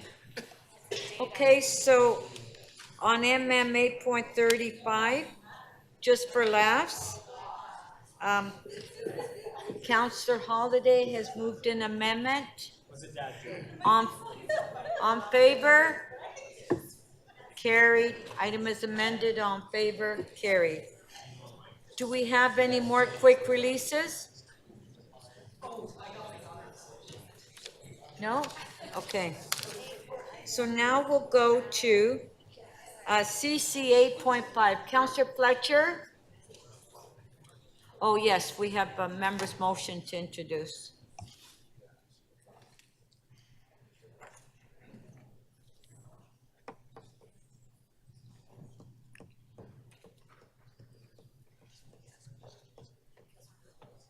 Councillor Matlow.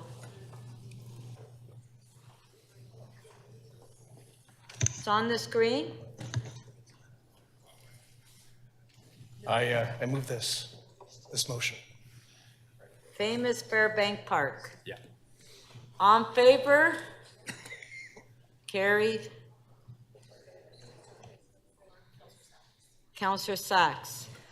Thank you. I also have a motion, sorry for the late notice. It's to correct an error in an item last month. Staff put some wording in that I hadn't noticed, and we're going to fix it.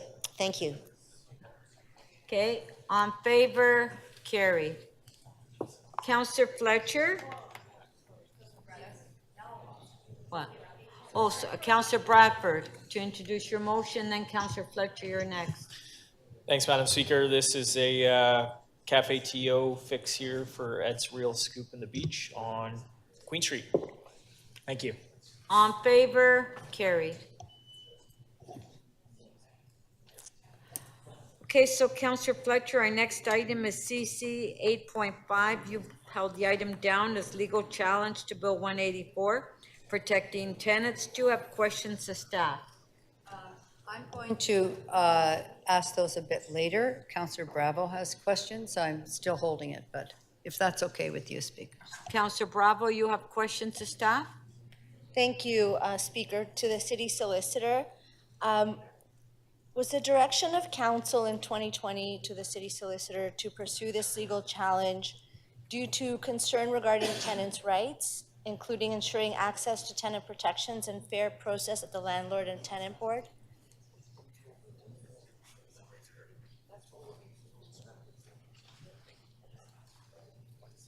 Through you, Madam Speaker, the directions to from Council to me were to challenge those amendments on the basis that they were contrary to the rules of procedural fairness and natural justice.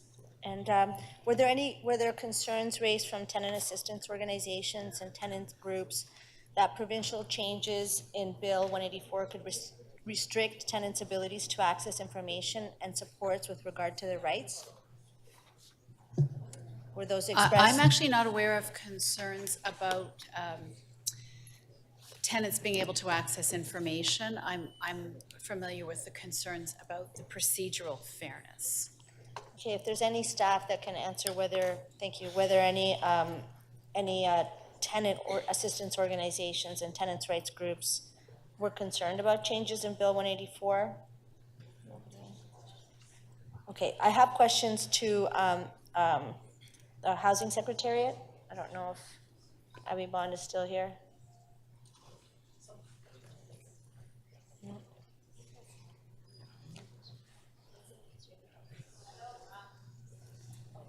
The Housing Secretary? She here? No, she's not here. Perhaps I'll ask my question and see if anyone else can answer it. With the City of Toronto in a housing crisis, are renters who are at risk of losing their housing either through evictions or rent increases they can't afford, likely to find another apartment at a similar rent? Does a loss of their current housing put them at greater risk of experiencing homelessness? Through the speaker, certainly you described the current situation accurately in the city of Toronto. Whether through eviction or other demolition or other means, the availability of like rent levels is very slim. Thank you. So I'm hearing that direction was given to pursue this because of concern regarding the rights of tenants, and certainly in a housing crisis, the concerns that evictions or rent increases they can't afford are putting tenants at risk of homelessness. And I'll speak to the item when done with questions.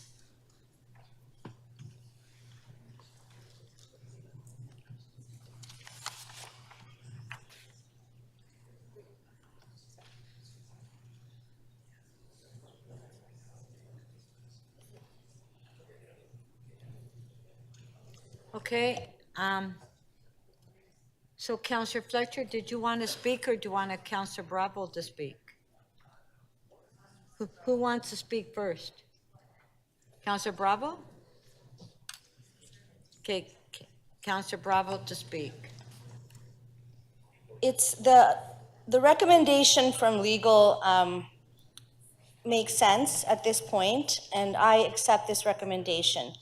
But I think that what we have to grapple with is that this situation and the advice shines a light on a critical plight, a critical and impossible situation that renters are facing in this city. The Canadian Centre for Policy Alternatives identified, I think yesterday, that minimum wage in Toronto would have to be $40 an hour for a person to be able to live in Toronto. The minimum wage is $15.50. The people who run our city, the people who take care of our children, who clean our streets, who take care of our elders, who run grocery stores, simply cannot afford to live in this city. And at the same time, landlords are using aggressive tactics to make bigger profits. Above guideline rent increases are growing, and they're practiced by some landlords every single year. I think at this moment about the very brave tenants of the York Southwestern Tenant Union who are fighting at 33 King Street 3 times higher than the provincial guideline rent increases. That's 3 times higher than the provincial guideline. And this is the real kicker, everyone. Their apartments are supposed to be rent controlled. But the landlord still is pursuing these aggressive tactics. And what's more, we're hearing from tenants who organize or who take collective action that they're being harassed and that their capacity to band together is being restricted. These conditions aren't all up to the city to resolve, that's clear. But I think it's crucial that we speak out and we stand up for tenants who are organizing in this city and across the province. And I think we need to forcefully continue to advocate to the province for universal rent control on all apartments. Okay.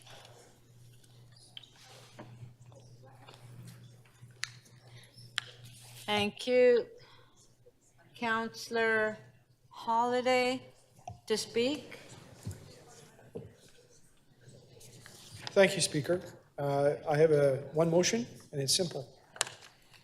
Okay, Councillor Holiday. It's the City Council authorized the release of the confidential attachments to this report and the previous one once the proceedings are done. That's it.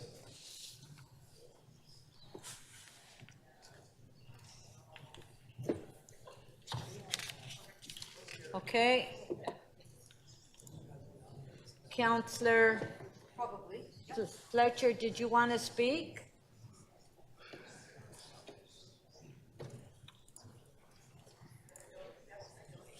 Okay, so we have, let's vote on the motion by Councillor Fletcher. Did you want to speak? Okay, so on the motion by Councillor Holiday. One moment. We can put it on the screen. Oh, sorry, you want to, okay, Counselor Fletcher to speak. I wouldn't mind seeing that motion. I know, I just wanted to basically say how important it is, given what's happening with tenancies right now, that every ounce of our ability to assist in any way that we bring that to the fore. And I did mention that earlier, talking about Metrolinx, where in my ward, I have basically evictions that wouldn't be handled the way we would as a public entity, that for years we had our Councillor Perks, Councillor Bradford, and myself were on a subcommittee of planning and housing, the subcommittee for the protection of affordable rental housing. And that was to do everything possible to assist people with rent evictions, and we know what they are. When a landlord decides they're going to bring up their building or make big changes, and everybody should move out for that, when it would be necessary to move out or not. And finding that particularly during COVID, it was very difficult at the landlord and tenant board or their rental tenancies board, simply because tenants didn't have the full access that they needed. So I appreciate the position that legal is in at the moment, that we don't have great amount of ability to move, but I think we should sharpen our pencils and hone all of our abilities to find ways that we can better support tenants in what's going to be a very difficult moment. Everyone knows how difficult it is to rent. We all know how difficult it is to build. So when things are affordable, and I mean affordable, and somebody's been there for 10 years, it's their home, they have a certain rent, and there are challenges and changes to those rents, that we find a way to support, or we partner with those organizations that are already supporting. I know we support the Federation of Metro Tenants, we support people when they're going for above average increase guidelines, that we can assist them in their legal cases at the rental tenancies tribunal. But I'm not sure if our suite, if we're thinking of things as a suite, and I would think the Affordable Housing Secretariat, that is something that their table of experts for housing as a human right should set their minds to. Because we can't just have a city that has very wealthy people and folks who are in shelters or in rent geared to income. We have to have the middle will be missing very shortly in our city if this keeps up in Toronto, where people are removed, where their rents are skyrocketed, where they can't afford, where they're being pushed out. And it is our great duty and privilege to represent everyone in this city, including renters. So I understand, I'll support this and support your motion, Councillor Bravo. Thank you.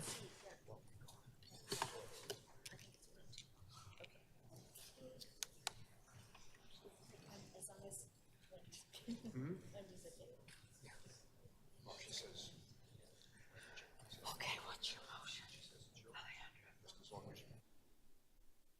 On the amendment by Councillor Holiday, if we can put on the screen.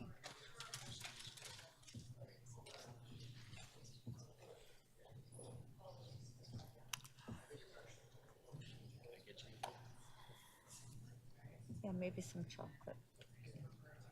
There's the motion by Councillor Holiday. Okay. On favor?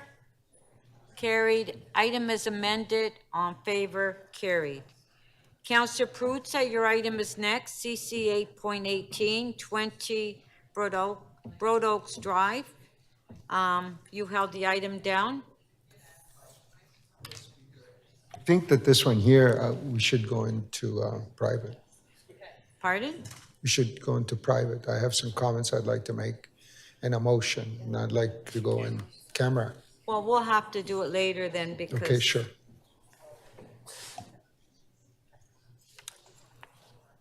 Councillor Cole, you held down MM 8.22. Members' motion. Which one is this now? MM? Nomination requirements, you held it down. Oh, yeah, listen, I just want to speak briefly to it. Can I? Yeah, go ahead. Okay. We're at the item.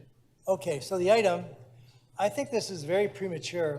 I think we've got to look at the whole comprehensive election reform package here. Rather than dealing with a micro aspect of it, about restricting who can vote and how much they should pay, and we've got to look at modernizing our electoral process here in the city. We should be using this as part of a comprehensive re-examination of elections in the 21st century, because we're still using 19th century processes. You know, we should be voting online. We should have a vigorous mail-in system. We should, I mean, in the megacity election in the last century, we were voting by phone. So we've got to get with the program here. And so I think it is really short-sighted just to deal with one limited aspect of voting in the city of Toronto. And we should also be looking at the whole issue that hasn't been talked about, is that each one of the 103 candidates all got everybody's phone number and address. So they paid $200 and they got this massive mailing list, if I think I'm correct, from the city of Toronto. So they can do whatever business they want with the million electors, whatever there are. Those are the issues that should be on the table and that we should look at comprehensively to make it a fair, equitable, an election where it's easier to vote and it's easier to basically identify candidates and not to give away everybody's phone number and address for $200. And I think they get back, if I'm not mistaken. So anyways, that's why I held this. I don't agree in looking at this piecemeal. We should have a comprehensive, so I ask you to vote against this because it's not accomplishing anything.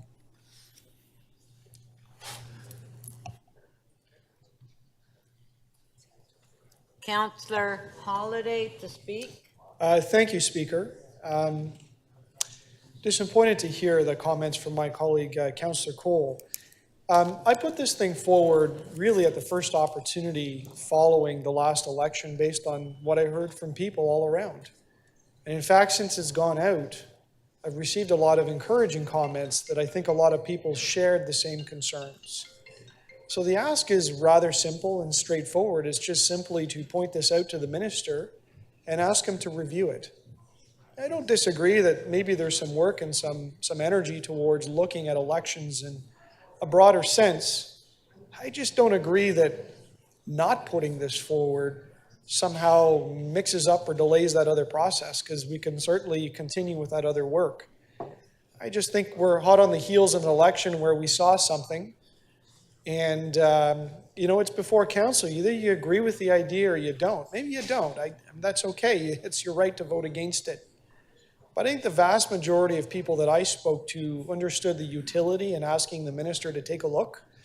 I haven't gone in there and prescribed changes to the dollar amount or the number of signatures. I've just really only highlighted an issue in the city of Toronto, is that we had this enormous list of candidates, and some people were frustrated out of that because they had to struggle through that list, and maybe we need to think that through. So the merits of this are contained in the motion. I hope you support it. Ultimately, it lands on the minister's desk, and the minister needs to read this in context of Toronto, and he needs to read this in the context of other municipalities in the province of Ontario, whether they are large or small.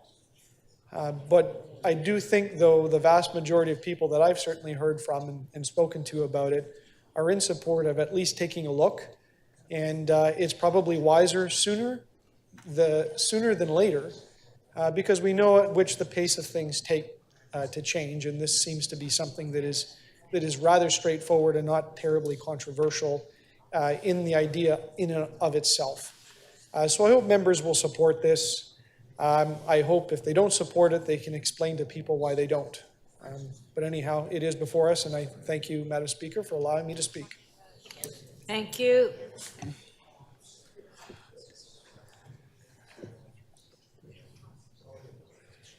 Councillor Bravo. Listening. Thank you, Speaker. I think it is important for the public to understand who's on the ballot, but I'm concerned about this motion because I think it's too restrictive with regards to the public interest in relation to how we run municipal elections. And on the other hand, we have to be very cautious about doing through this means of a member motion something that actually deals with a very fundamental right, which is a political right, recognized in the Charter of Rights and Freedoms. And the franchise is so fundamental that I think we have to be cautious with how we treat this. Furthermore, the City of Toronto has, over the years, made a number of requests of the provincial government when the Municipal Elections Act is periodically opened up. One such example that I'm very keen on is enfranchising permanent residents in the City of Toronto. That's a request that has been made here. There's been a vote at City Council before. It was unanimously supported by the City of North Bay.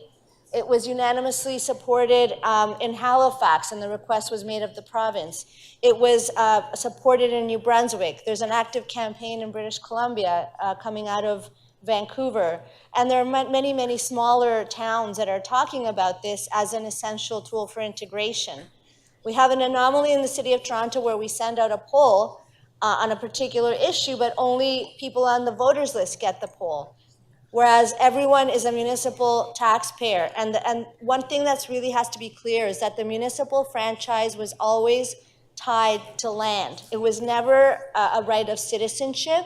It was initially about British men of us who owned land. That was who was able to vote in a municipal election. And there are other anomalies. If I own land or rent any kind of property in one of 444 municipalities in Ontario, I can vote in each one. That's a super enfranchising of some people. At the same time, I could live here, pay property taxes, and I'm not able to vote in a municipal election, and that's problematic. So that's the kind of thing that when we start talking about the how we deal with the election, we're talking about the franchise, and a candidate is a citizen who has certain rights, and it is perhaps something to review whether the bar is right or wrong. But I would like to see it placed before the province as a strategic set of asks for improving democracy at the local level, and that's why I can't support this particular motion. Thank you.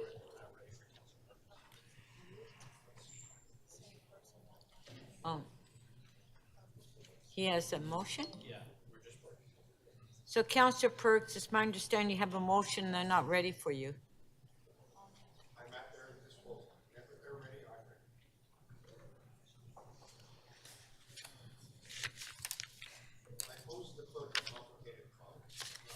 Okay, so let's see if we can go to the next item then. And Councillor Holiday, you held MM 8.28, the deadly tanker truck crash on Highway 401. Did you do you need to speak on this one? Yeah, I don't have any questions, but I do have an amendment. And if I could ask the clerks to put that up as I open my CMP. Okay, what's the amendment? We can get that up.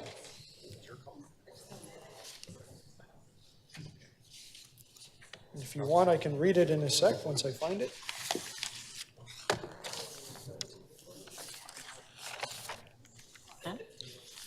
Huh? Would you like me to read it, Madam Speaker? It's short.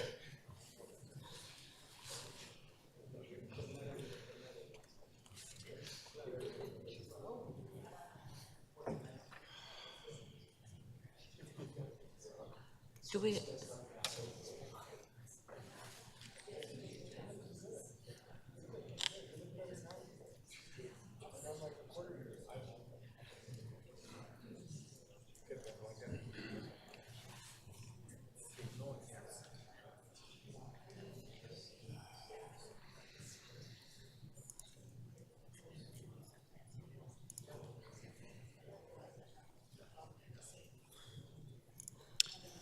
Okay, it's on the screen, Councillor Holliday. Sure, it's just that council requests the province of Ontario to designate the future Bradford bypass as a highway, as a preferred route for hazardous goods transportation through the GTA. And the logic is simple. This motion suggests that truck transportation of hazardous goods move north to another highway. I'm suggesting that it move even further north, outside of the GTA. So I hope if you logically support one, you'll support the other. That's all, Madam Speaker. Thank you.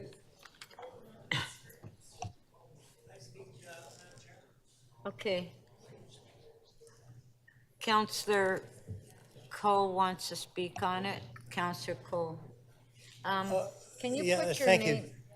Yeah, I don't know if people realize half of our wards, your ward probably interfaces with a very dangerous highway 24 hours a day that carries incredible amounts of explosive, dangerous, toxic fuels. So we're exposing all of our residents to this unmanaged thoroughfare for toxic goods.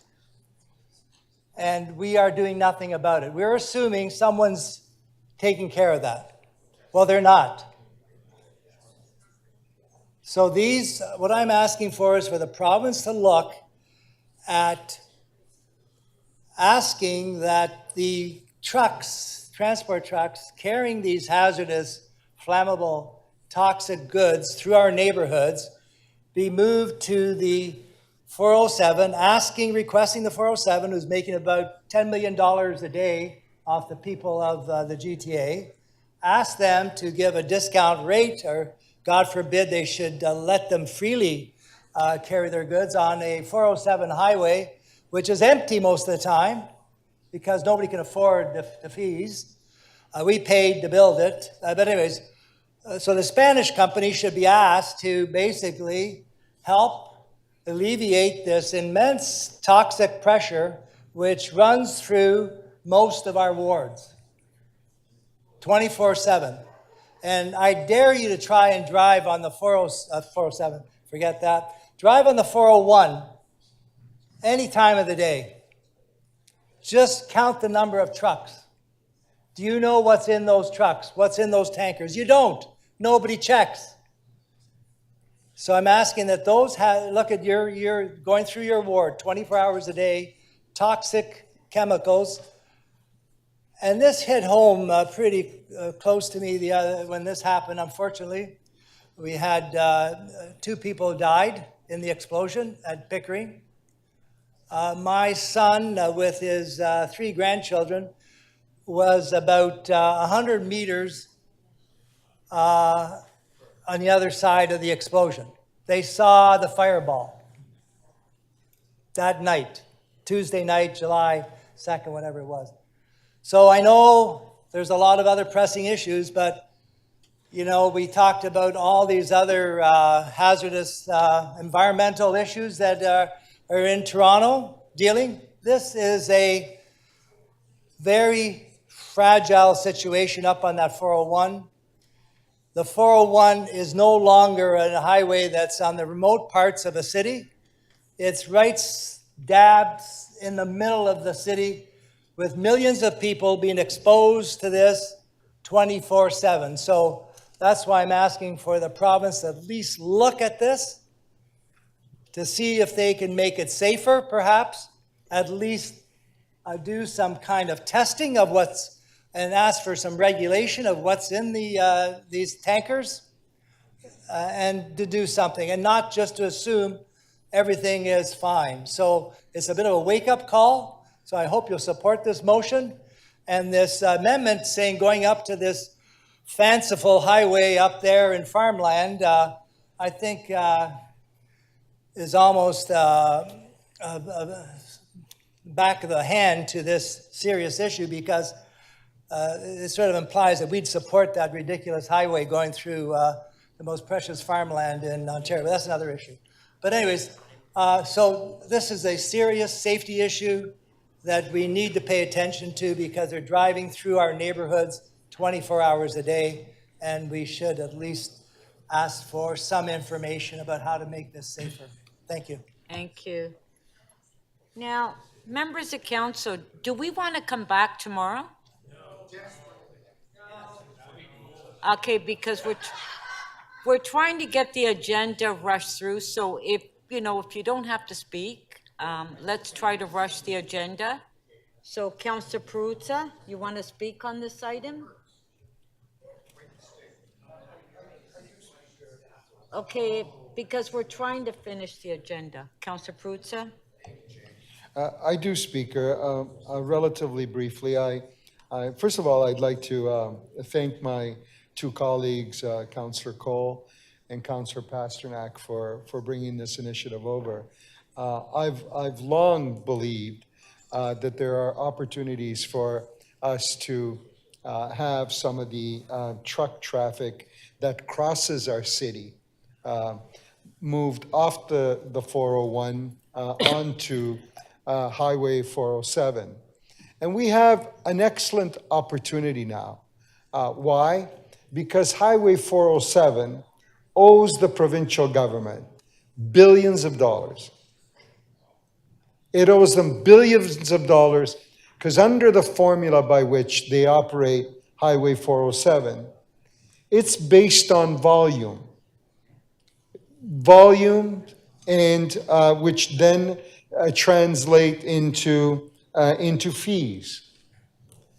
And given that the 407 has been underperforming, but not underperforming, fewer people have been using it for a whole number of reasons.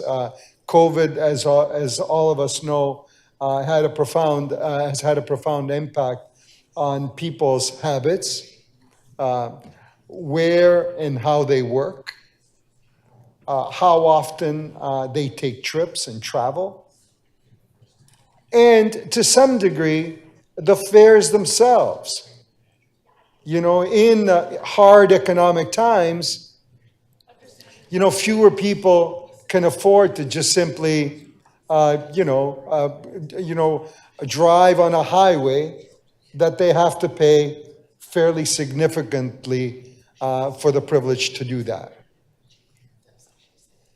So given that the 407 owes the province billions, literally billions of dollars, and given that the government has given no indication whatsoever that they intend to collect on that money, or that they intend to collect that money. This is kind of like, I hate to call it corporate welfare. That's an old 1970 term, right? But when the really, really, really big boys, the pension funds and all of those other things that are really sort of deep in value, when they have really, really good times and they make lots and lots of money, nobody says, hey, by the way, you should give us a bigger cut. You're doing really, really well. So what about us? What about us as a partner? Not often does the public sector or government or any of us step forward and say, hey, you're doing real well. You should help contribute or support us too, right? But when things go south for them somewhat, then they come in and say, geez, I know I owe you lots of money, billions of dollars, but can't pay you now. All right? Even though we made huge amounts of money just yesterday, but that money's tucked away or it's gone, right? So here is the opportunity for us as the public to say to folks who were given probably the sweetest deal in the history of the province of Ontario. The history of the world.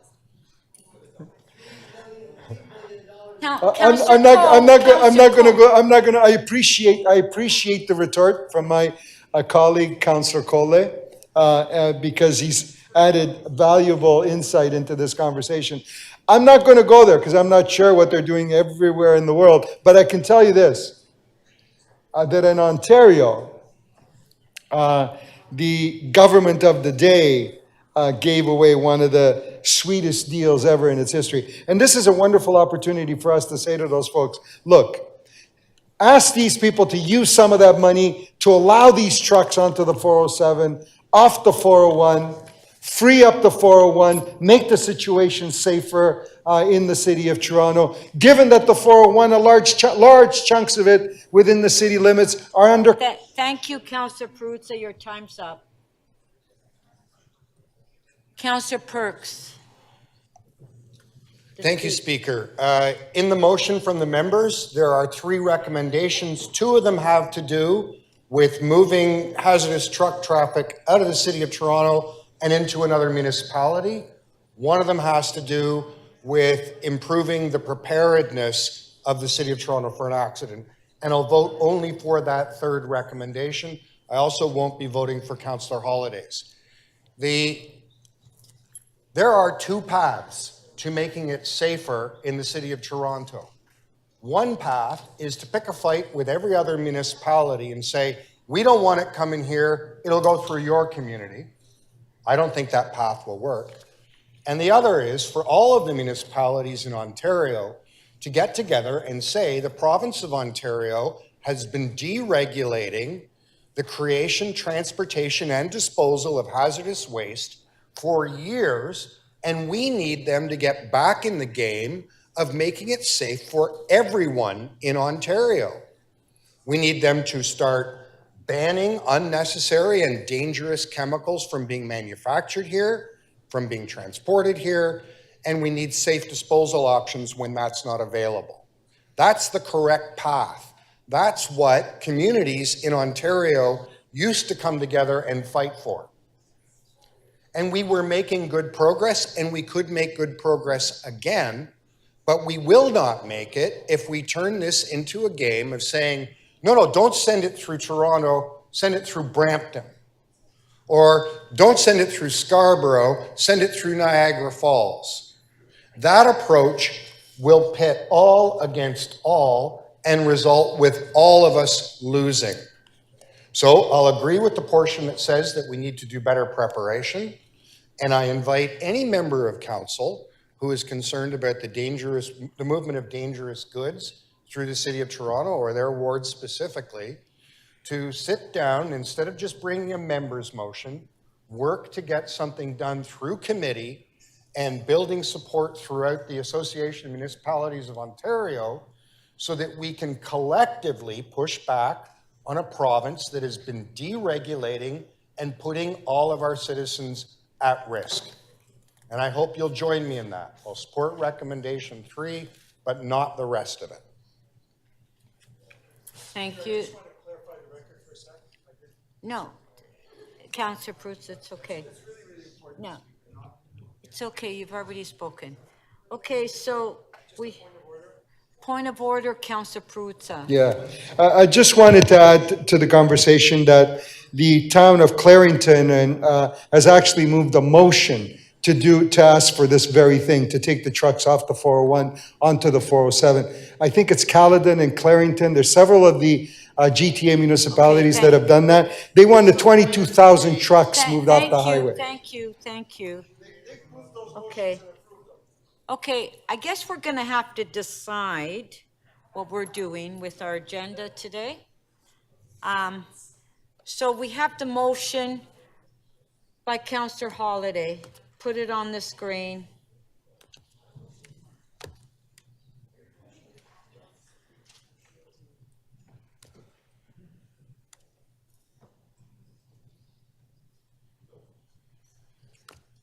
On favor, recorded vote.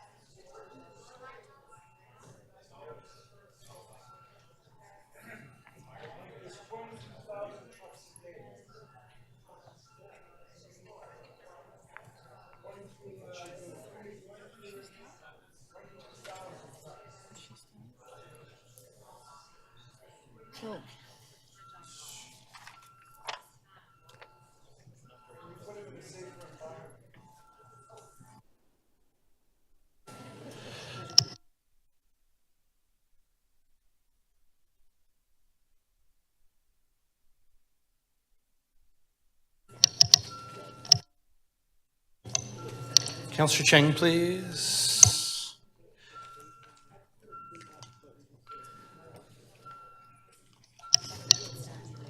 Councillor Burnside, are you able to vote?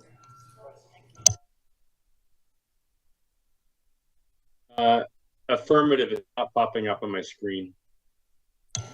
Thank you.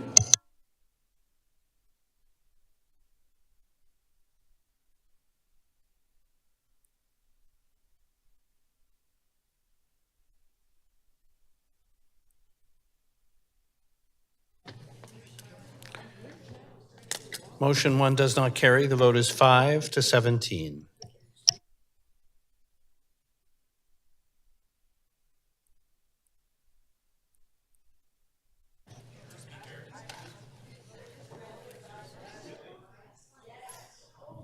Okay, so Councillor Carroll? I apologize. I think you will recall I have not done this for years. I voted incorrectly, and I do need to change my vote. Okay, who's voting? I really appreciate that. Okay, all in favor? Carried. To reopen by Councillor Perruzza. So we'll okay, so let's take another recorded vote. 100%. My grandchildren would never forgive me. I'm serious. Yeah. Yeah.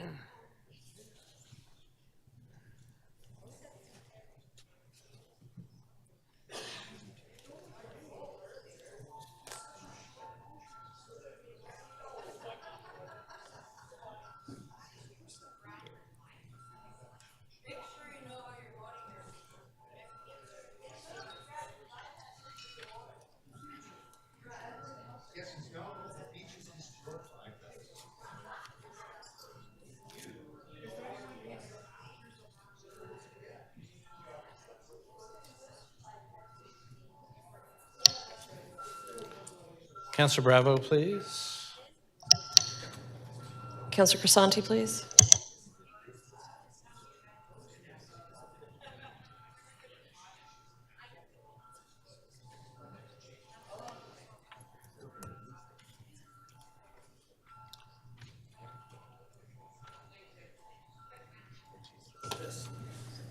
Councillor Burnside, can we have your vote, please? Affirmative.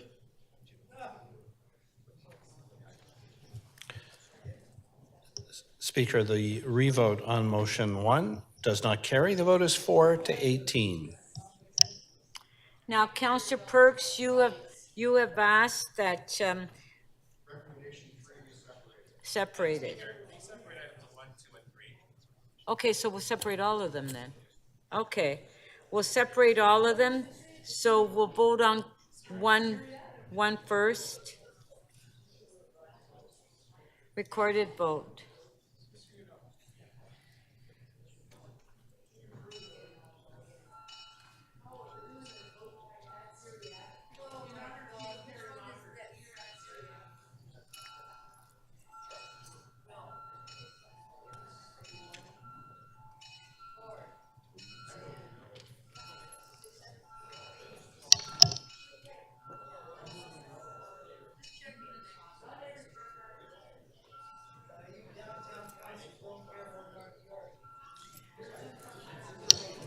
Okay, Councillor Sachs, please. If I can ask members of council to please keep it down. We're in the middle of a vote. It's hard to hear.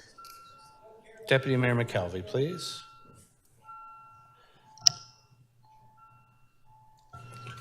Councillor Burnside, can we have your vote, please? Affirmative.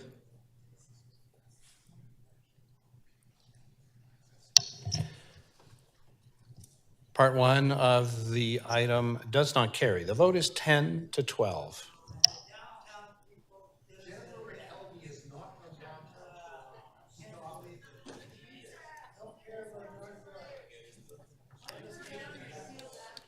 Okay, recommendation 2.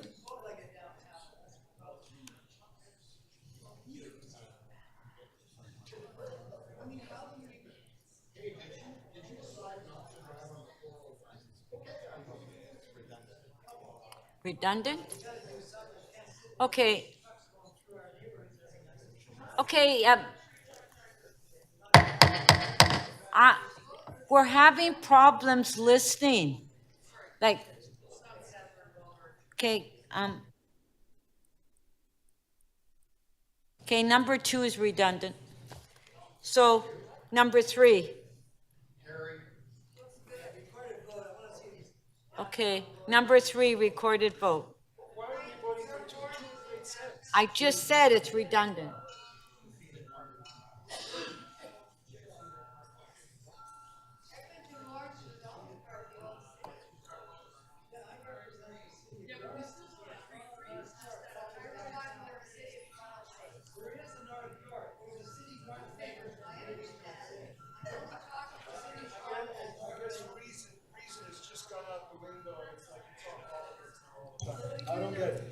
Councillor Crisanti, please. Councillor Perruzza, is there a reason why you're standing and talking?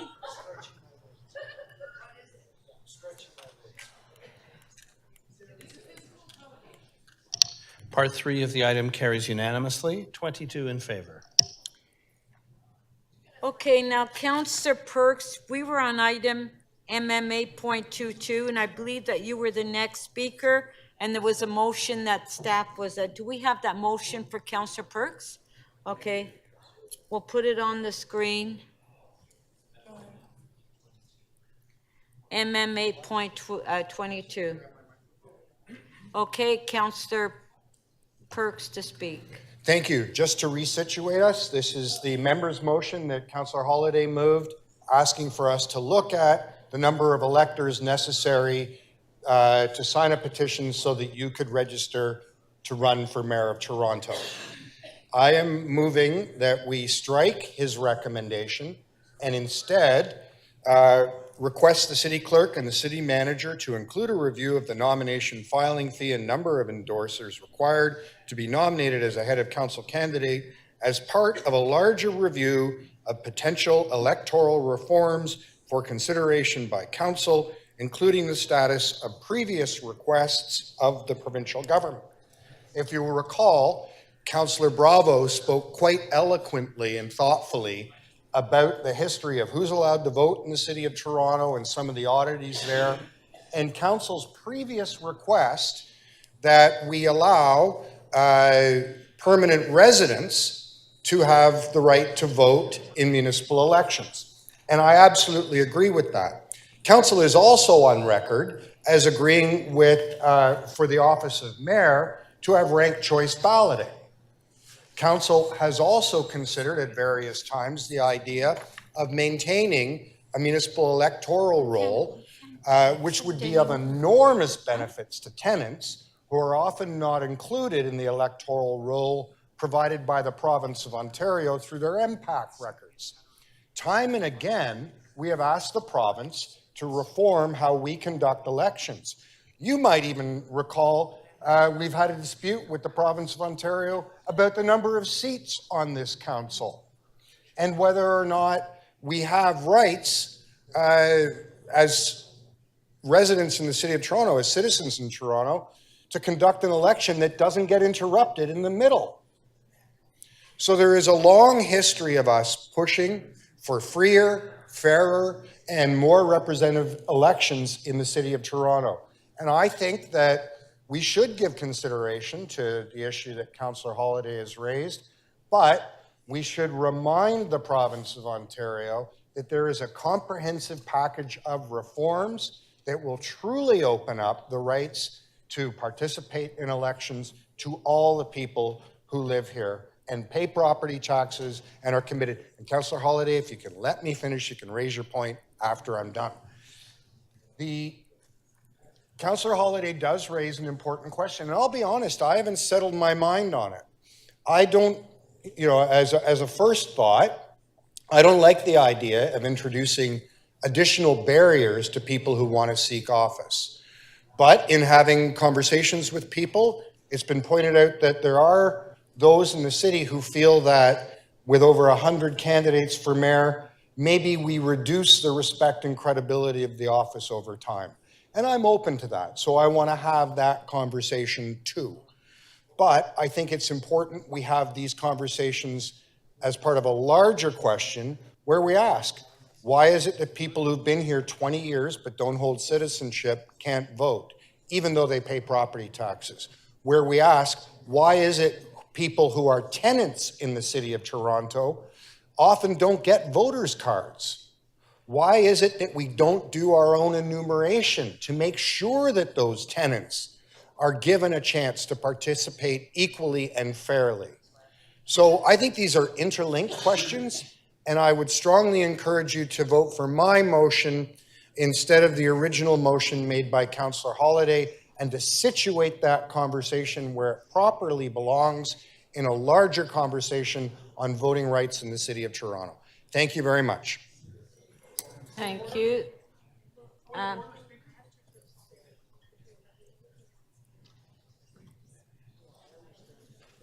Point of order, Councillor Holyday. Thank you, Speaker. I would like you to rule on whether or not Councillor Perks's motion is in order on the grounds that procedure bylaw subsection 2796 on motions to amend contains Part C that talks about the boundaries on the relationship of amendment to its motion. And Part 2 says an amendment is out of order if it is a substantive motion on other business beyond the subject matter of the main motion. The main motion, the motion that I have before council, asks council to make a statement to the minister. It is direct, it is an immediate action. Councillor Perks essentially pushes the idea off to something between council and the clerk on a report that hasn't been written that is theoretical and future in its consideration. So therefore, it is substantive and effectively changes the motion that is before us in a material way, and therefore I believe it is out of order. Okay, we will review it. Well, there's questions on this.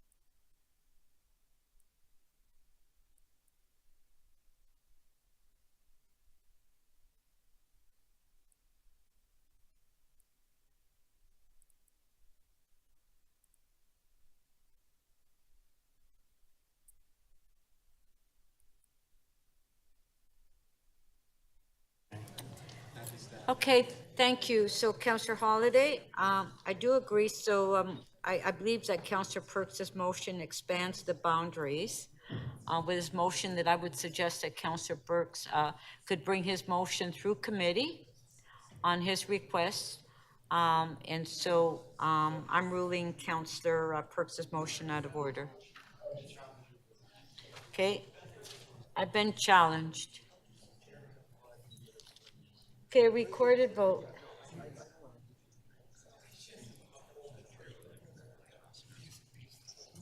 Just stand by, Madam Chair, while we prepare the motion.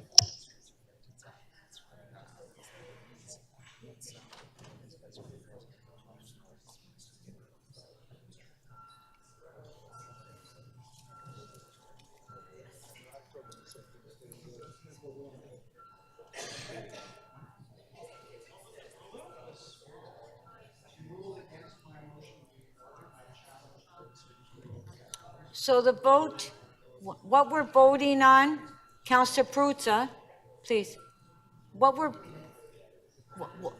Okay, Councillor Perruzza. So what we're voting on is to uphold the chair. I've ruled the motion out of order, so this is a motion to, I've been challenged. Councillor Cheng, please. Councillor Myers, please.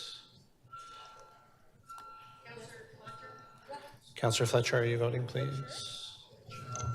Councillor Matlow, please.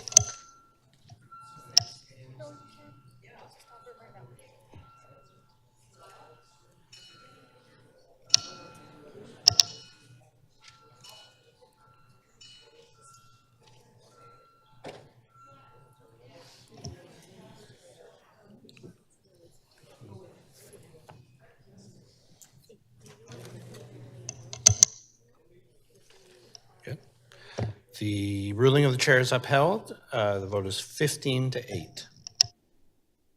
Okay, thank you.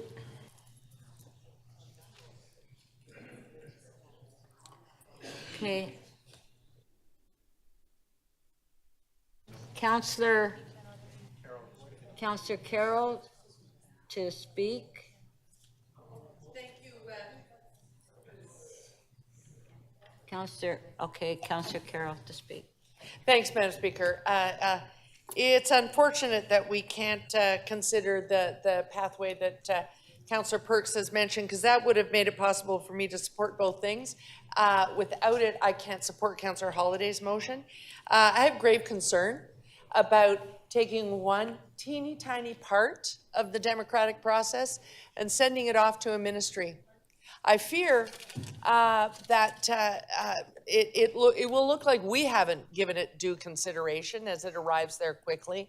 And I fear that their response to that might be less about the number of candidates and more about who won.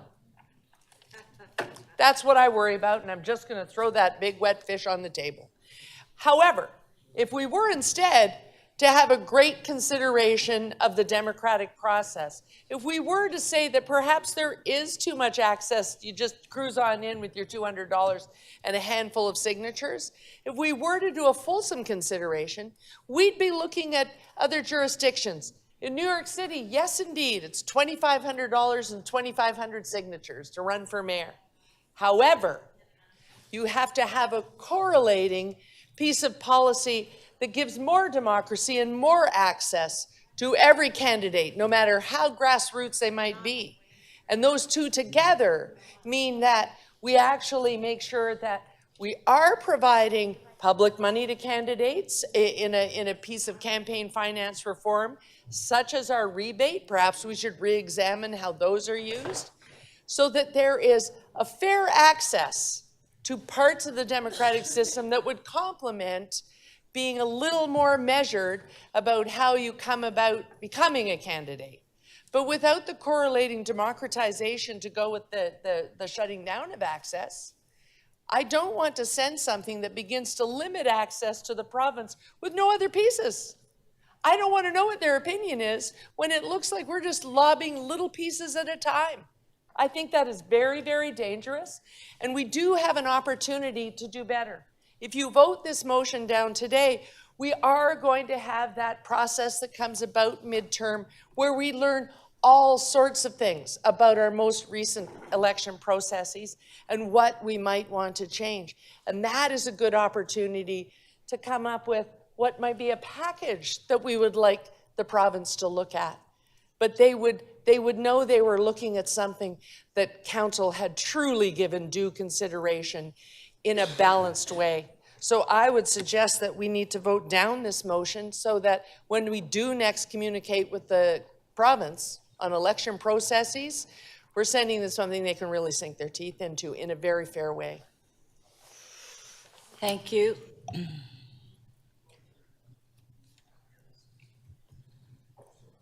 Councillor Perruzza to speak. Thank you, Speaker. Speaker, normally I would have probably given a speech very similar to what Councillor Carroll just said, because I believe in democracy. I really do. I believe in an open, democratic process where everyone who wants to participate seriously may be able to do so. That's a really, really important principle. But when some dude marches in with their dog, right, and says, I'm signing up for my dog, there's something wrong with that. In something as serious as our local democracy. Some dude wouldn't be able to bring in their dog into a leadership process provincially, federally, or anywhere else. They'd be kicked out of the room. They'd be sent to the bar, the tavern across the street, with the dog tied up on a leash outside. Wouldn't happen. Couldn't happen. Shouldn't happen.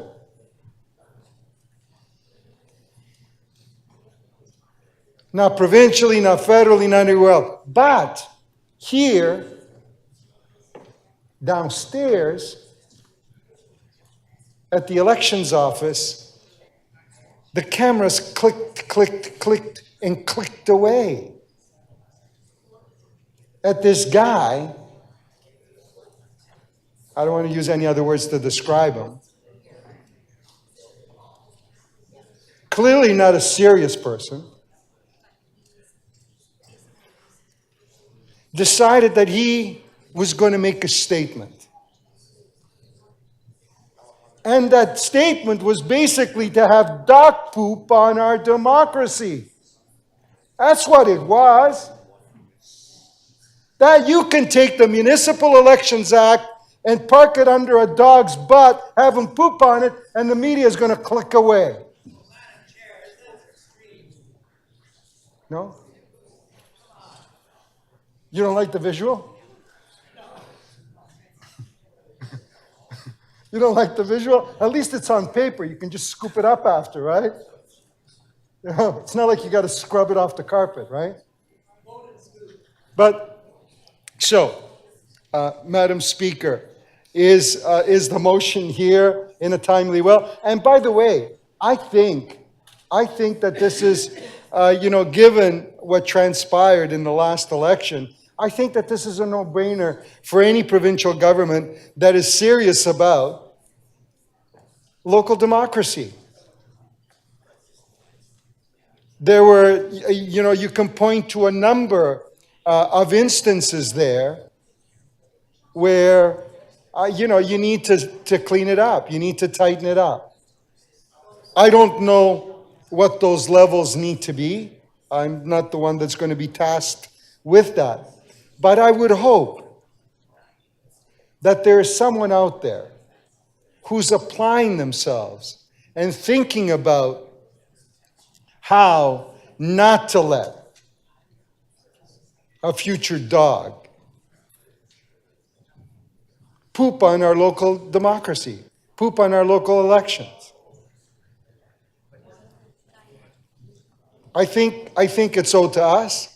I think in part it's owed to the public as well for us to do that. Thank you. Okay, on the motion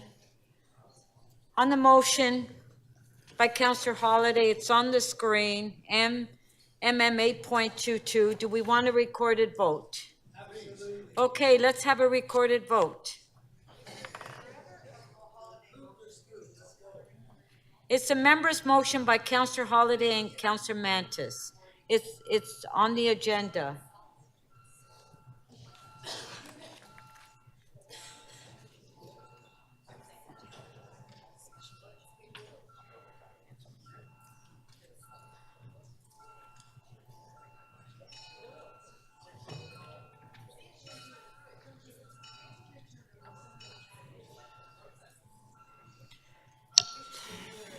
Councillor Chang, please. Thank you.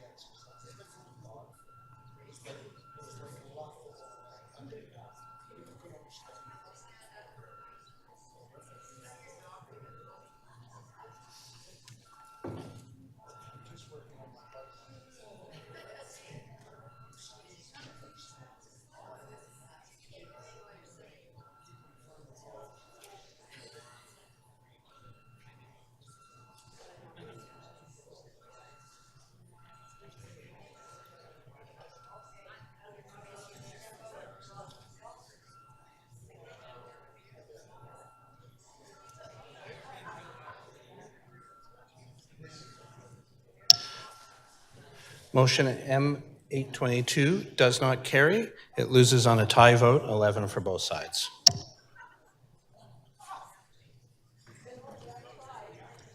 All right. So guess we'll go to committee, correct? No? Okay. All right, so let's do some fast items. And so, Councillor Matlow, your motion, MM 839 for Fairbank Park. Move it on favor. Carried. MM 840, Councillor Sachs, reopening and amending MM 739, Section 37. On favor. Carried. MM 841, motion by Councillor Bradford, second by Councillor Pasternak, on beach business improvement area. On favor, show of hands, opposed if any, carried. Okay, members, we only have 2 more items left. Yes, we have a member's motion to introduce. That 2 to introduce. And then Councillor Carroll, then it will be your item. Okay, just 1 sec. Okay. Councillor Matlow.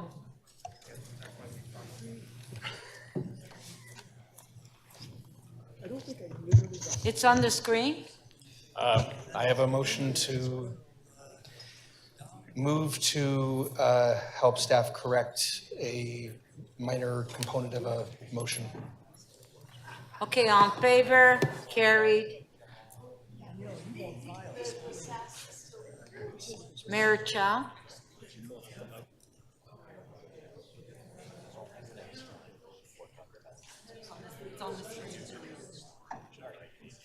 Oh, right.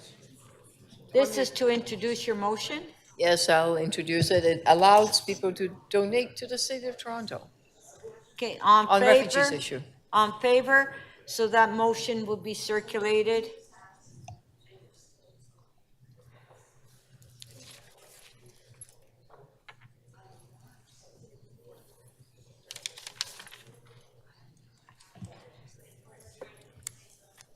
Okay, we'll now go to Planning and Housing, PH.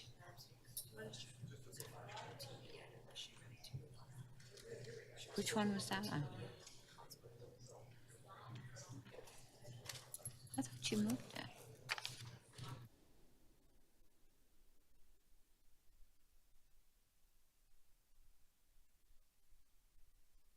Councillor Fletcher, are you ready to move your T item? No? Okay. Okay.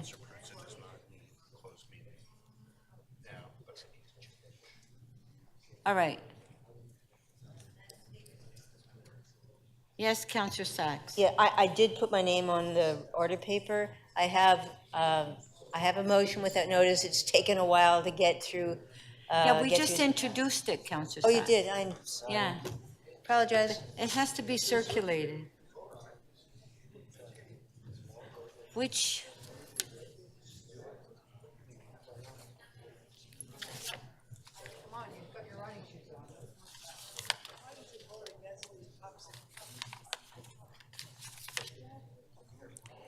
is that, Councillor Sachs, is that the one for 316 Bloor Street? Okay, I can't hear anything. Is that the one for Bloor Street? We passed it. We passed it. It's already been passed. Okay, so Councillor Carroll? I'm sorry, Madam Speaker. I'm very sorry. We thought we had something here. Can we stamp this down? Can you give me 5 minutes? Okay. Well, the only other item there is Toronto Hydro that we said we were due at the end of the agenda. Huh? Councillor Proots, are you ready to deal with your item? Yeah, No. so, Madam Speaker, in light of the day and in light of the fact that, that the city solicitors has consented, I believe we have a motion with the clerk and to defer the matter to September the 6th, and everybody's good with it, so we're going to have a kumbaya moment, and hopefully people will support that as well. Okay, so that's on CC 8.18. Councillor Proots wants to defer to the next, Without adding the words kumbaya to the motion, Madam Speaker. do we have Councillor Proots' motion? Do we have his motion? Oh, there it is there. To the next meeting at council. On favor, this is CC 8.18. Thank you. Carried. Thank you, Speaker. So, yeah, unless we want to do the Toronto Hydro one first, that's the last item. The members' in motion that we just introduced, maybe we can move them. One was,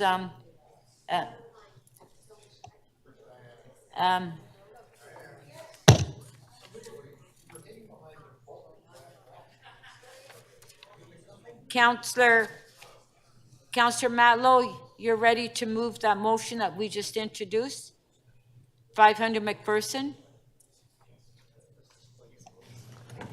Okay, I move that motion. okay. On favor? Carried. Mayor Cha, would you like to move your motion that you just introduced? Yes, we do.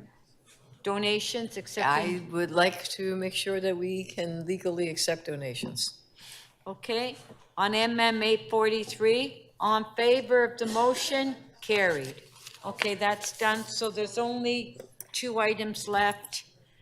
3. So should we vote, are we ready? Well, Councillor Fletcher, before the end of the meeting, you'll let me know what you're doing with your item? Okay. Okay, the clerk has recommended we have a 5-minute recess. Let's have a 5-minute recess.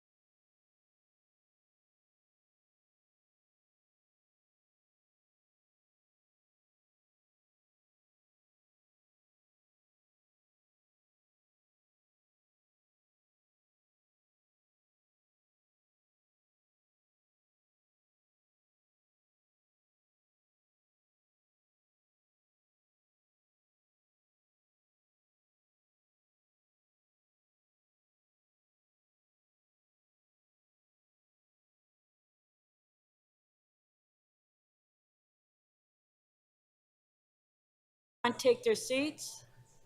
And if we can get Toronto Hydro forward in case there's questions.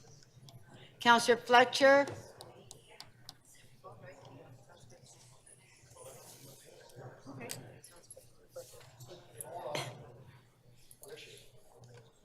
Councillor Fletcher, we're going to deal with the Toronto Hydro one. Okay. Deputy Mayor McKelvey. Thank you, Madam Speaker. Just given timing and that we do have Toronto Hydro ready, I'm just going to move that we reopen the order paper to move them up. I also want to point out to members that the motion that Councillor Carroll has been working on very diligently for the past, I want to say 2 days, but I think it's 2 months, maybe like year, is posted. So please have a look at that as well. It's been advance circulated to make the next item go smoothly. Okay, thank you. On favor? Carried. Okay, so we're doing the Toronto Hydro one. Councillor Fletcher, you held the item down. Do you have questions? Yes. Okay, Councillor Fletcher. We've got a lot going on in here, Speaker. Okay, Maybe if I can have some quiet here. Councillor Myers, Councillor Matlow, Councillor Pasternak, please, so we could continue. Okay, Councillor Fletcher has a question. Thank you. And I did hold this because it is our annual general meeting is held here at Council for Toronto Hydro.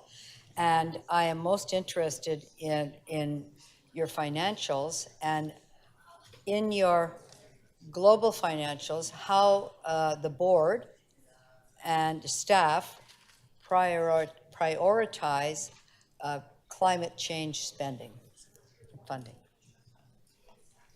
What's your global amount that's dedicated out of your entire budget? First of all, just do a little run through on that if you don't mind, please. Michael Nobrega, I'm Vice Chair of Toronto Hydro. Sorry, is somebody online? Where? Yes, Michael Nobrega. Okay. Where are you? He's online. You're on that screen. Thank you. If you can Yes, go ahead, and, thank you. I Can't have, hear though. Madam Speaker, I just have two people with me. One is Michael Eubanks, You know Chair of what, the Compensation Speaker? Committee. I can't hear a thing. Okay. We can't hear. Can you speak a little louder? Or? Yes. My name is Michael Nobrega. Can you hear me now? Yes. I have two colleagues with me at the floor. Michael Eubanks, who is Chair of the Compensation Committee, and top executive, Amanda Klein, is also there to answer questions. On the specific questions asked by a councillor, I will ask Amanda to respond. Okay. Please cancel my time for that. Can we have somebody respond to that? Yes. Right here. Amanda Klein. Hi there, it's Amanda Klein here. So through the speaker, thank you for your question, Councillor Can Fletcher. we just wait a second because my time's on there and she doesn't know where you're sitting. They're sitting here, Speaker. They're right here. Right here. Right in front of you. So Go with that ahead, introduction- Amanda, go ahead. Thank you, Madam Speaker. Thank you, Councillor Fletcher, for your question. So at a general level, as you know, of course, we have integrated the city's net zero goals into our climate action planning. That climate action plan has been filed with Council. In terms of the actual spend, to your question, in 2022, we have about $225 million of our capital plan has been devoted to energy transition and climate action matters for our grid. And then in addition to that, as you know, we're in the process of standing up our Climate Advisory Services organization. We have about $5 million there. We're working on moving from a 0 to now 10 permanent staff. We're going to be at close to 20 by the beginning of next year. Those are permanent staff for climate action. And then that doesn't take into account all of the work that we have in the utilities operations to meet our own net zero commitment by 2040, our fleet, our facilities, our environmental teams. And you're, just let me go for that internal. How long has that been your plan? And when was 2040 decided as your net zero number? What year? We announced our goals for 2040 to align with the city's net zero plans as part of our climate action plan that was presented to council in 2022. So was there not one before that? In 2022 is when we announced our net zero 2040 for our own operations. Did you not have a own operations climate did not plan have a- prior to 2022? We did not have a specific target date prior to that, although we were taking a lot of actions in our operations in order to towards the environment, and I'm certainly happy to detail those. I think the city had a 2030 that you were part of at one point. Was that not the case?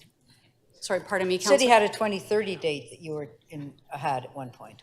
But 80% by 2030. yeah, there was a climate change date that you had previously, so. So we have certainly taken action in our operations, recycling rate, some of our emissions, other work that we've done on a continuous basis over the years. What we did in 2022 is set that target date of 2040 and then align those actions with the city's own net zero strategy goals. Not our first net zero strategy, number 2 or 3. The 200 million you spoke about, what percentage is that of your budget? It's approximately 1/3 of our capital budget. Is dedicated to climate? Is dedicated to work that assists the energy transition and climate action. So it's in a number of categories of our capital plan. Okay, and up till now, you've how many staff have you had devoted to climate change, climate action, et cetera, including, you know, numbers, financial staff, lots of people? I mean, we certainly have a couple dozen staff, I would think, across the organization that would be working on climate and environment-related matters. With council's mandate for us to stand up the climate advisory services side of our business, we have now been in the process of hiring full-time staff. We have 10, and we expect to have 20 by next year.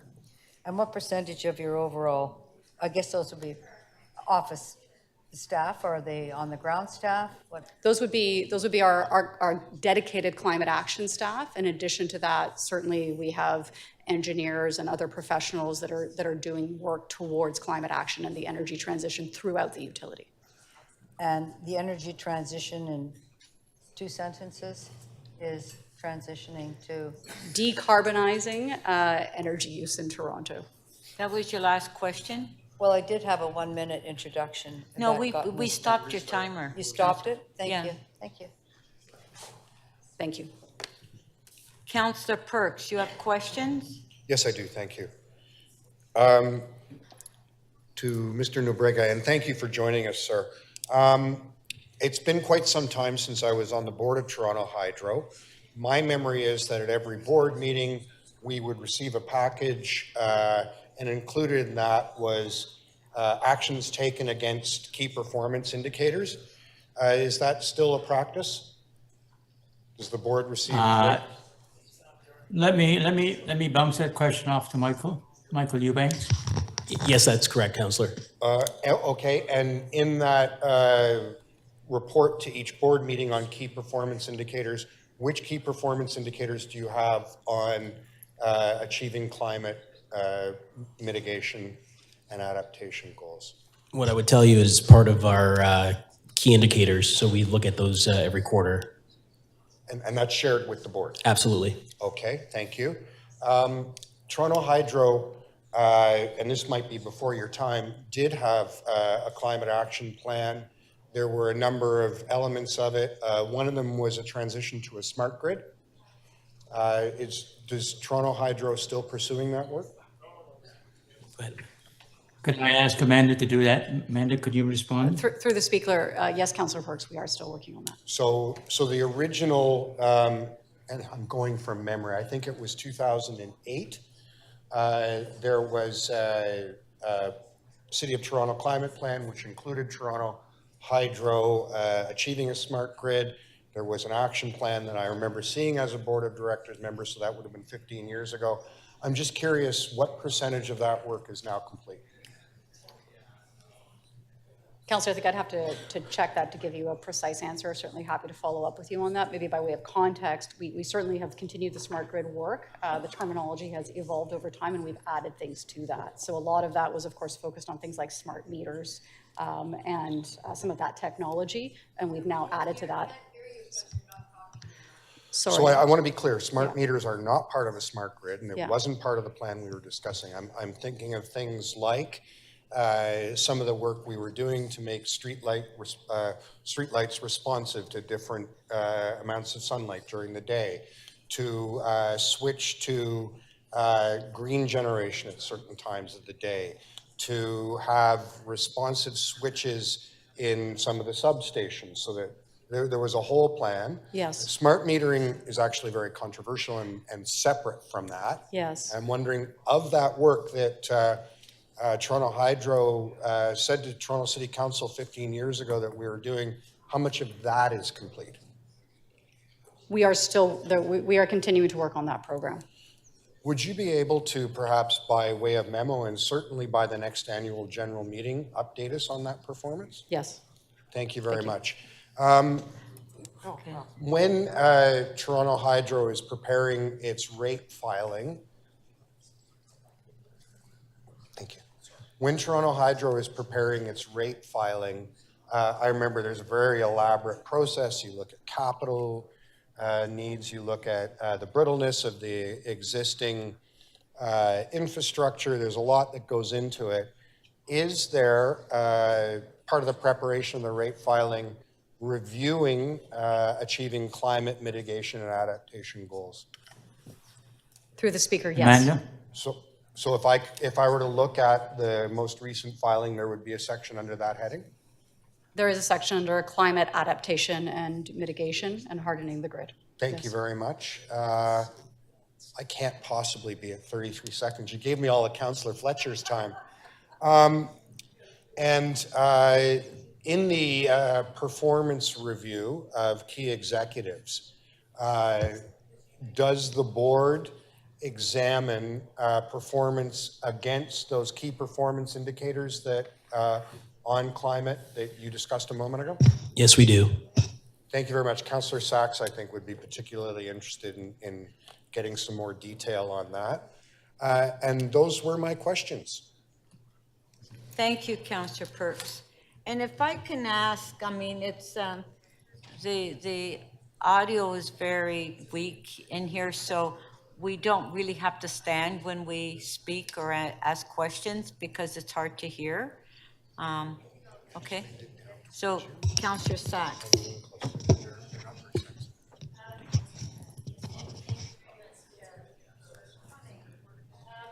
First of all, okay, is my mic on now? Is this good? All right. In your report, sustainability report, you mentioned that you've done a vulnerability assessment, but I don't think we've seen it. Can you provide a report to council on the key vulnerabilities of the Toronto Hydro grid, looking at heat and wind and so on, so we can get an assessment of where are the weak points and what we need to be doing to prepare for a much wilder future?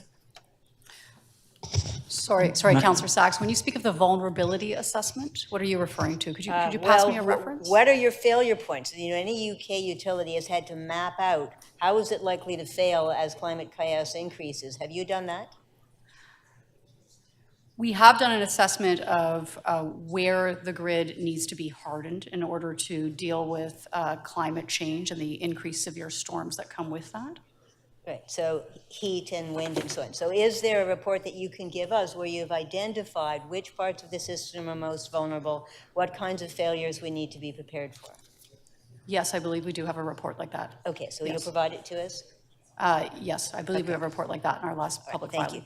Thank you. Secondly, what are you doing to increase storage within the city of Toronto of electricity? You mean storage of electricity? What are you doing to increase electricity storage within the city of Toronto? So there's several programs that we have. We have programs and pilots within our own operations for storage in the grid and using storage and experimenting with it in certain ways to assist with things like reliability and capacity on our own grid and getting the most out of our own poles and wires. The second item that we're doing is we're running a pilot right now working with the ISO as well as the OEB and working with our customers in order to buy their side of generation and storage that we then use to defer, displace the need to make investment in our poles and wires. So working on that community-based solution. So if we lost one of the major power lines into Toronto, how long would Toronto still have electricity? How long can we run based on your own? You're speaking about a transmission line? Yeah, if we lost a major transmission line. So typically with the transmission and the distribution system, and we do lose transmission lines from time to time, there is some redundancy placed into the system. So what we would typically do in a situation like that is we would do what's called switching, which we would move customers over to a separate feeder. I'm not talking about distribution, I'm talking about transmission. That's when we lose. 75% of Toronto's electricity comes from outside the city, so we're Yes. entirely vulnerable on those lines, and they're increasingly vulnerable with climate change. Yes. So what precautions have you taken so that if one of those big lines goes down, we still have power in the city of Toronto? Yeah, that's what I was referring to.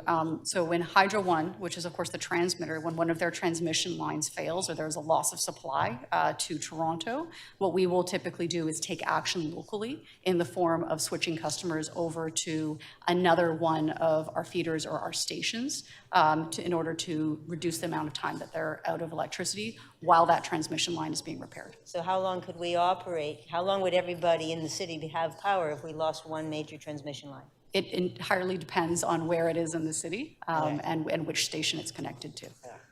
The street lights, you're still not using efficient LED bulbs in the street light system that Toronto Hydro operates. When are you going to switch to LEDs? So we have as part of our climate action plan, we did put forward a proposal to look at an LED retrofit across the system for the street lighting system. And I believe that is something that is being examined by city staff and is coming back to council at a future date. Okay. The major emissions in Toronto, as you know, are from burning so-called natural gas in buildings. From my own experience when I was putting solar panels and battery in my house is that there was a very, very, very long wait for Toronto Hydro approval. What are you doing to increase the speed of service and to make it easier for homeowners, building owners to switch to renewable energy and to put in battery storage? Thank you. That's a great question. We actually have some of that detailed in our climate action status report, which is at attachment 1B of our materials. So some of the work that we're doing in that respect is that pilot that I mentioned that we were talking about, where we're doing some work on our side to understand how we connect and how we really make use and also help those customers connect and make that switch. We've also we're doing reviews of our processes. We're updating our connections processes and other ways that we work with our customers to make it faster and easier and more cost effective for them to make that switch and make those connections. Can you provide us with stats to show us how long the wait is now to get approval to put in solar and storage? I don't know if that's information that we have, but certainly something that I can look into and reconnect with you if you'd like. Okay, that was your last question. Thank you. Councillor Fletcher, okay, we're going to speakers. Councillor Fletcher, did you want to speak first? You held the item down. Just waiting. Thank you. Thank you very much, Speaker. And I want to thank the board and the staff for being here today for this annual general meeting. We do have a number of annual general meetings that come to us. We've had TCHC, the seniors. Our corporate annual general meetings are actually City Council. This is our moment as the shareholder that we have this is your annual general meeting, Toronto Hydro. It's not at executive, it's actually here at City Council. And I think it's really important for us at certain times to take full advantage of the fact that this is our AGM, your AGM, you're here with us, because it's that moment where publicly we are able to hear from you how your milestones are working out on biggest issues that we have. And I think that the biggest issue that we are facing in city, in the country, in the world, I think we all know that writ large right now, is climate change. And our vehicle, publicly owned corporation that we own 100%, although I've heard that we might not all agree that we are the shareholder and direct you, that is one of the most important things that we should be thinking about, because we do have issues. We have climate change plans, we have internal ones, but You are the corporation that we are investing with our action that you can take to mitigate the climate disaster that we have. And I do note from Councillor Perks that we did have a plan in 2008 that you may or may not know about. I would urge you, corporation, to go back. And I'd ask Councillor Bradford to let me speak. Thank you. That to go back and actually look at what you submitted in 2008 as your plan, because now we have another plan from 2022. So one of the things that does concern me is the number of plans that we have and the extension of that 2030 now to 2040.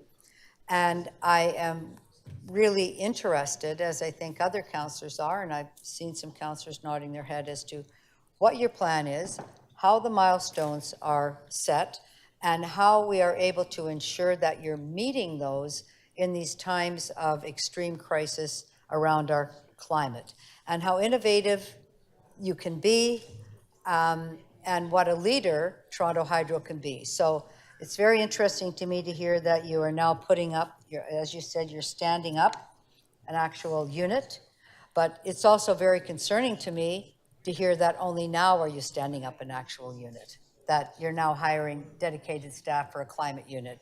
Because I think we've talked about these things many times. I think that we have a council with the refreshed council that we have had in the election last fall, to have people that are really far more focused on climate and climate change than we've perhaps had in the past. And expertise, willingness, and ability to move the needle along with yourselves and your staff. So I think this is a moment in time with this annual general meeting where we've heard what these commitments are, and now I believe we will be measuring those and your progress there. And that's all I can really say, except for I think there was to be, I wish you'd been standing up your climate group many years ahead of this, but you haven't. I'd say that's not just on the staff, that's also on the board, because this board is a City of Toronto board. We don't run hydro directly, but our board is there in place of City Council running things, that we are the shareholder, this is our board, and so direction to the board would be, we are very interested.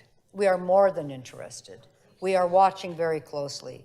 We will be watching your KPIs. We'll be watching your progress very, very carefully, not in a year, but regularly.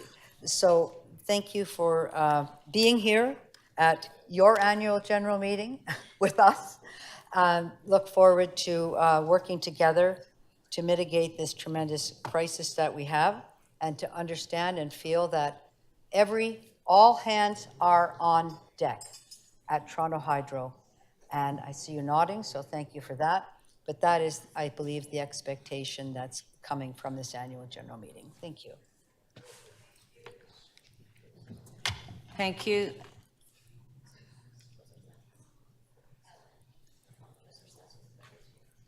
Councillor Sachs. Yes, thank you. I mean, I do want to reinforce what my colleague has just said.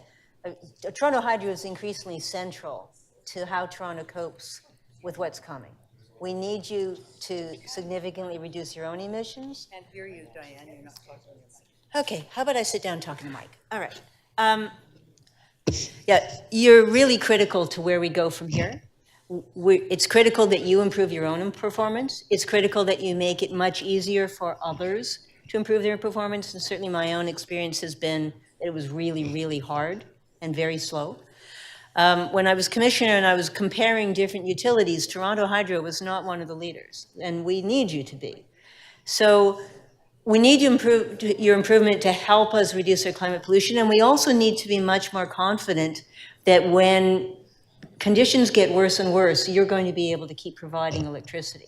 Because we know that the heat we have degrades transformers. We know that the floods make buried equipment more vulnerable. We know that the lines can be damaged with heat. We know that the wind brings the trees down and knocks your your lines down. We know that there are many ways in which electric utilities all across the world are one of the places where climate vulnerability has the biggest impact quickly, because everyone else is so dependent upon you. And the more we electrify, which we have to do as part of our climate action, the more dependent we're going to be on you. And therefore, the more we need to know that you're up for the act.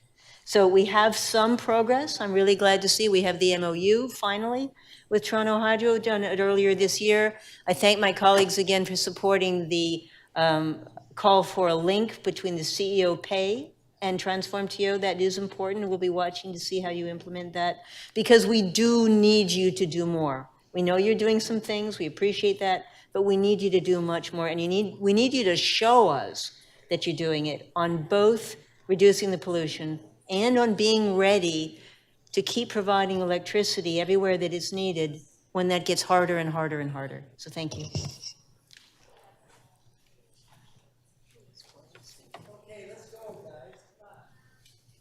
Yep. Just breathe through That's the climate tomorrow. crisis.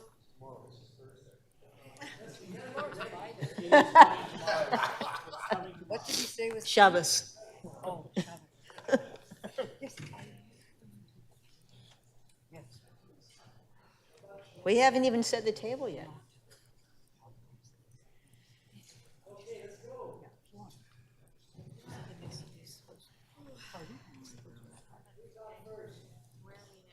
We're waiting for Perks.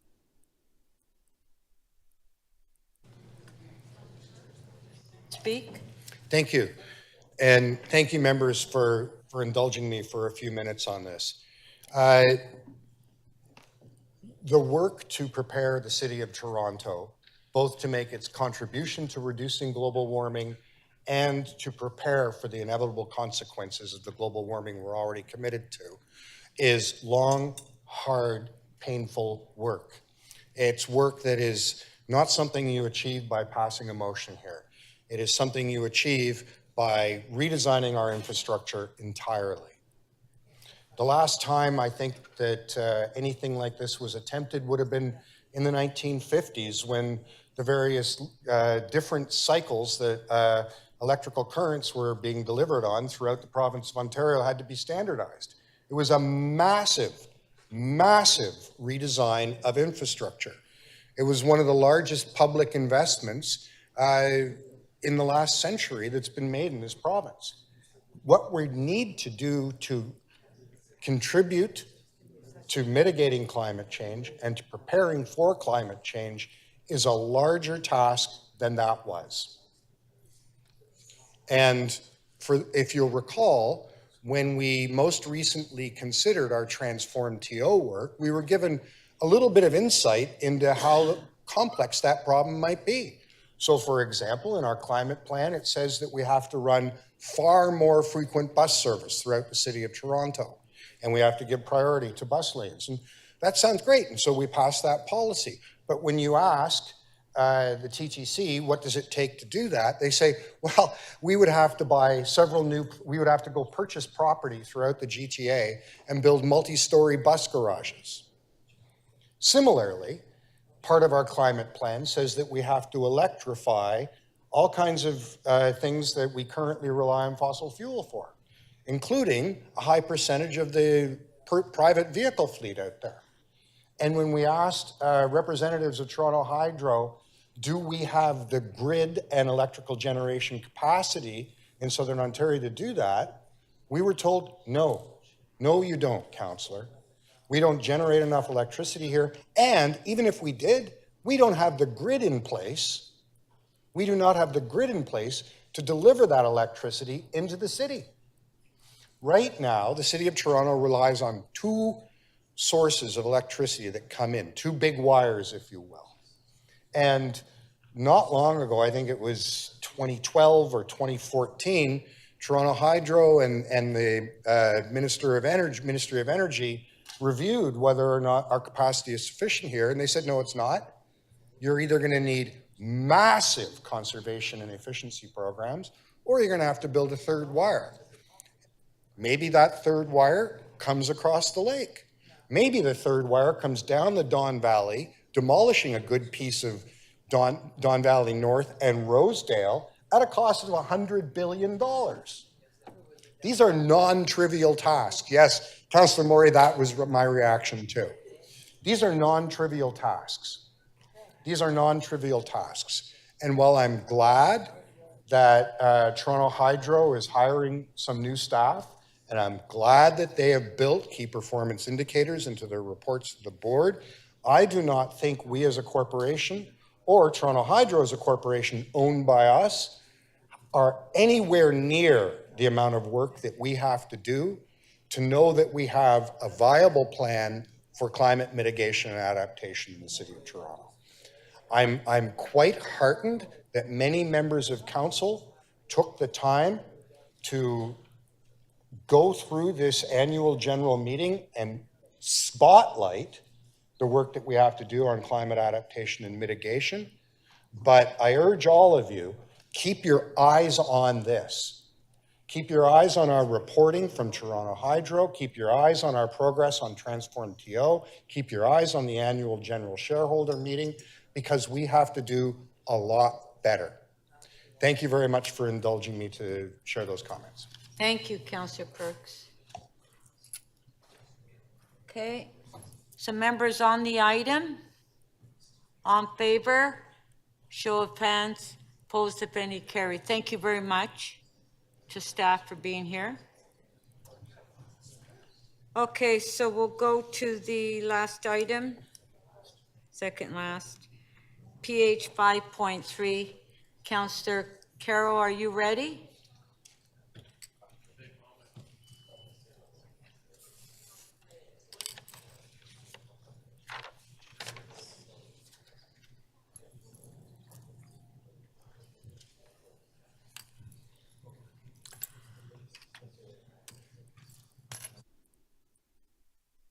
Mayor Chow, can you move a motion that we extend to finish the agenda?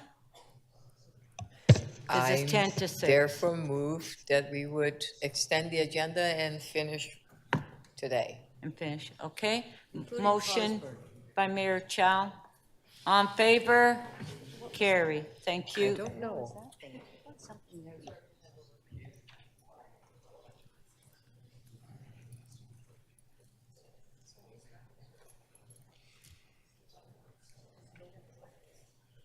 Councillor Carroll?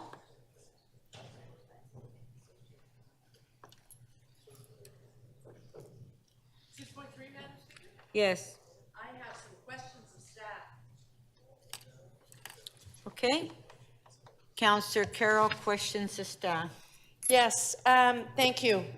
I guess it's important to kind of frame this so that we understand as we get the answers to these questions that we kind of have two different kinds of employment right now, don't we? We have, you know, whatever's going on post-pandemic work from home-wise in the central core, which is, you know, A-class office space, high-end stuff, and then we have the 23 employment areas. Is it safe to frame them as primarily the 23 areas are suburban and surrounding the core? Through the speaker, Councillor Carroll, generally speaking, yes, although we have some very significant employment areas in the middle of the city as well, including, for example... Sorry, I'm having trouble hearing you. I'm sorry, Councillor Carroll. We have, generally speaking, across the former cities of Etobicoke, North York, and Scarborough, but also some important ones in the core, such as south of Eastern, where our film studios are located, in the Portlands, for example. Right, right. And then if I could turn to economics, we'll get back to land use, but if I could turn to the economics of the 23 employment areas that we're discussing today. That it engages a number of councillors, but not all. So I think it's important to get this on the record. If we were having this conversation 15 years ago or 20 years ago, we'd be talking about lands that we're trying to save, and yet they weren't much in demand. How are they doing right now? Through the speaker to you, Councillor Carroll, currently Toronto is hovering around 1% vacancy for industrial land, driving prices up and creating issues for long-standing local businesses to expand, as well as for us to attract in new businesses. we need to preserve the 13% of the city's landmass that is currently zoned as employment lands and intensify its use to meet our job growth needs. So with that low vacancy rate and the prices going gradually up, they still need to stay in a ballpark that is realistic for industrial, or they just go somewhere else in the world. But it's not as if if we are to retain them as employment lands, we're not devaluing them in any way. The market is actually upvaluing them at the moment. Am I right about that? Through the speaker to you, Councillor Carroll, yes, that's correct. Okay, and we did a very interesting employment study to support the work of planning that talked about who we are talking about here. Who works in these 24 employment lands? Is it the most affluent people in town driving on out there, or is it people that live around there? Is it people who need those jobs? Through the speaker to you, Councillor Carroll, we have about 500,000 people working in the employment lands now. So that 13% of our land represents 27% of our jobs. Of those jobs, 57% are classified as being in essential industries, and a further 47% of all of those jobs in employment lands are low barrier to entry jobs. So to have a complete communities in a complete city with jobs close to where people live, we need to retain employment lands.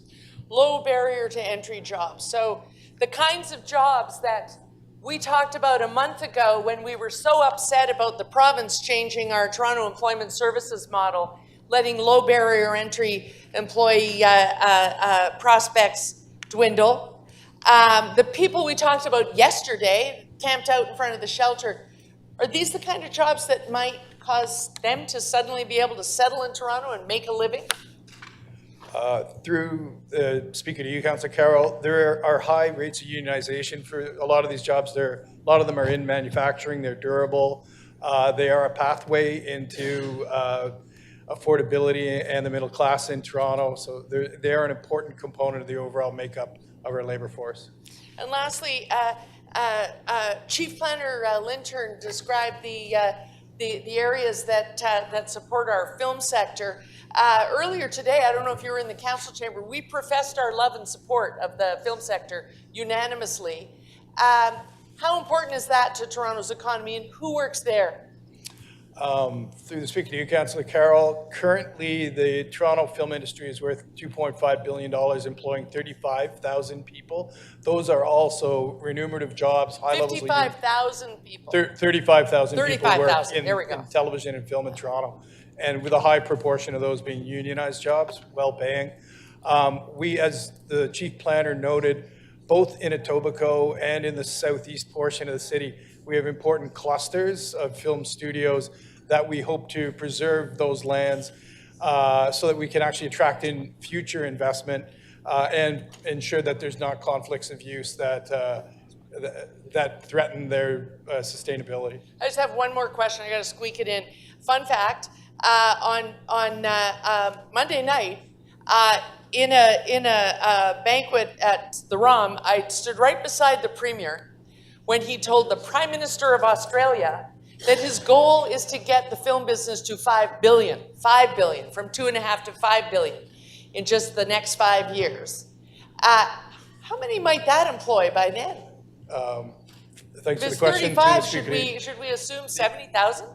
Currently, Toronto has had an artificial ceiling on film production due to the lack of studio space. We're solving that problem and adding fully 65% of more square footage to our studio capacity in this city over the next 5 years.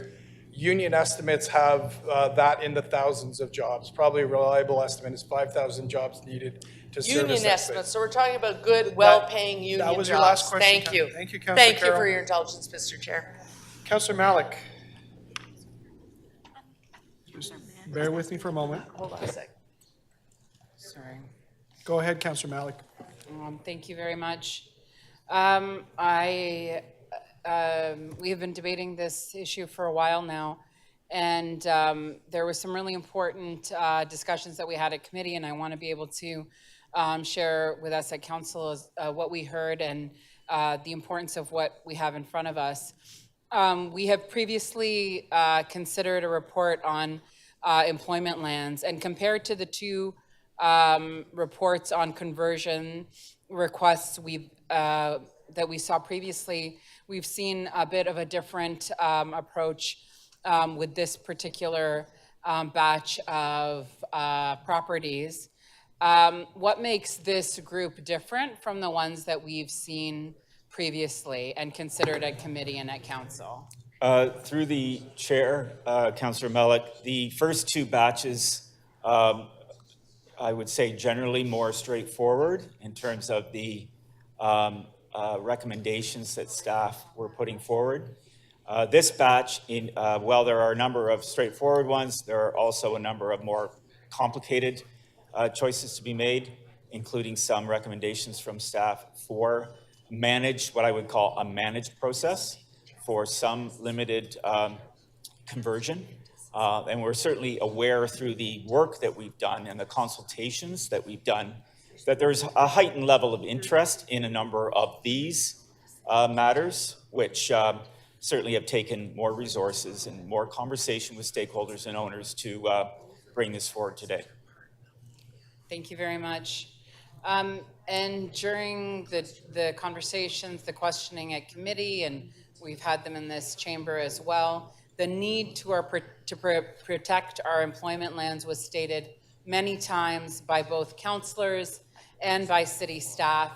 Can you, especially in the context of the complexity of some of the considerations that you lay out in this report, can you share with us the importance of employment lands, especially when the considerations are complex? And do you feel that this report follows through on that commitment that has been stated many times by staff and council? Yes, through the chair, and as noted by economic development staff, and the entire process that we've been through, these lands are a precious resource, if you will. They are the city's version of the green belt. They've been referred to as a jobs belt. 400,000 people work in these areas.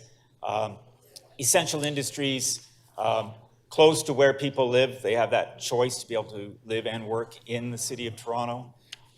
Important for the environment that we make sure that we maintain that commuting option. The essential workers, low barrier jobs, so it matches well with our inclusion goals at the city, our economic goals. These businesses pay taxes. Taxes have been in the news lately, and that's so vitally important to the city's bottom line.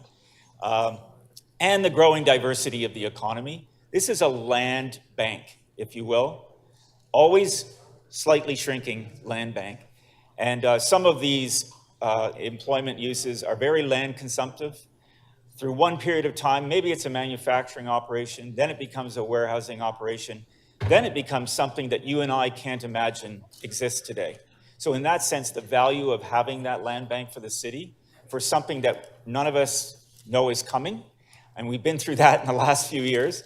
We've got an operation on steels that's building a plant for viral serum.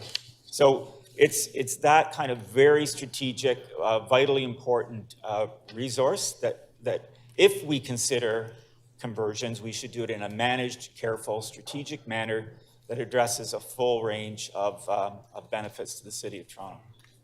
Thank you very much for that. And what we heard clearly is the importance of these employment lands to the economic prosperity of this city. And we've just had many conversations about our climate leadership as a city, the issues around supply chain, and about all the various crises that we know and that we don't know about. What guarantees, what safeguards, what mechanisms do we have to protect employment lands for the long haul through the work that you do? Through the speaker, this is governed by the Planning Act and the provincial policy statement, which is in the process of being revised. The city, through the course of the last 10 years, has gone through now 2 exercises of reviewing the potential for conversion of these lands. And again, taking it through a very managed process that actually tries to manage the level of speculation that happens in these areas and maintain through the land use planning tools that we have, the land resource that they identified over the long term. The planning process is ever changing. We know the province announces different approaches all the time. And I think our advice is for council to be very cautious and prudent about maintaining the land resource, but also using its land use planning levers as carefully as staff are recommending. Thank you very much. Thank you. Councillor Myers. Thank you, Speaker. So I just had a few quick questions. So in the report, which was prepared by staff, it says some key findings of the updated land needs assessment related to employment areas are that there is more than sufficient potential housing in areas designated in the official plan for residential development to accommodate growth population forecasts at 2051. What does that actually mean? Through the Speaker, we produced a land needs assessment, which is a provincially required document, assessment of the amount of land that we need to meet our population growth targets, forecasts, set out by the province. And the goal that was established by the province, 700,000 growth in population out to 2051. Keep looking at my staff to make sure the numbers are correct. So we assess the amount of land that we have that's currently designated for residential use. We look at the pipeline. We have a very robust pipeline of already approved but not built units, units that are under review, and the potential of future land use that is currently designated residential. We add it all up and we get a number that translates to a potential population growth. And the conclusion of that exercise was that we have enough land and proposals in the pipeline over the long term to meet those housing goals without converting land that is otherwise reserved for non-residential use. So if we didn't approve any conversion request or regeneration request, we would have enough land to meet our projections under, for example, the Housing Action Plan. Yes, through the Speaker, we would. And of course, it's enough of a task to manage and create complete communities on the residential land that is already approved for residential. As we know, we have a lot of challenges achieving our goals on land that is already where residential is already permitted. It adds a whole different level of complication if we decide that we want to start converting. So the report also says Toronto's employment is projected to grow from 1,600,000, 7,800 in 2016 to between 1,938,800 to just over 2,101,000 jobs in 2015. While jobs and employment areas are projected to grow from 410,700 to between 456,600 and 498,600. So if we were to approve, let's say, potentially all of the employment conversion requests that came before us, would we be able to support this job growth within the City of Toronto? So the premise of the land needs assessment, which did look at employment, assumed that we could intensify in the existing footprint of our employment areas. And we can't, we're not expanding the employment areas, if you will, for those particular kinds of jobs. So we're dealing with a finite resource identified as 13% of our land area. So we have to work on, and we heard about the low vacancy rate. So we have to work on keeping as much as possible to those existing boundaries of the employment areas. And where we do convert, we do it in a very careful, managed way. So the employment areas in the city will almost always shrink over time. So when we do it, we have to do it strategically. Yeah, I think that's, through the Speaker, that's been the pattern over the last while, is that footprint is shrinking. And where we have converted, we're careful about still achieving some jobs growth, but also doing it in a manner that does not create a knock-on effect in the areas around them. You're not always dealing with that specific site. You're actually creating a conversation about other people around you that may think, oh, that's a good idea for me, and they proceed with an interest in converting their lands. So it has that knock-on effect that goes well beyond the numbers and becomes a very unmanaged, intensive land speculation process. And so when we're talking about going beyond the numbers, when we talk about an area like Scarborough, which has a lot of very strategic and very important employment lands, what does that mean in terms of, fulfilling the city's goals on poverty reduction, or, creating wealth in communities that are underserved, underserviced, and who, dealing with a lot of poverty? What does that mean to have good paying jobs that are so close by to those populations? Well, the work that we've done together with, and do you want to comment on that, Pat? Sure. Through the speaker to you, Councillor Myers. You're right. The employment lands have an incredible importance economically in Scarborough. Fully $16 billion of GDP is generated through them, with home to some 6,000 businesses and 91,000 jobs. And as you suggest, many of those are low barrier to entry. They do not require advanced degrees or training, and they are both close to where people live, as well as presenting a pathway for people to access stable incomes and grow wealth in the city. Thank you very much. Councillor Mantis. Mr. Chair, I have, I guess, two questions to Mr. Lintern and to Ms. Rubin, if you'd like to comment.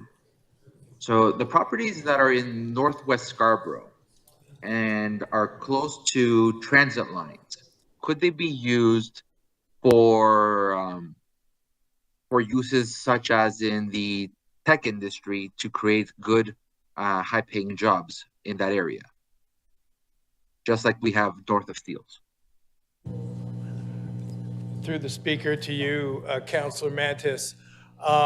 As noted by the chief planner, it is at points difficult to predict future uses and the nature of innovation, but you would be correct that those lands could be used for high-tech companies. So jobs that would, let's say, be also over the $40 mark, which yesterday in the report on CBC was saying that to be able to live comfortably in our city, we would need to have paying jobs that are over $40? Through the speaker to you, Councillor Mantis, you're correct that affordability certainly is an issue.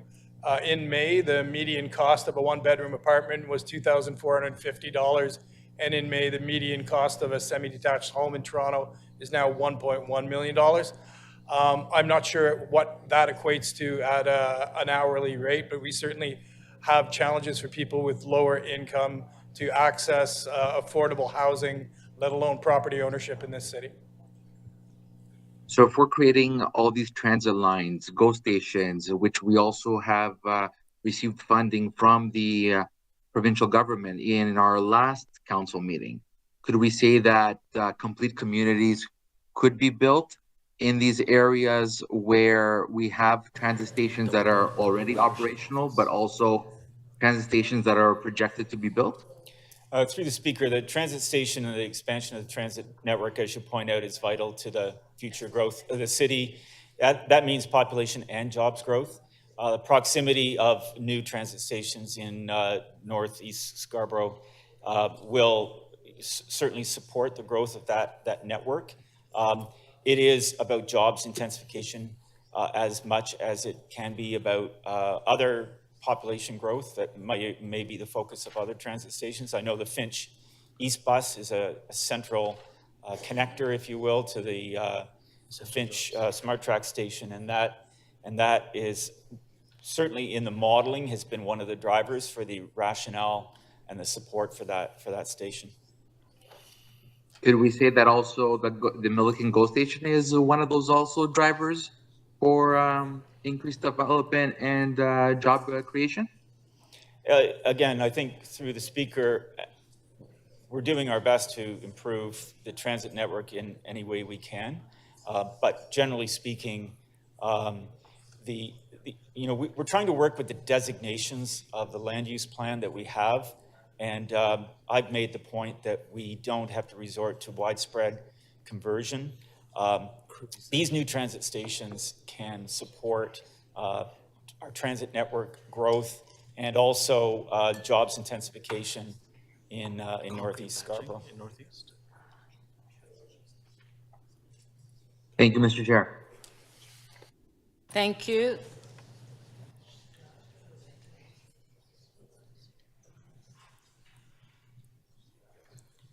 Deputy Mayor McKelvey. Thank you, Madam Speaker. My question is, how many conversion requests did you deal with last meeting, and how many this? So how many total are we talking about?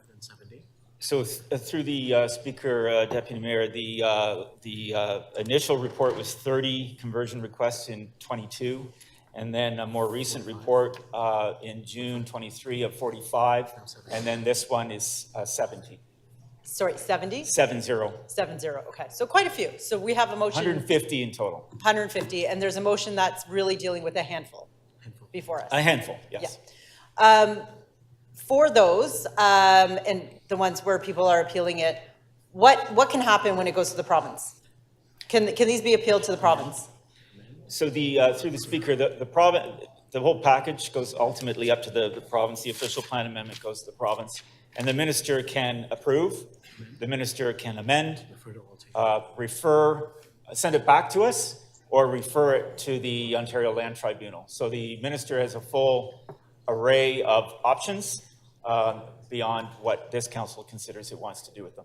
And now, for the motions that are before us, like in many of those cases, they've included provisions for retail or provisions for affordable housing. Like, will the province do the same? Is that a guarantee if it goes there?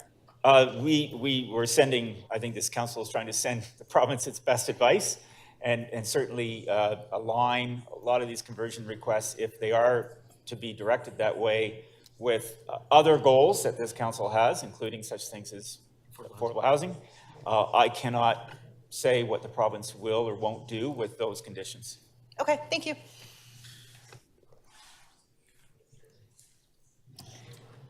Thank you.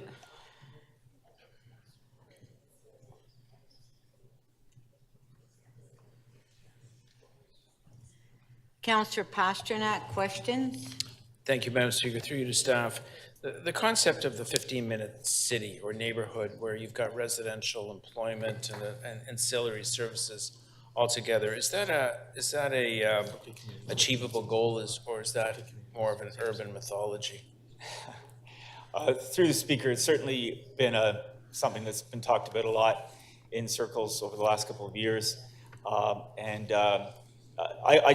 I would prefer to call it living and working locally, complete communities. These are some of the more practical ways that we refer to them, where you have an option or a choice as a resident to live, work, play, shop, send your kids to daycare, go to school, in relative close proximity to where you work. It just makes sense for so many reasons.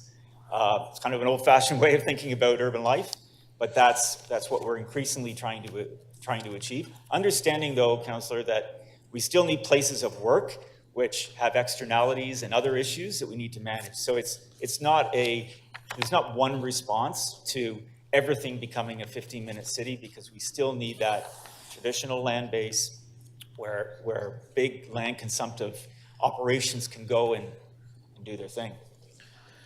Okay, you sort of half answered my second question. Was if we do want people living fairly close to their work, wouldn't we have need a requirement where you've got employment opportunities fairly close to residential?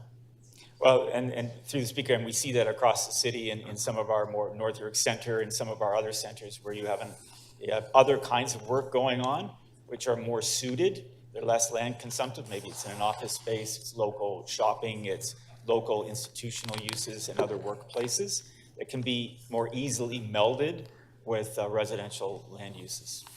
So that's a segue into my next question, where at some point you have to have a border between employment lands and mixed use or residential or regeneration. How does one decide when it's a go? There's an exception to every rule. And how does one decide, well, you know what? I see residential across the street. this is a property that makes transitional sense.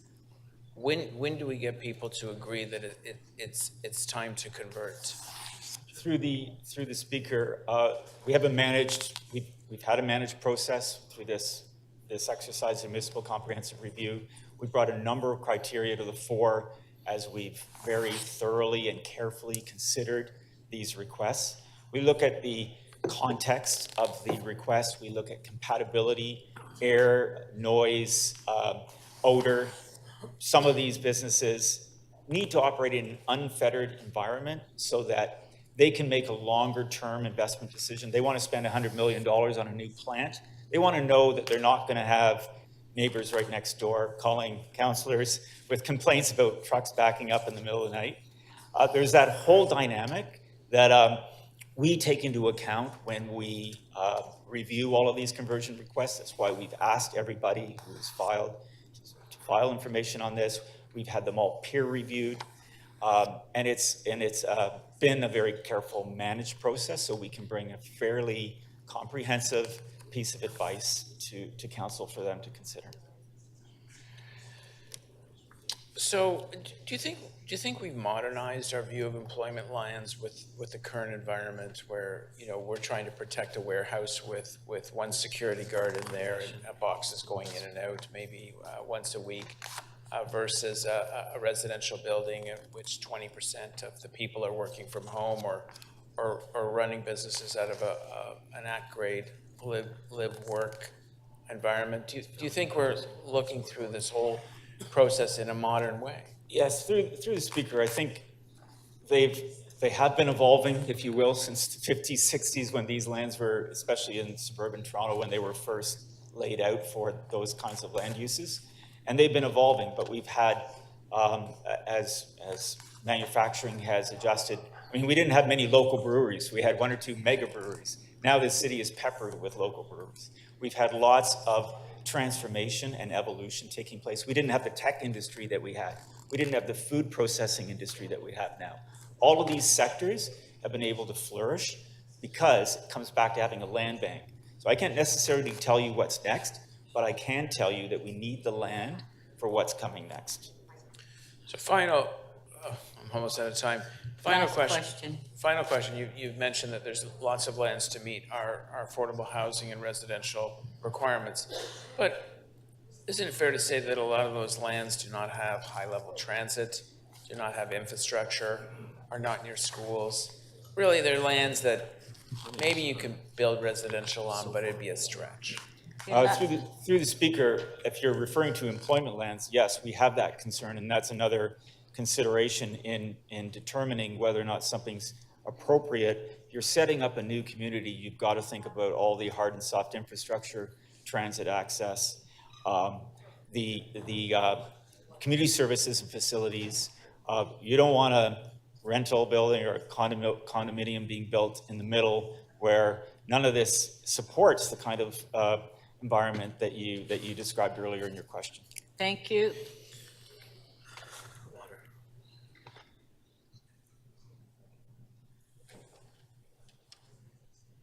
Councillor Thompson. Thank you very much, Madam Speaker. Through you to staff, and I know that Deputy Mayor McKelvey has asked some of the provincial questions that I wanted to ask, so thank you very much for that. But I'm just wondering, through you to staff, Madam Chair, can you perhaps just give me a definition of core employment and also just general employment? Through the speaker, core employment would basically capture manufacturing, traditional idea of manufacturing, warehousing, processing.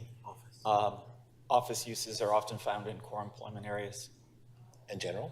And general. Everything in core? That's major retail. Everything in core, plus some of the other uses that you may find in some of our employment areas, such as retail, some commercial operations. Right. And you spoke earlier about the sensitivity with respect to use and proximity. In a specific case, Brimley and Progress, for example, Atlantic Packaging is a great employer there, one that I support 100%. We have a development that's taking place that's adjacent to the property, right? that's in process now, which we've approved. Are you aware of that? Adjacent to Kennedy Commons? No, not Kennedy Commons. Sorry. Brimley in progress. I'm not sure I am aware of that right off the top Okay. of my head. I'm sorry. All right, that's good. Because I was going to ask you, in terms of sensitivity, Yeah. there's shunting and so on that's taking place. How do we address that situation with both the employer, for the employment lands and the residential piece? So, through the chair, and sorry, Councillor. No problem. Generally speaking, as I get your question now around No problem. compatibility. Mitigation. Mitigation measures. Right, okay. Lots of instances, not going to say that that isn't impossible. Right. Where you can deploy mitigation. Right. Whether it's through a buffer, Right. special window treatment. The concern is managing the environmental certificate of the emitter. Got you. Such that we could put that emitter in non-compliance with its certificate. Ministry of Environment. Ministry of the Environment. Okay. And so we've got to be, very careful about how we approach that. 100%, I agree with you. So then, with respect to a specific area, Kennedy Commons, 40 acres of land, very interesting place, 3,000 parking spot. If we were looking at a review of that, would a specific designation or change in terms of through the MCR process would it be a better option to go through a regeneration process for consideration, or would it be better for us to just look at changing the process in terms of the exemption?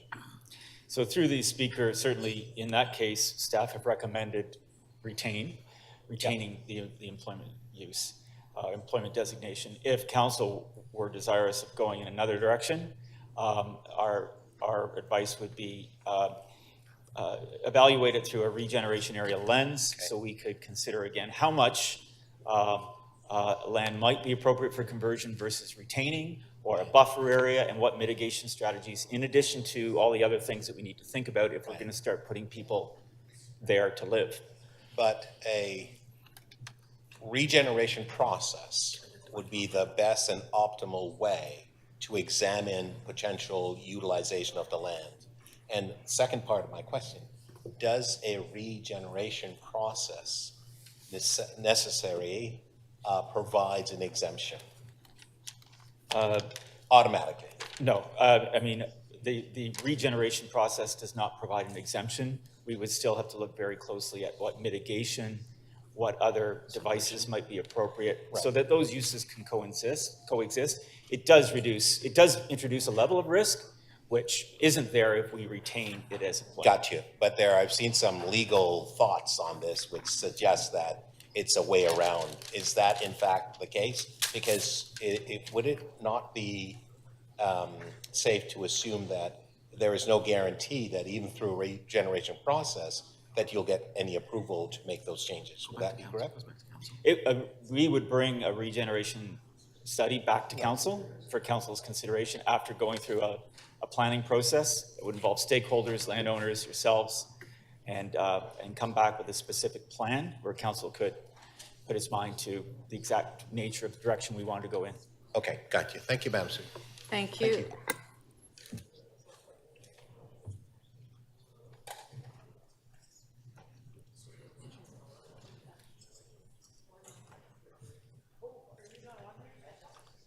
Councillor Chang, questions? Thank you. Through the chair, is it true that Toronto currently is 12.8% employment lands? Through the speaker, yes, we use the 13% number, but you might be more precise. And if everything that is being proposed today were to pass, what would that do to that percentage?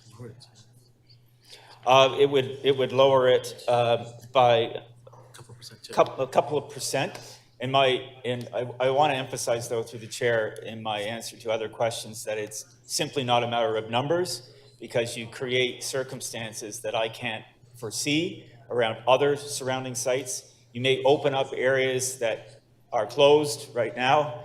So if you look at the numbers themselves, they won't tell you the whole story. It's like the ripple effect. The knock-on ripple effect, yes. So is there a percentage that's like a best practice for a city? Like what is a minimum amount of employment land that a city should try to maintain? Through the speaker, I think you're actually living in the best practice, if I can say that. We've got a very, very diverse economy. When one sector is suffering, other sectors are growing. It comes back to that land bank point that I've made earlier.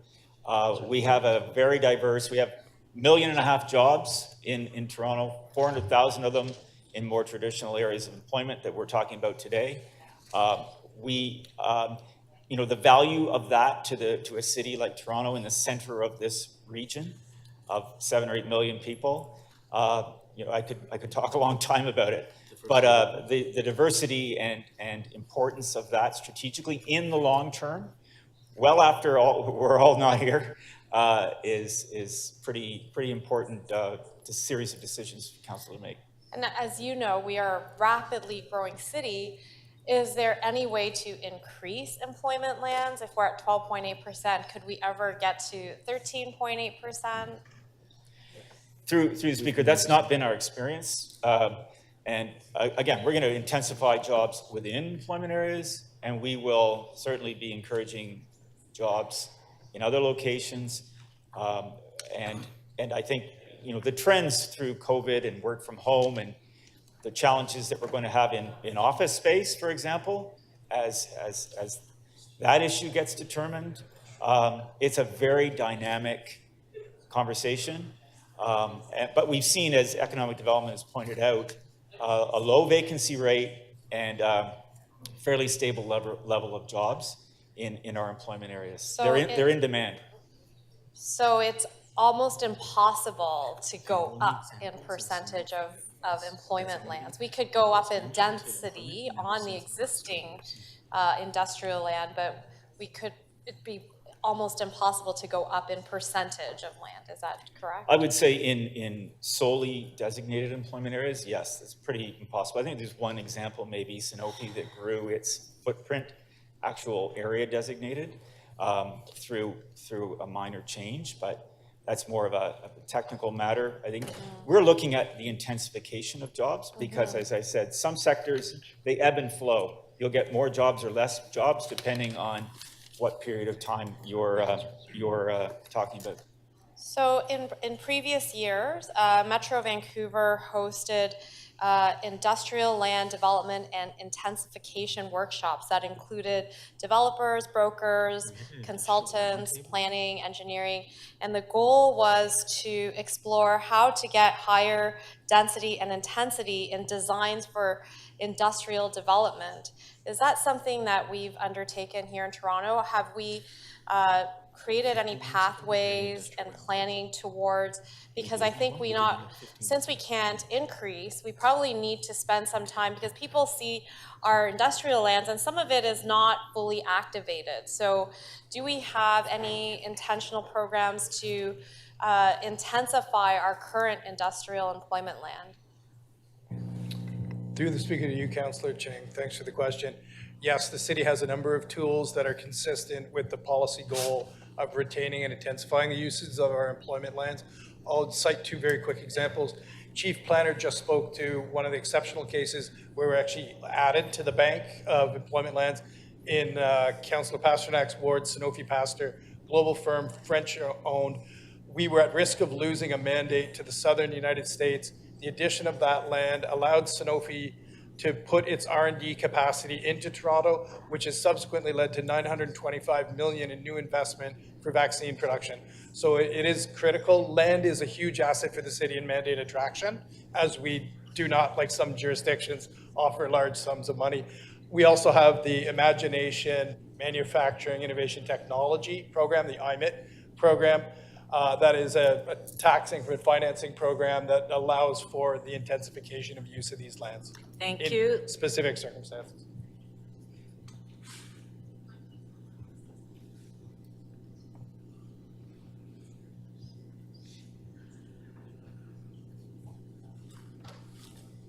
Councillor Crisanti.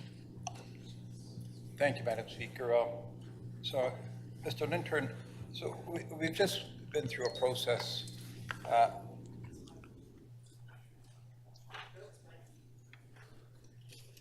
Excuse me, I thought Councillor Carroll was getting my attention. So we just went through a process. What's the reason for the MCR process to be there to begin with? Through the Speaker is a requirement of the provincial planning legislation that the city, once every 5 years or so, review its municipal official plan comprehensively. It's called a municipal comprehensive review. And we assess the needs, as I spoke, the needs that we have looking out to the future, how much land we need for employment, how much land we need for population growth, and consider anyone who wishes to convert those employment lands in a managed process, which we've undertaken over the last 3 years. Okay, that's good. So there's been apparently this round quite a bit of interest. So I think it's really great when, you know, people out there, developers and investors are interested in investing in our city and helping us build our city in the best way that we can. So when we go through a process like this, do you feel that it's fair enough currently? I'm just looking at it, and I find that it's a very tight process, and it restricts the opportunities to do the things that we really need and that we talk about when we when we stand here on council about providing housing, providing employment, providing community space, just providing opportunities that we need.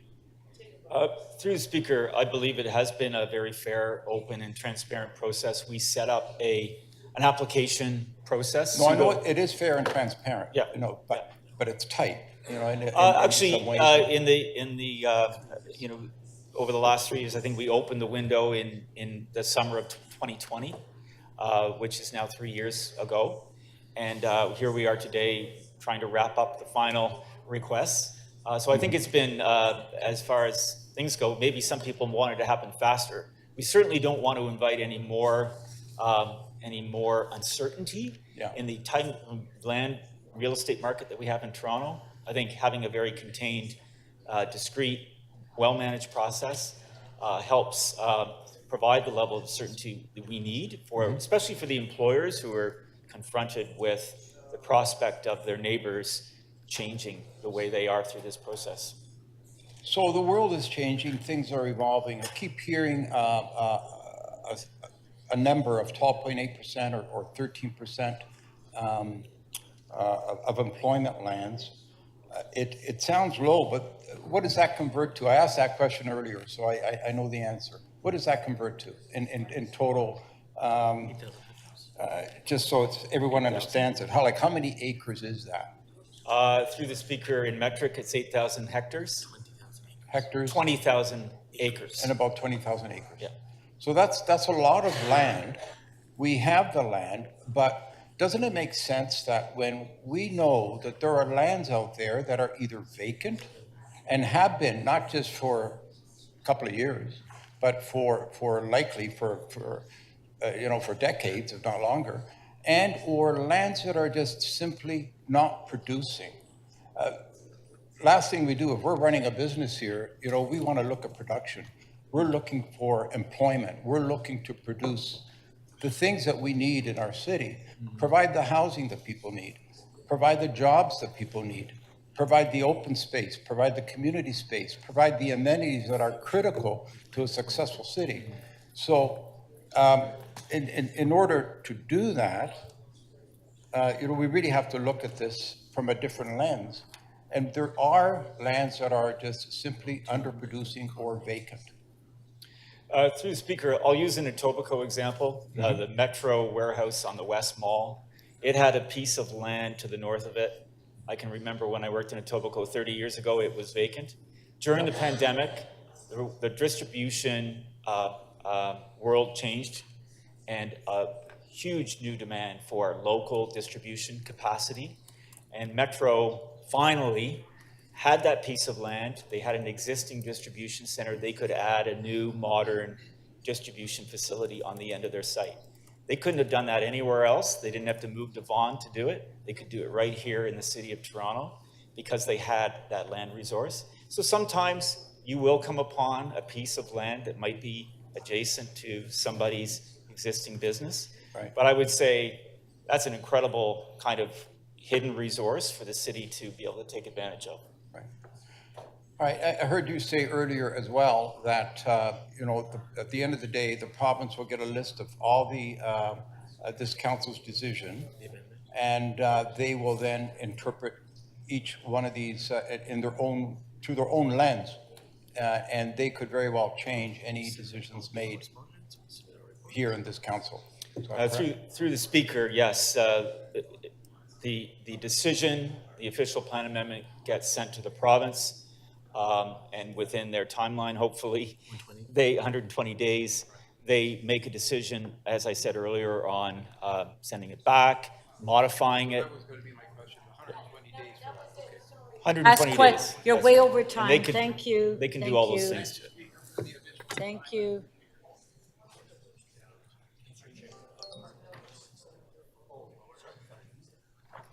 Councillor Fletcher. Thank you, Speaker. My questions are all for economic development. And I know that we were at the committee and there were a large number, I'm sorry, Speaker, just hold my time and ask Councillor Matlow to move away from my line of sight with staff. Thank you.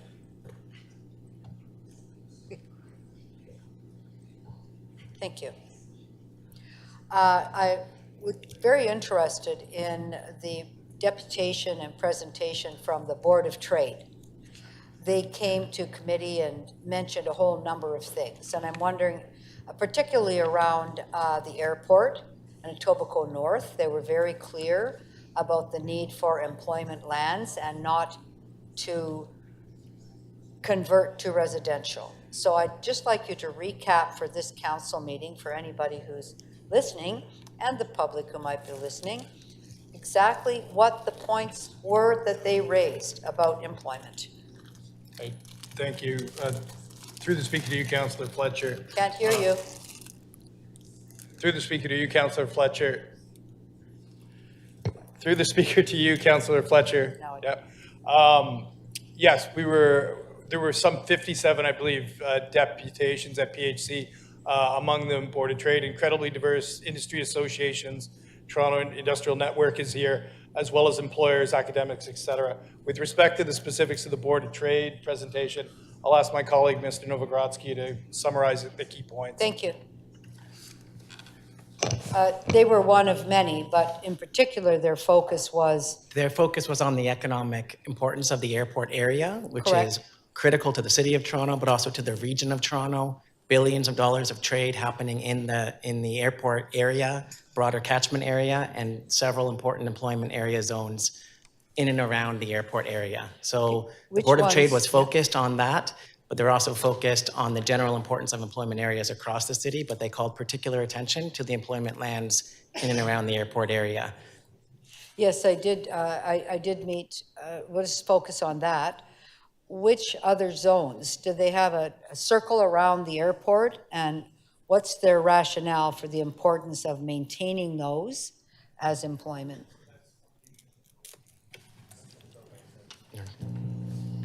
From the Board Through of the Trade. speaker to you, Councillor Fletcher, the Board of Trade's rationale is that it's an incredibly important jobs hub and industrial hub for the broader economy of the region.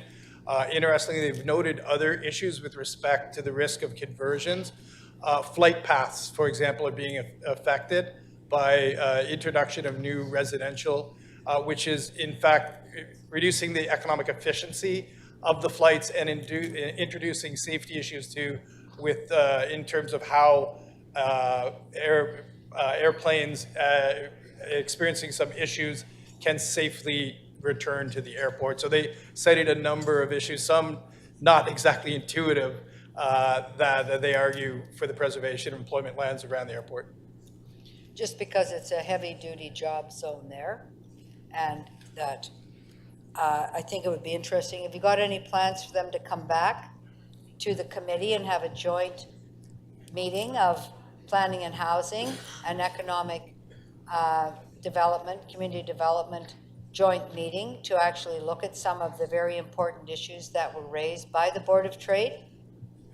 Through the speaker to you, Councillor Fletcher, yes, there's been conversation that such a joint committee meeting would be useful, and the Board of Trade, along with Pearson and perhaps other key partners like TIN, could be invited to attend. So Pearson itself will be part of that conversation? Yes. The GT. Do we have a representative on the GT? We used to have a councillor. I'm not sure we do.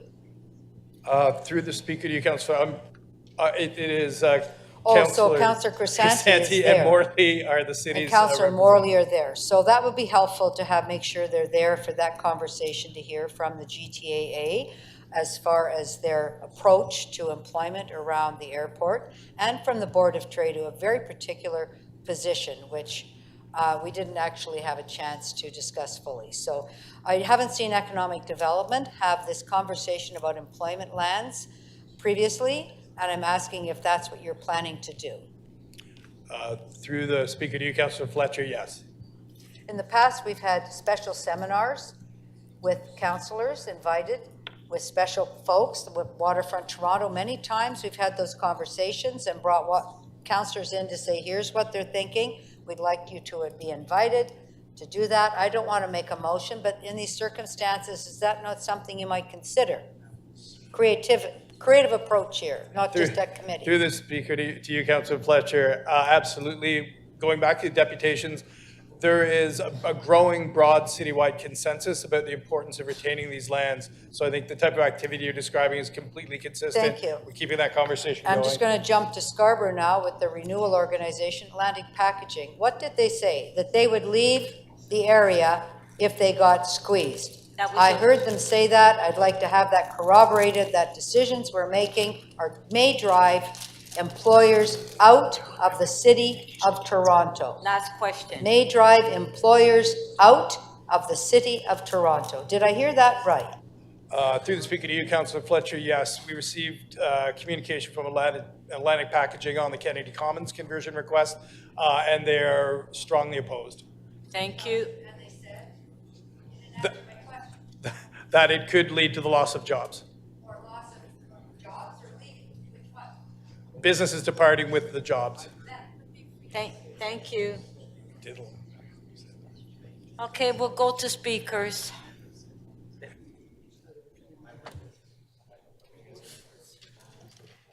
Councillor Carroll, Councillor Carroll to speak. Thank you, Madam Speaker. I want to thank my colleague, Councillor Fletcher, for her comments just now. We are talking about the last phase. This is the last phase of the MCR. We have to remember that a good number of properties. Sorry, Councillor, do you have a motion? Sorry, yes. Yeah. I apologize. Boy, after all that work, we should definitely place it. What the hey, let's place that motion. Do councillors need me to read it? It is on your CMP. Can people read it while I explain it? Yeah, don't read it. Thank you. I love you all for that so much. I will be explaining it item by item as part of my speaking notes.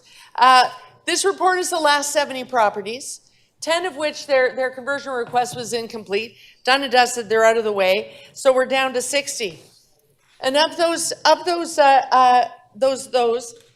we really got down to controversy over 23. 23 of them are already dispositioned by our staff, and in a good way. But what we need to get to is coincidentally another 23 number.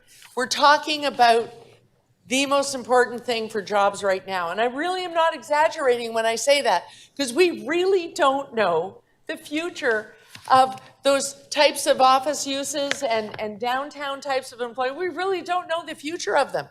We're waiting to see, our financial service sector hub continues to hub. People continue to use our stock exchange, but the world of work is changing down there.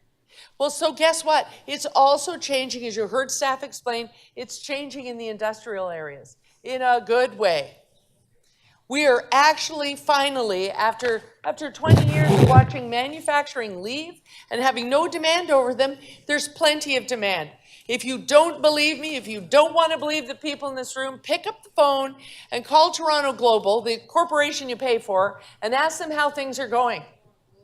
People aren't saying that they want to race into town and build a giant office building just yet. They're waiting to see how that works. But they are demanding more than ever before,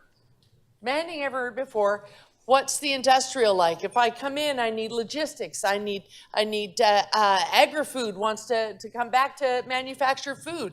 They like our labor pool. There are so many uses that these 23 employment areas can add. The film business is one of them. And ironically, even some of our financial service sector are starting to say, you know what? Only some of us need to be downtown. I'd like to have space out there in the suburbs in one of those 23 employment areas. I have 2,000 employees for American Express in my park. It's on the report today. We're opposing every conversion in that park because it's a no-brainer. The demand is clear there.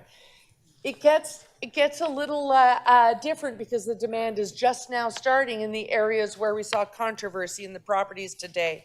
But still in all, planning is starting to see that there are some places where they need to do something a little different than just oppose with these last few properties.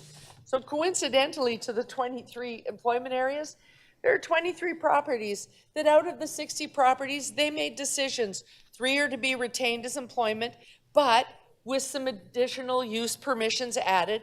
3 are to be converted from core employment to general employment, adds a couple of uses. 1 will be converted from general employment to an institutional area. 11 properties will be converted from core or general employment to regeneration areas. And staff have 5 properties that they are recommending for full conversion to mixed use. Those are the staff recommendations in this report.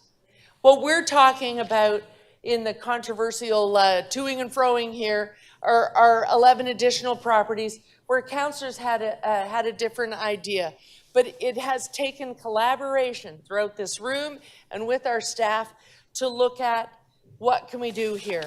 For those that there are still some problems that need to be discussed.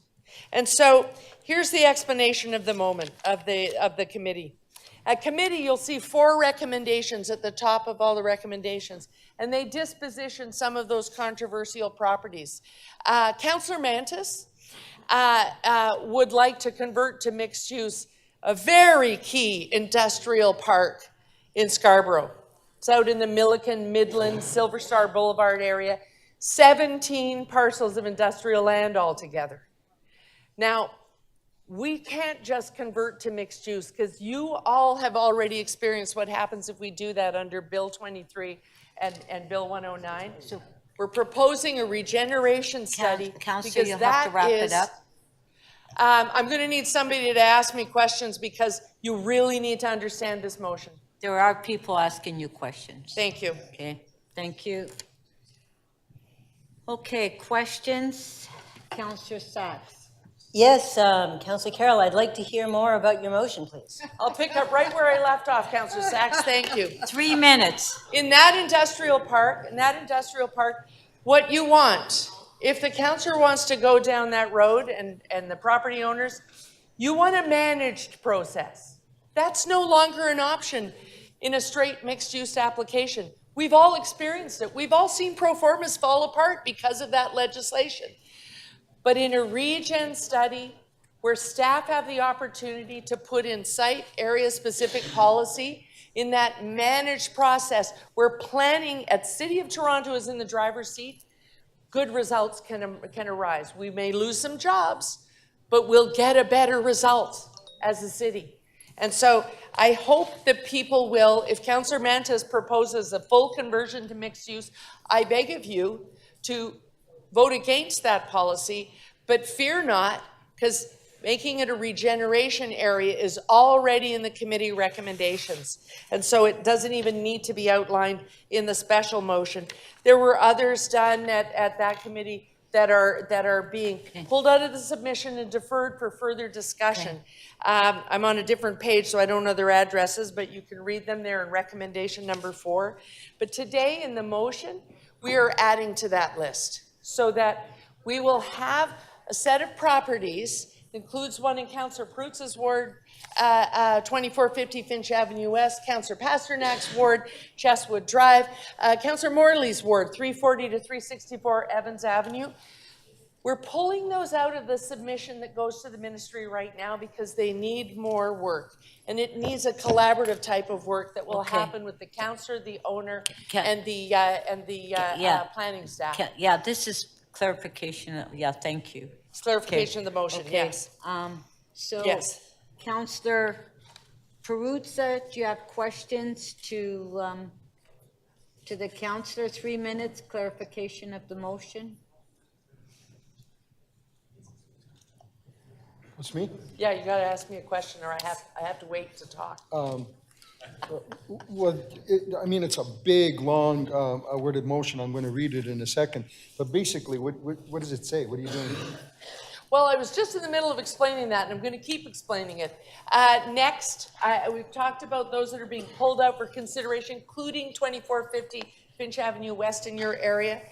There is a recommendation. So what does consideration mean? Like pulling out considering? Well, I know that language is unusual. In most cases, we're talking about council do something or council defer something. But this report is a report of what shall we submit to the ministry. So what is tantamount to deferral is saying remove from the consideration that will be submitted to the ministry. Then staff will continue to work on them until October 11th, and they'll come right back here to council, but you'll have had an opportunity to work on it. So 2450 Finch and Chestwood gets, then, yeah, that one, they get pulled out and they just come back here without additional info reports, blah, blah, blah, just as is, right? Well, that would depend on the results of the work that you will do with our planning staff and with the owner and the representative of the property. Would you accept a friendly amendment to put the October meeting in the motion? It's in the motion. Is it in the motion? It is in the motion. Okay. I will read the motion in a few minutes. That's right, awesome. when I sit down, That's right? awesome. I'll do Okay, that. thank Or you. I'll scan it as best I can and I will find October and then satisfy myself that it's there. It's How's right that? near the bottom on the second page. Beautiful. You Thank got it. Right, Yeah. We're gonna make that quick. All right. You bet. Thank you. Oh, okay. Okay. Is there another question? I thought perhaps Councillor Bruce was going to ask me about the property in your ward, Councillor. Yeah. Okay. You know what? Normally, I don't meddle in other people's words. I'm good with mine. That one I used Perhaps to someone represent. else It was will the have that it was question, it was the 'cause word. it's really Okay, I'm that kind okay, of guy. Councillor Fruza, okay, let's go, let's move on. Councillor Cheng, clarification of the motion, please.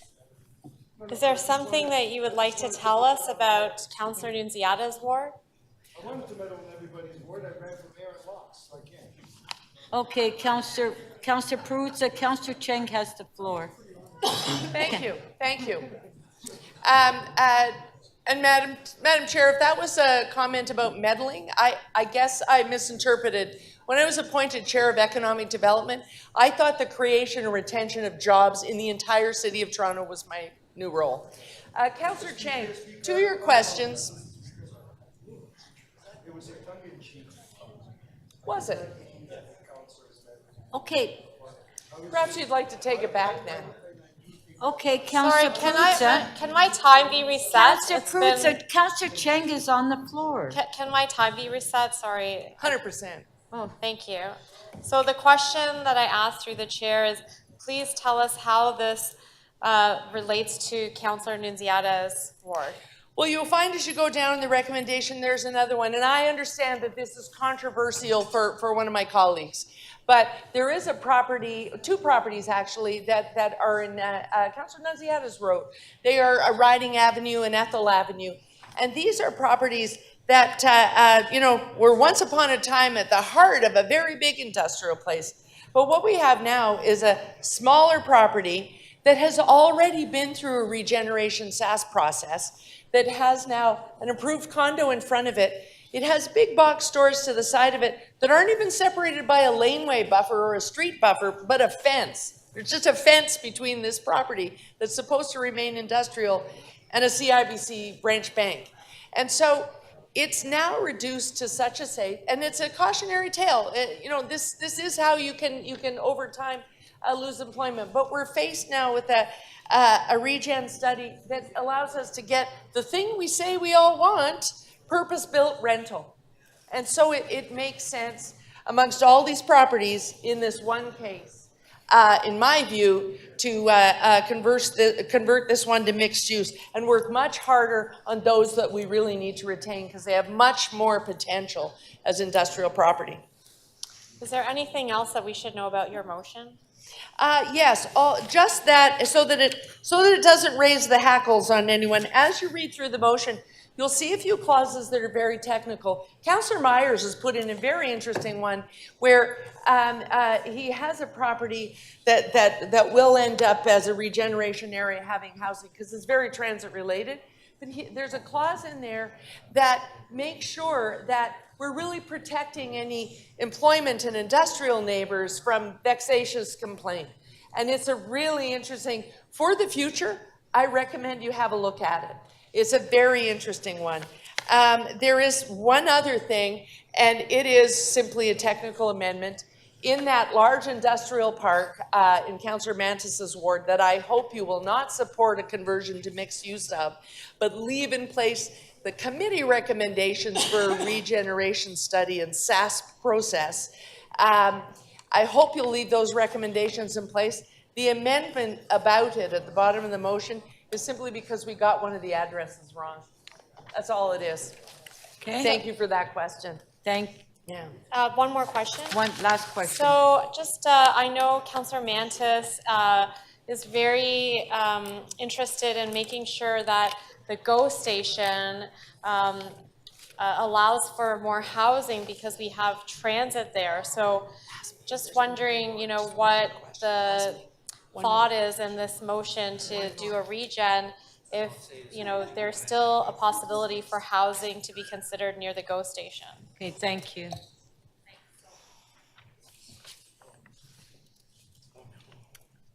Okay, thank you. Councillor Mantis. Madam Chair, I'm going to make my comments afterwards. I just want to ask a friendly amendment to Councillor Carroll.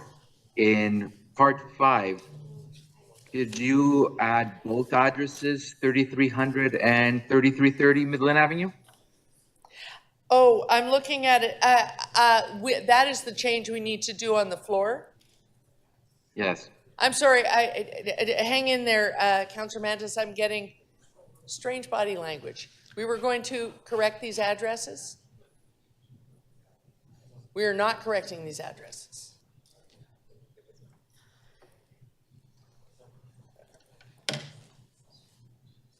Madam Speaker, can we just have I can't bring staff back to the floor. No.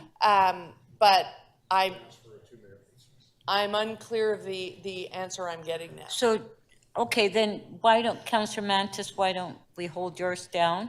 We finish the questions and we take a 2-minute break, and Councillor Carroll, you can clarify that with staff, okay? I'll get a note from staff while I'm answering other questions. Okay, so Councillor Fletcher. Councillor Fletcher. Thank you. I just want to clarify that notion that somehow on this big issue of employment that we're meddling in other people's wards. These aren't individual residential applications. These are full-scale conversions from employment to whatever the councillor's looking for, non-employment. Mm-hmm. And do you think it's right to categorize that as meddling? Or, as you said, is it about the greater economy of the city? What is our duty for the greater economy of the cities? Well, it's a unique moment. Because you're, of course, Chair of Economic Development, so that is the hat you're wearing here. And this is the unique moment where the two converge, where planning and land use has to converge with what is the chief responsibility of all councillors, really. To have a city, well, I have it in my branding. I don't know if it's still there. I had for years in my Twitter profile. My goal is to have a city where my grandchildren will live in the same city as me and I don't have to fly to Brazil to visit them. That's my goal. And so all of us have a responsibility to try and keep all types of employment here. High end, because I'm hoping that, that my daughter is raising CEOs, but if she's not, or if someone comes here that I truly love, but they come here from an area that means that as they arrive here, they are at a low barrier. They are the harder to employ, as Mr. Azouz sometimes calls them. These 23 employment areas are where those people can work. And while these employment areas we're talking about today are in someone else's ward, my ward is full of people who need those jobs. I think all of us have those people. In all of these 23 employment areas, 9 of them have 40% people who live in neighborhood improvement areas. So it's a... If you go to the broader number 20, at least 20% of these people live in neighborhood improvement areas. They need these types of jobs that live in these areas. Councillor, do you think that there's enough of a connection between land use planning and economic development in this city from our staff, from our leadership, that they've made that clear that the two are very joined and that it's not an individual kind of councillor wants this, somebody, a owner approaches you? Do you find that there could be a great improvement in that? Well, you're asking me on either the wrong day or the right day. Yeah, we need a little more connection. If we are dealing with lands that are employment, providing opportunity for all, yeah, we need to talk about housing a lot of times. But there are different days of the week when we've got to talk about jobs, where there's no point in building the houses. Because we're all going to have to move to Nova Scotia for cheap housing because there are no jobs. Okay, so we all need jobs and we need all types. And that's why it becomes a citywide job and an overlapping of these two divisions when we're talking about employment lands. Okay, thank you. Okay, Councillor Prusa, let's try to get through this, please. Okay, Councillor Pasternak, are you taking your name off? Making an amendment right now. Okay. Thank you. That's it, Councillor Carroll. No more questions? There was just, we held off an answer to Yes, and I'm gonna, so you can go and speak to staff? I don't need to anymore. Oh. I think there's a misunderstanding. The address does not need to be added. In staff's view, it is not part of the consideration. So I'm not going to be moving it. I don't consider it a friendly amendment. Okay, thank you. Okay, Councillor Mantis to speak. Okay, Councillor Mantis, I'll hold you down because we're still, staff says we're still working with you. Councillor. Councillor. Madam Speaker, can I? Yes. No, the staff is saying they're not. Wait, because Councilman Yadin. No, but he doesn't have it.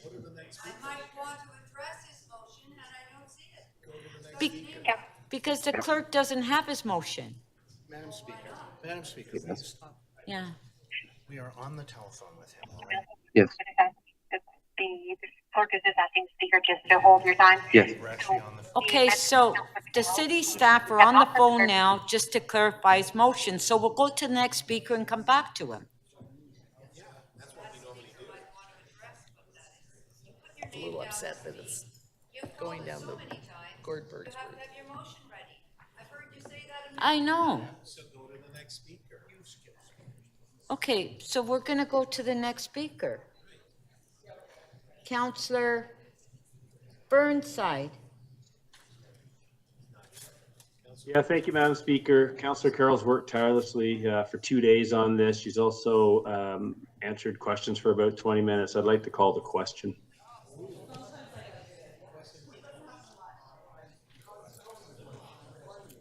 Councillor Burnside is calling the question.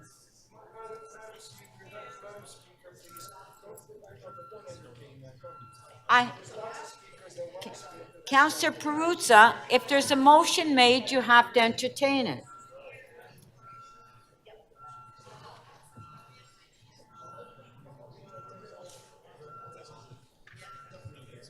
Okay, Councillor Burnside has moved to call the question.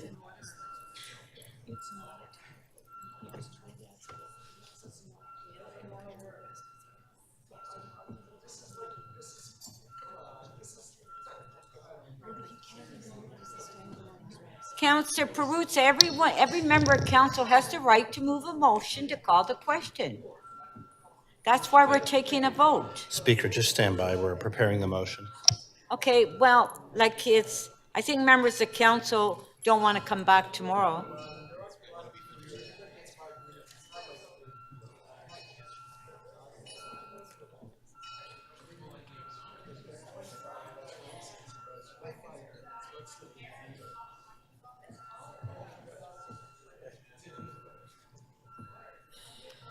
Call the question. You can change it.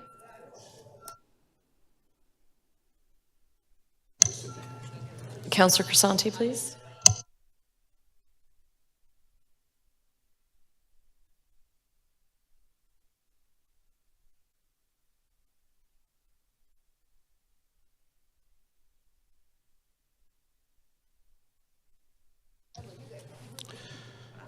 The motion to end debate carries. The vote is 17-6. Madam Speaker, can I have a point of order? Okay,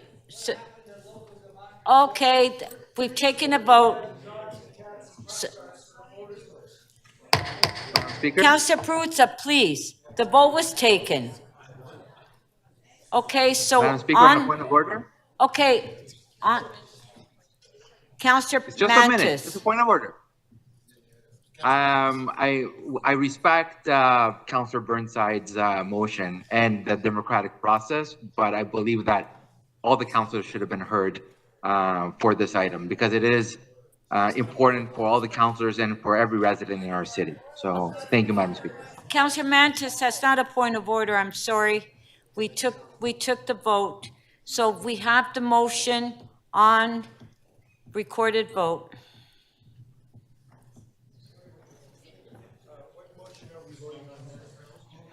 Councillor Carroll's motion. Recorded vote.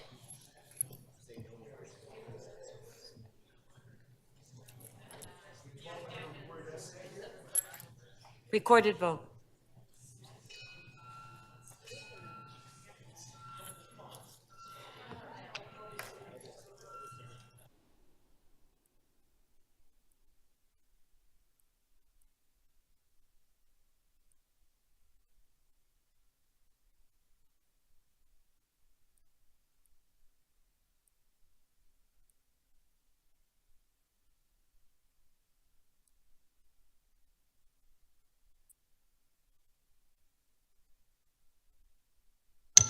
Councillor Crisanti, please.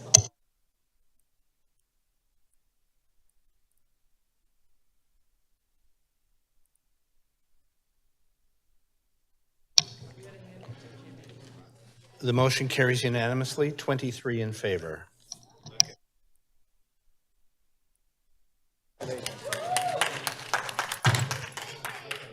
Thank you. Okay, we have the last item. Oh, item is amended, on favor, carry. Our last item, Councillor Fletcher, are you ready for 2E 6.25? Okay. Go ahead. So what are you going to do? You don't even know what you're calling it on. It's without recommendation. Wow. Sorry, he wants to call, it's without recommendation, so go ahead. He's calling the question, Speaker. But he's here without a recommendation. Pardon me? Councillor Cole is calling the question. Oh, I'm sorry. Sorry. He is Mike. He is Mike. Thank you. After a very difficult, I have a motion, very difficult discussion with planning, the Housing Secretariat, in order to figure out what to do and yet another development that's come forward, yet another development, I don't see it up there. I think center table has that, where I think as councillors we're pretty clear we want that front and center. I will reluctantly approve of this but on the advice of Ms. Bond, look to take the CBCs and build affordable housing close by to this development. So that's the recommendation. I have I don't know where that is, the other one. Is it on the end? No, that's on the screen, but what's not on the screen is my amendment. Scroll down to 7. Is it at the bottom? Because I haven't seen it. There we go. So this has 30 rental replacement. I'll just have to say that thank goodness we have a rental replacement bylaw. Without that, think about what would be happening here. We would have a developer go and buy up a few small properties, 3 or 4 story walk-ups, evict everybody with no recourse. And it's why we have fought so hard, colleagues, with the province around Bill 23 in saying our rental replacement bylaw is so important that while we're talking about building new housing, we aren't de-housing people. This was a very difficult discussion because I think first and foremost, I've always said, I want affordable housing. Unfortunately, in all the planning meetings that I attend in our community consultations, what seems to be the list that planners read off, we're going to look at this, this, this, this, and this. And then at the very end of the list, affordable housing. I don't know why it's not at the top of the list, because it's the city's top priority.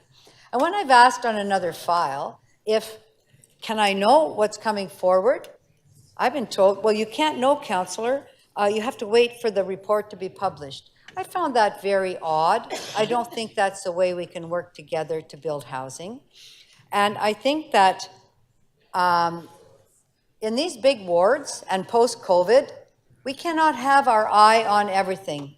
I believe we can. It's very tough times to be able to do things. And so I'm going to rely on staff when I've made it clear my number one ask is affordable housing, that they're coming back to say, well, we can't get there, well, we're almost there, well, we've got this, we don't have that, not to end up at community council twice now to say, oh, there is none. It just doesn't work for me. And I don't think it works maybe it works for you, but it doesn't work for me. So I'm looking for some changes in how we do things. I think we are going to have a new division that's dedicated to that, but the barn door, the horse kind of went out of that barn already a number of times. I don't know how quickly that's going to happen. I believe it needs to happen exceedingly fast because I don't want to be standing here again having to do that. I am the project manager for affordable housing and insisting that we have it in my ward. And it's got to end. This is a city issue. I'm looking at 2 DCMs, but these are under different clusters. This is what happens, and you all know it, councillors. One, I call them cluster A and cluster B still, because from that old school, but infrastructure and then social services, and that twain just doesn't seem to meet because there's 2 different managers. This change in how we're doing our business around housing has taken far too long. And so I believe this new division is going to be set up very shortly. I'm expecting that we won't be facing these kinds of things constantly.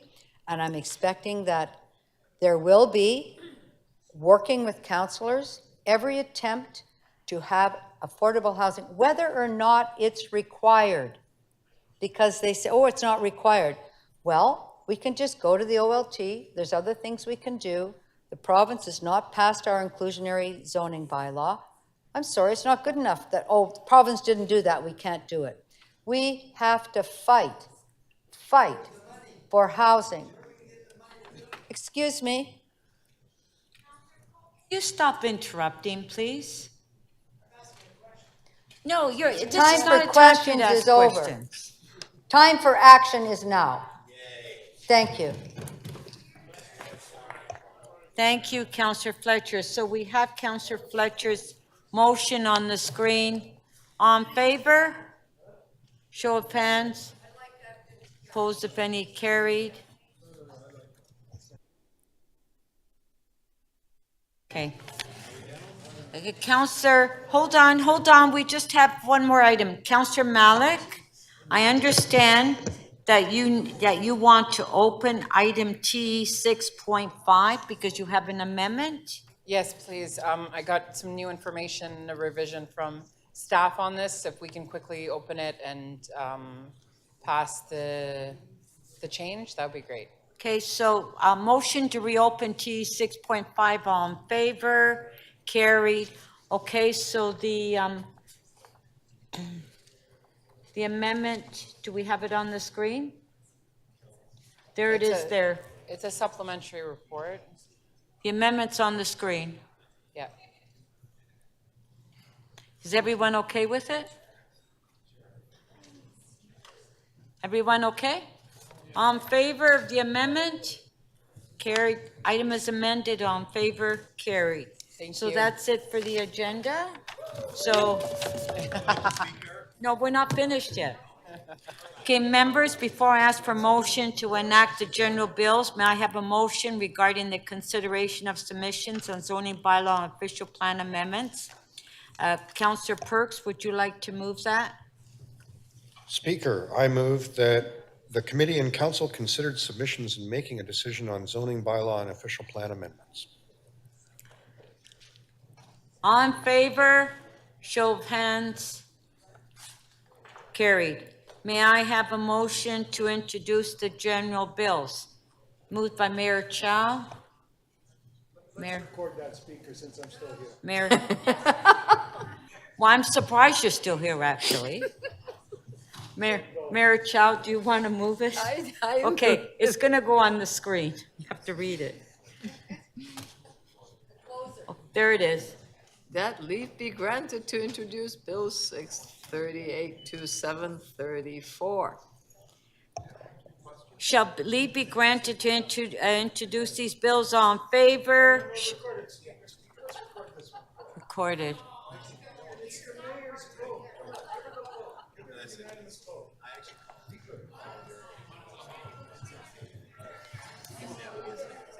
Recorded vote.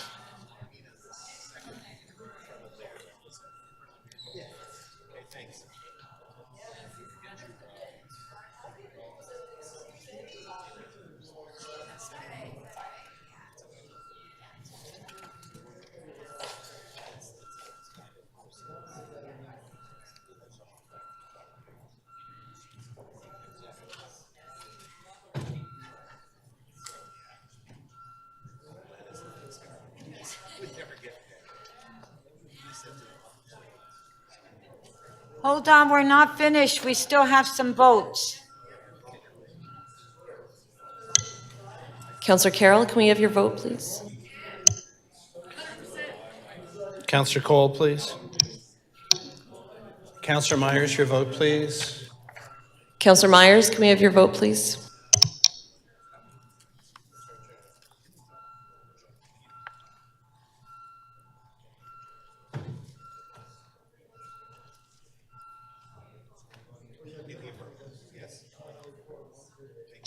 Motion to introduce the bills carries unanimously, 23 in favor. Shall these bills be passed as bylaws and be passed subject to section 226.9 of the City of Toronto Act 2006? May I have a motion to introduce the confirmatory bills? Councillor Fletcher, would you like to do that? Yes, I would. I might have to leave my bike there and get it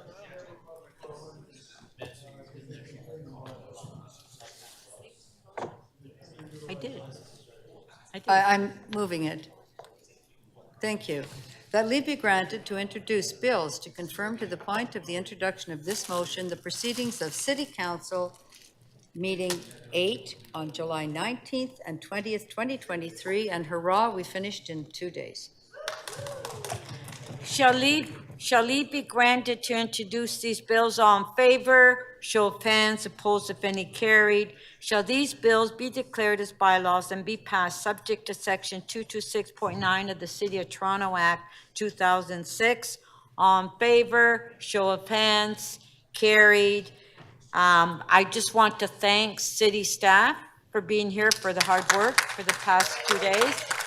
And thank you to members of council. This meeting is now adjourned. Thank you.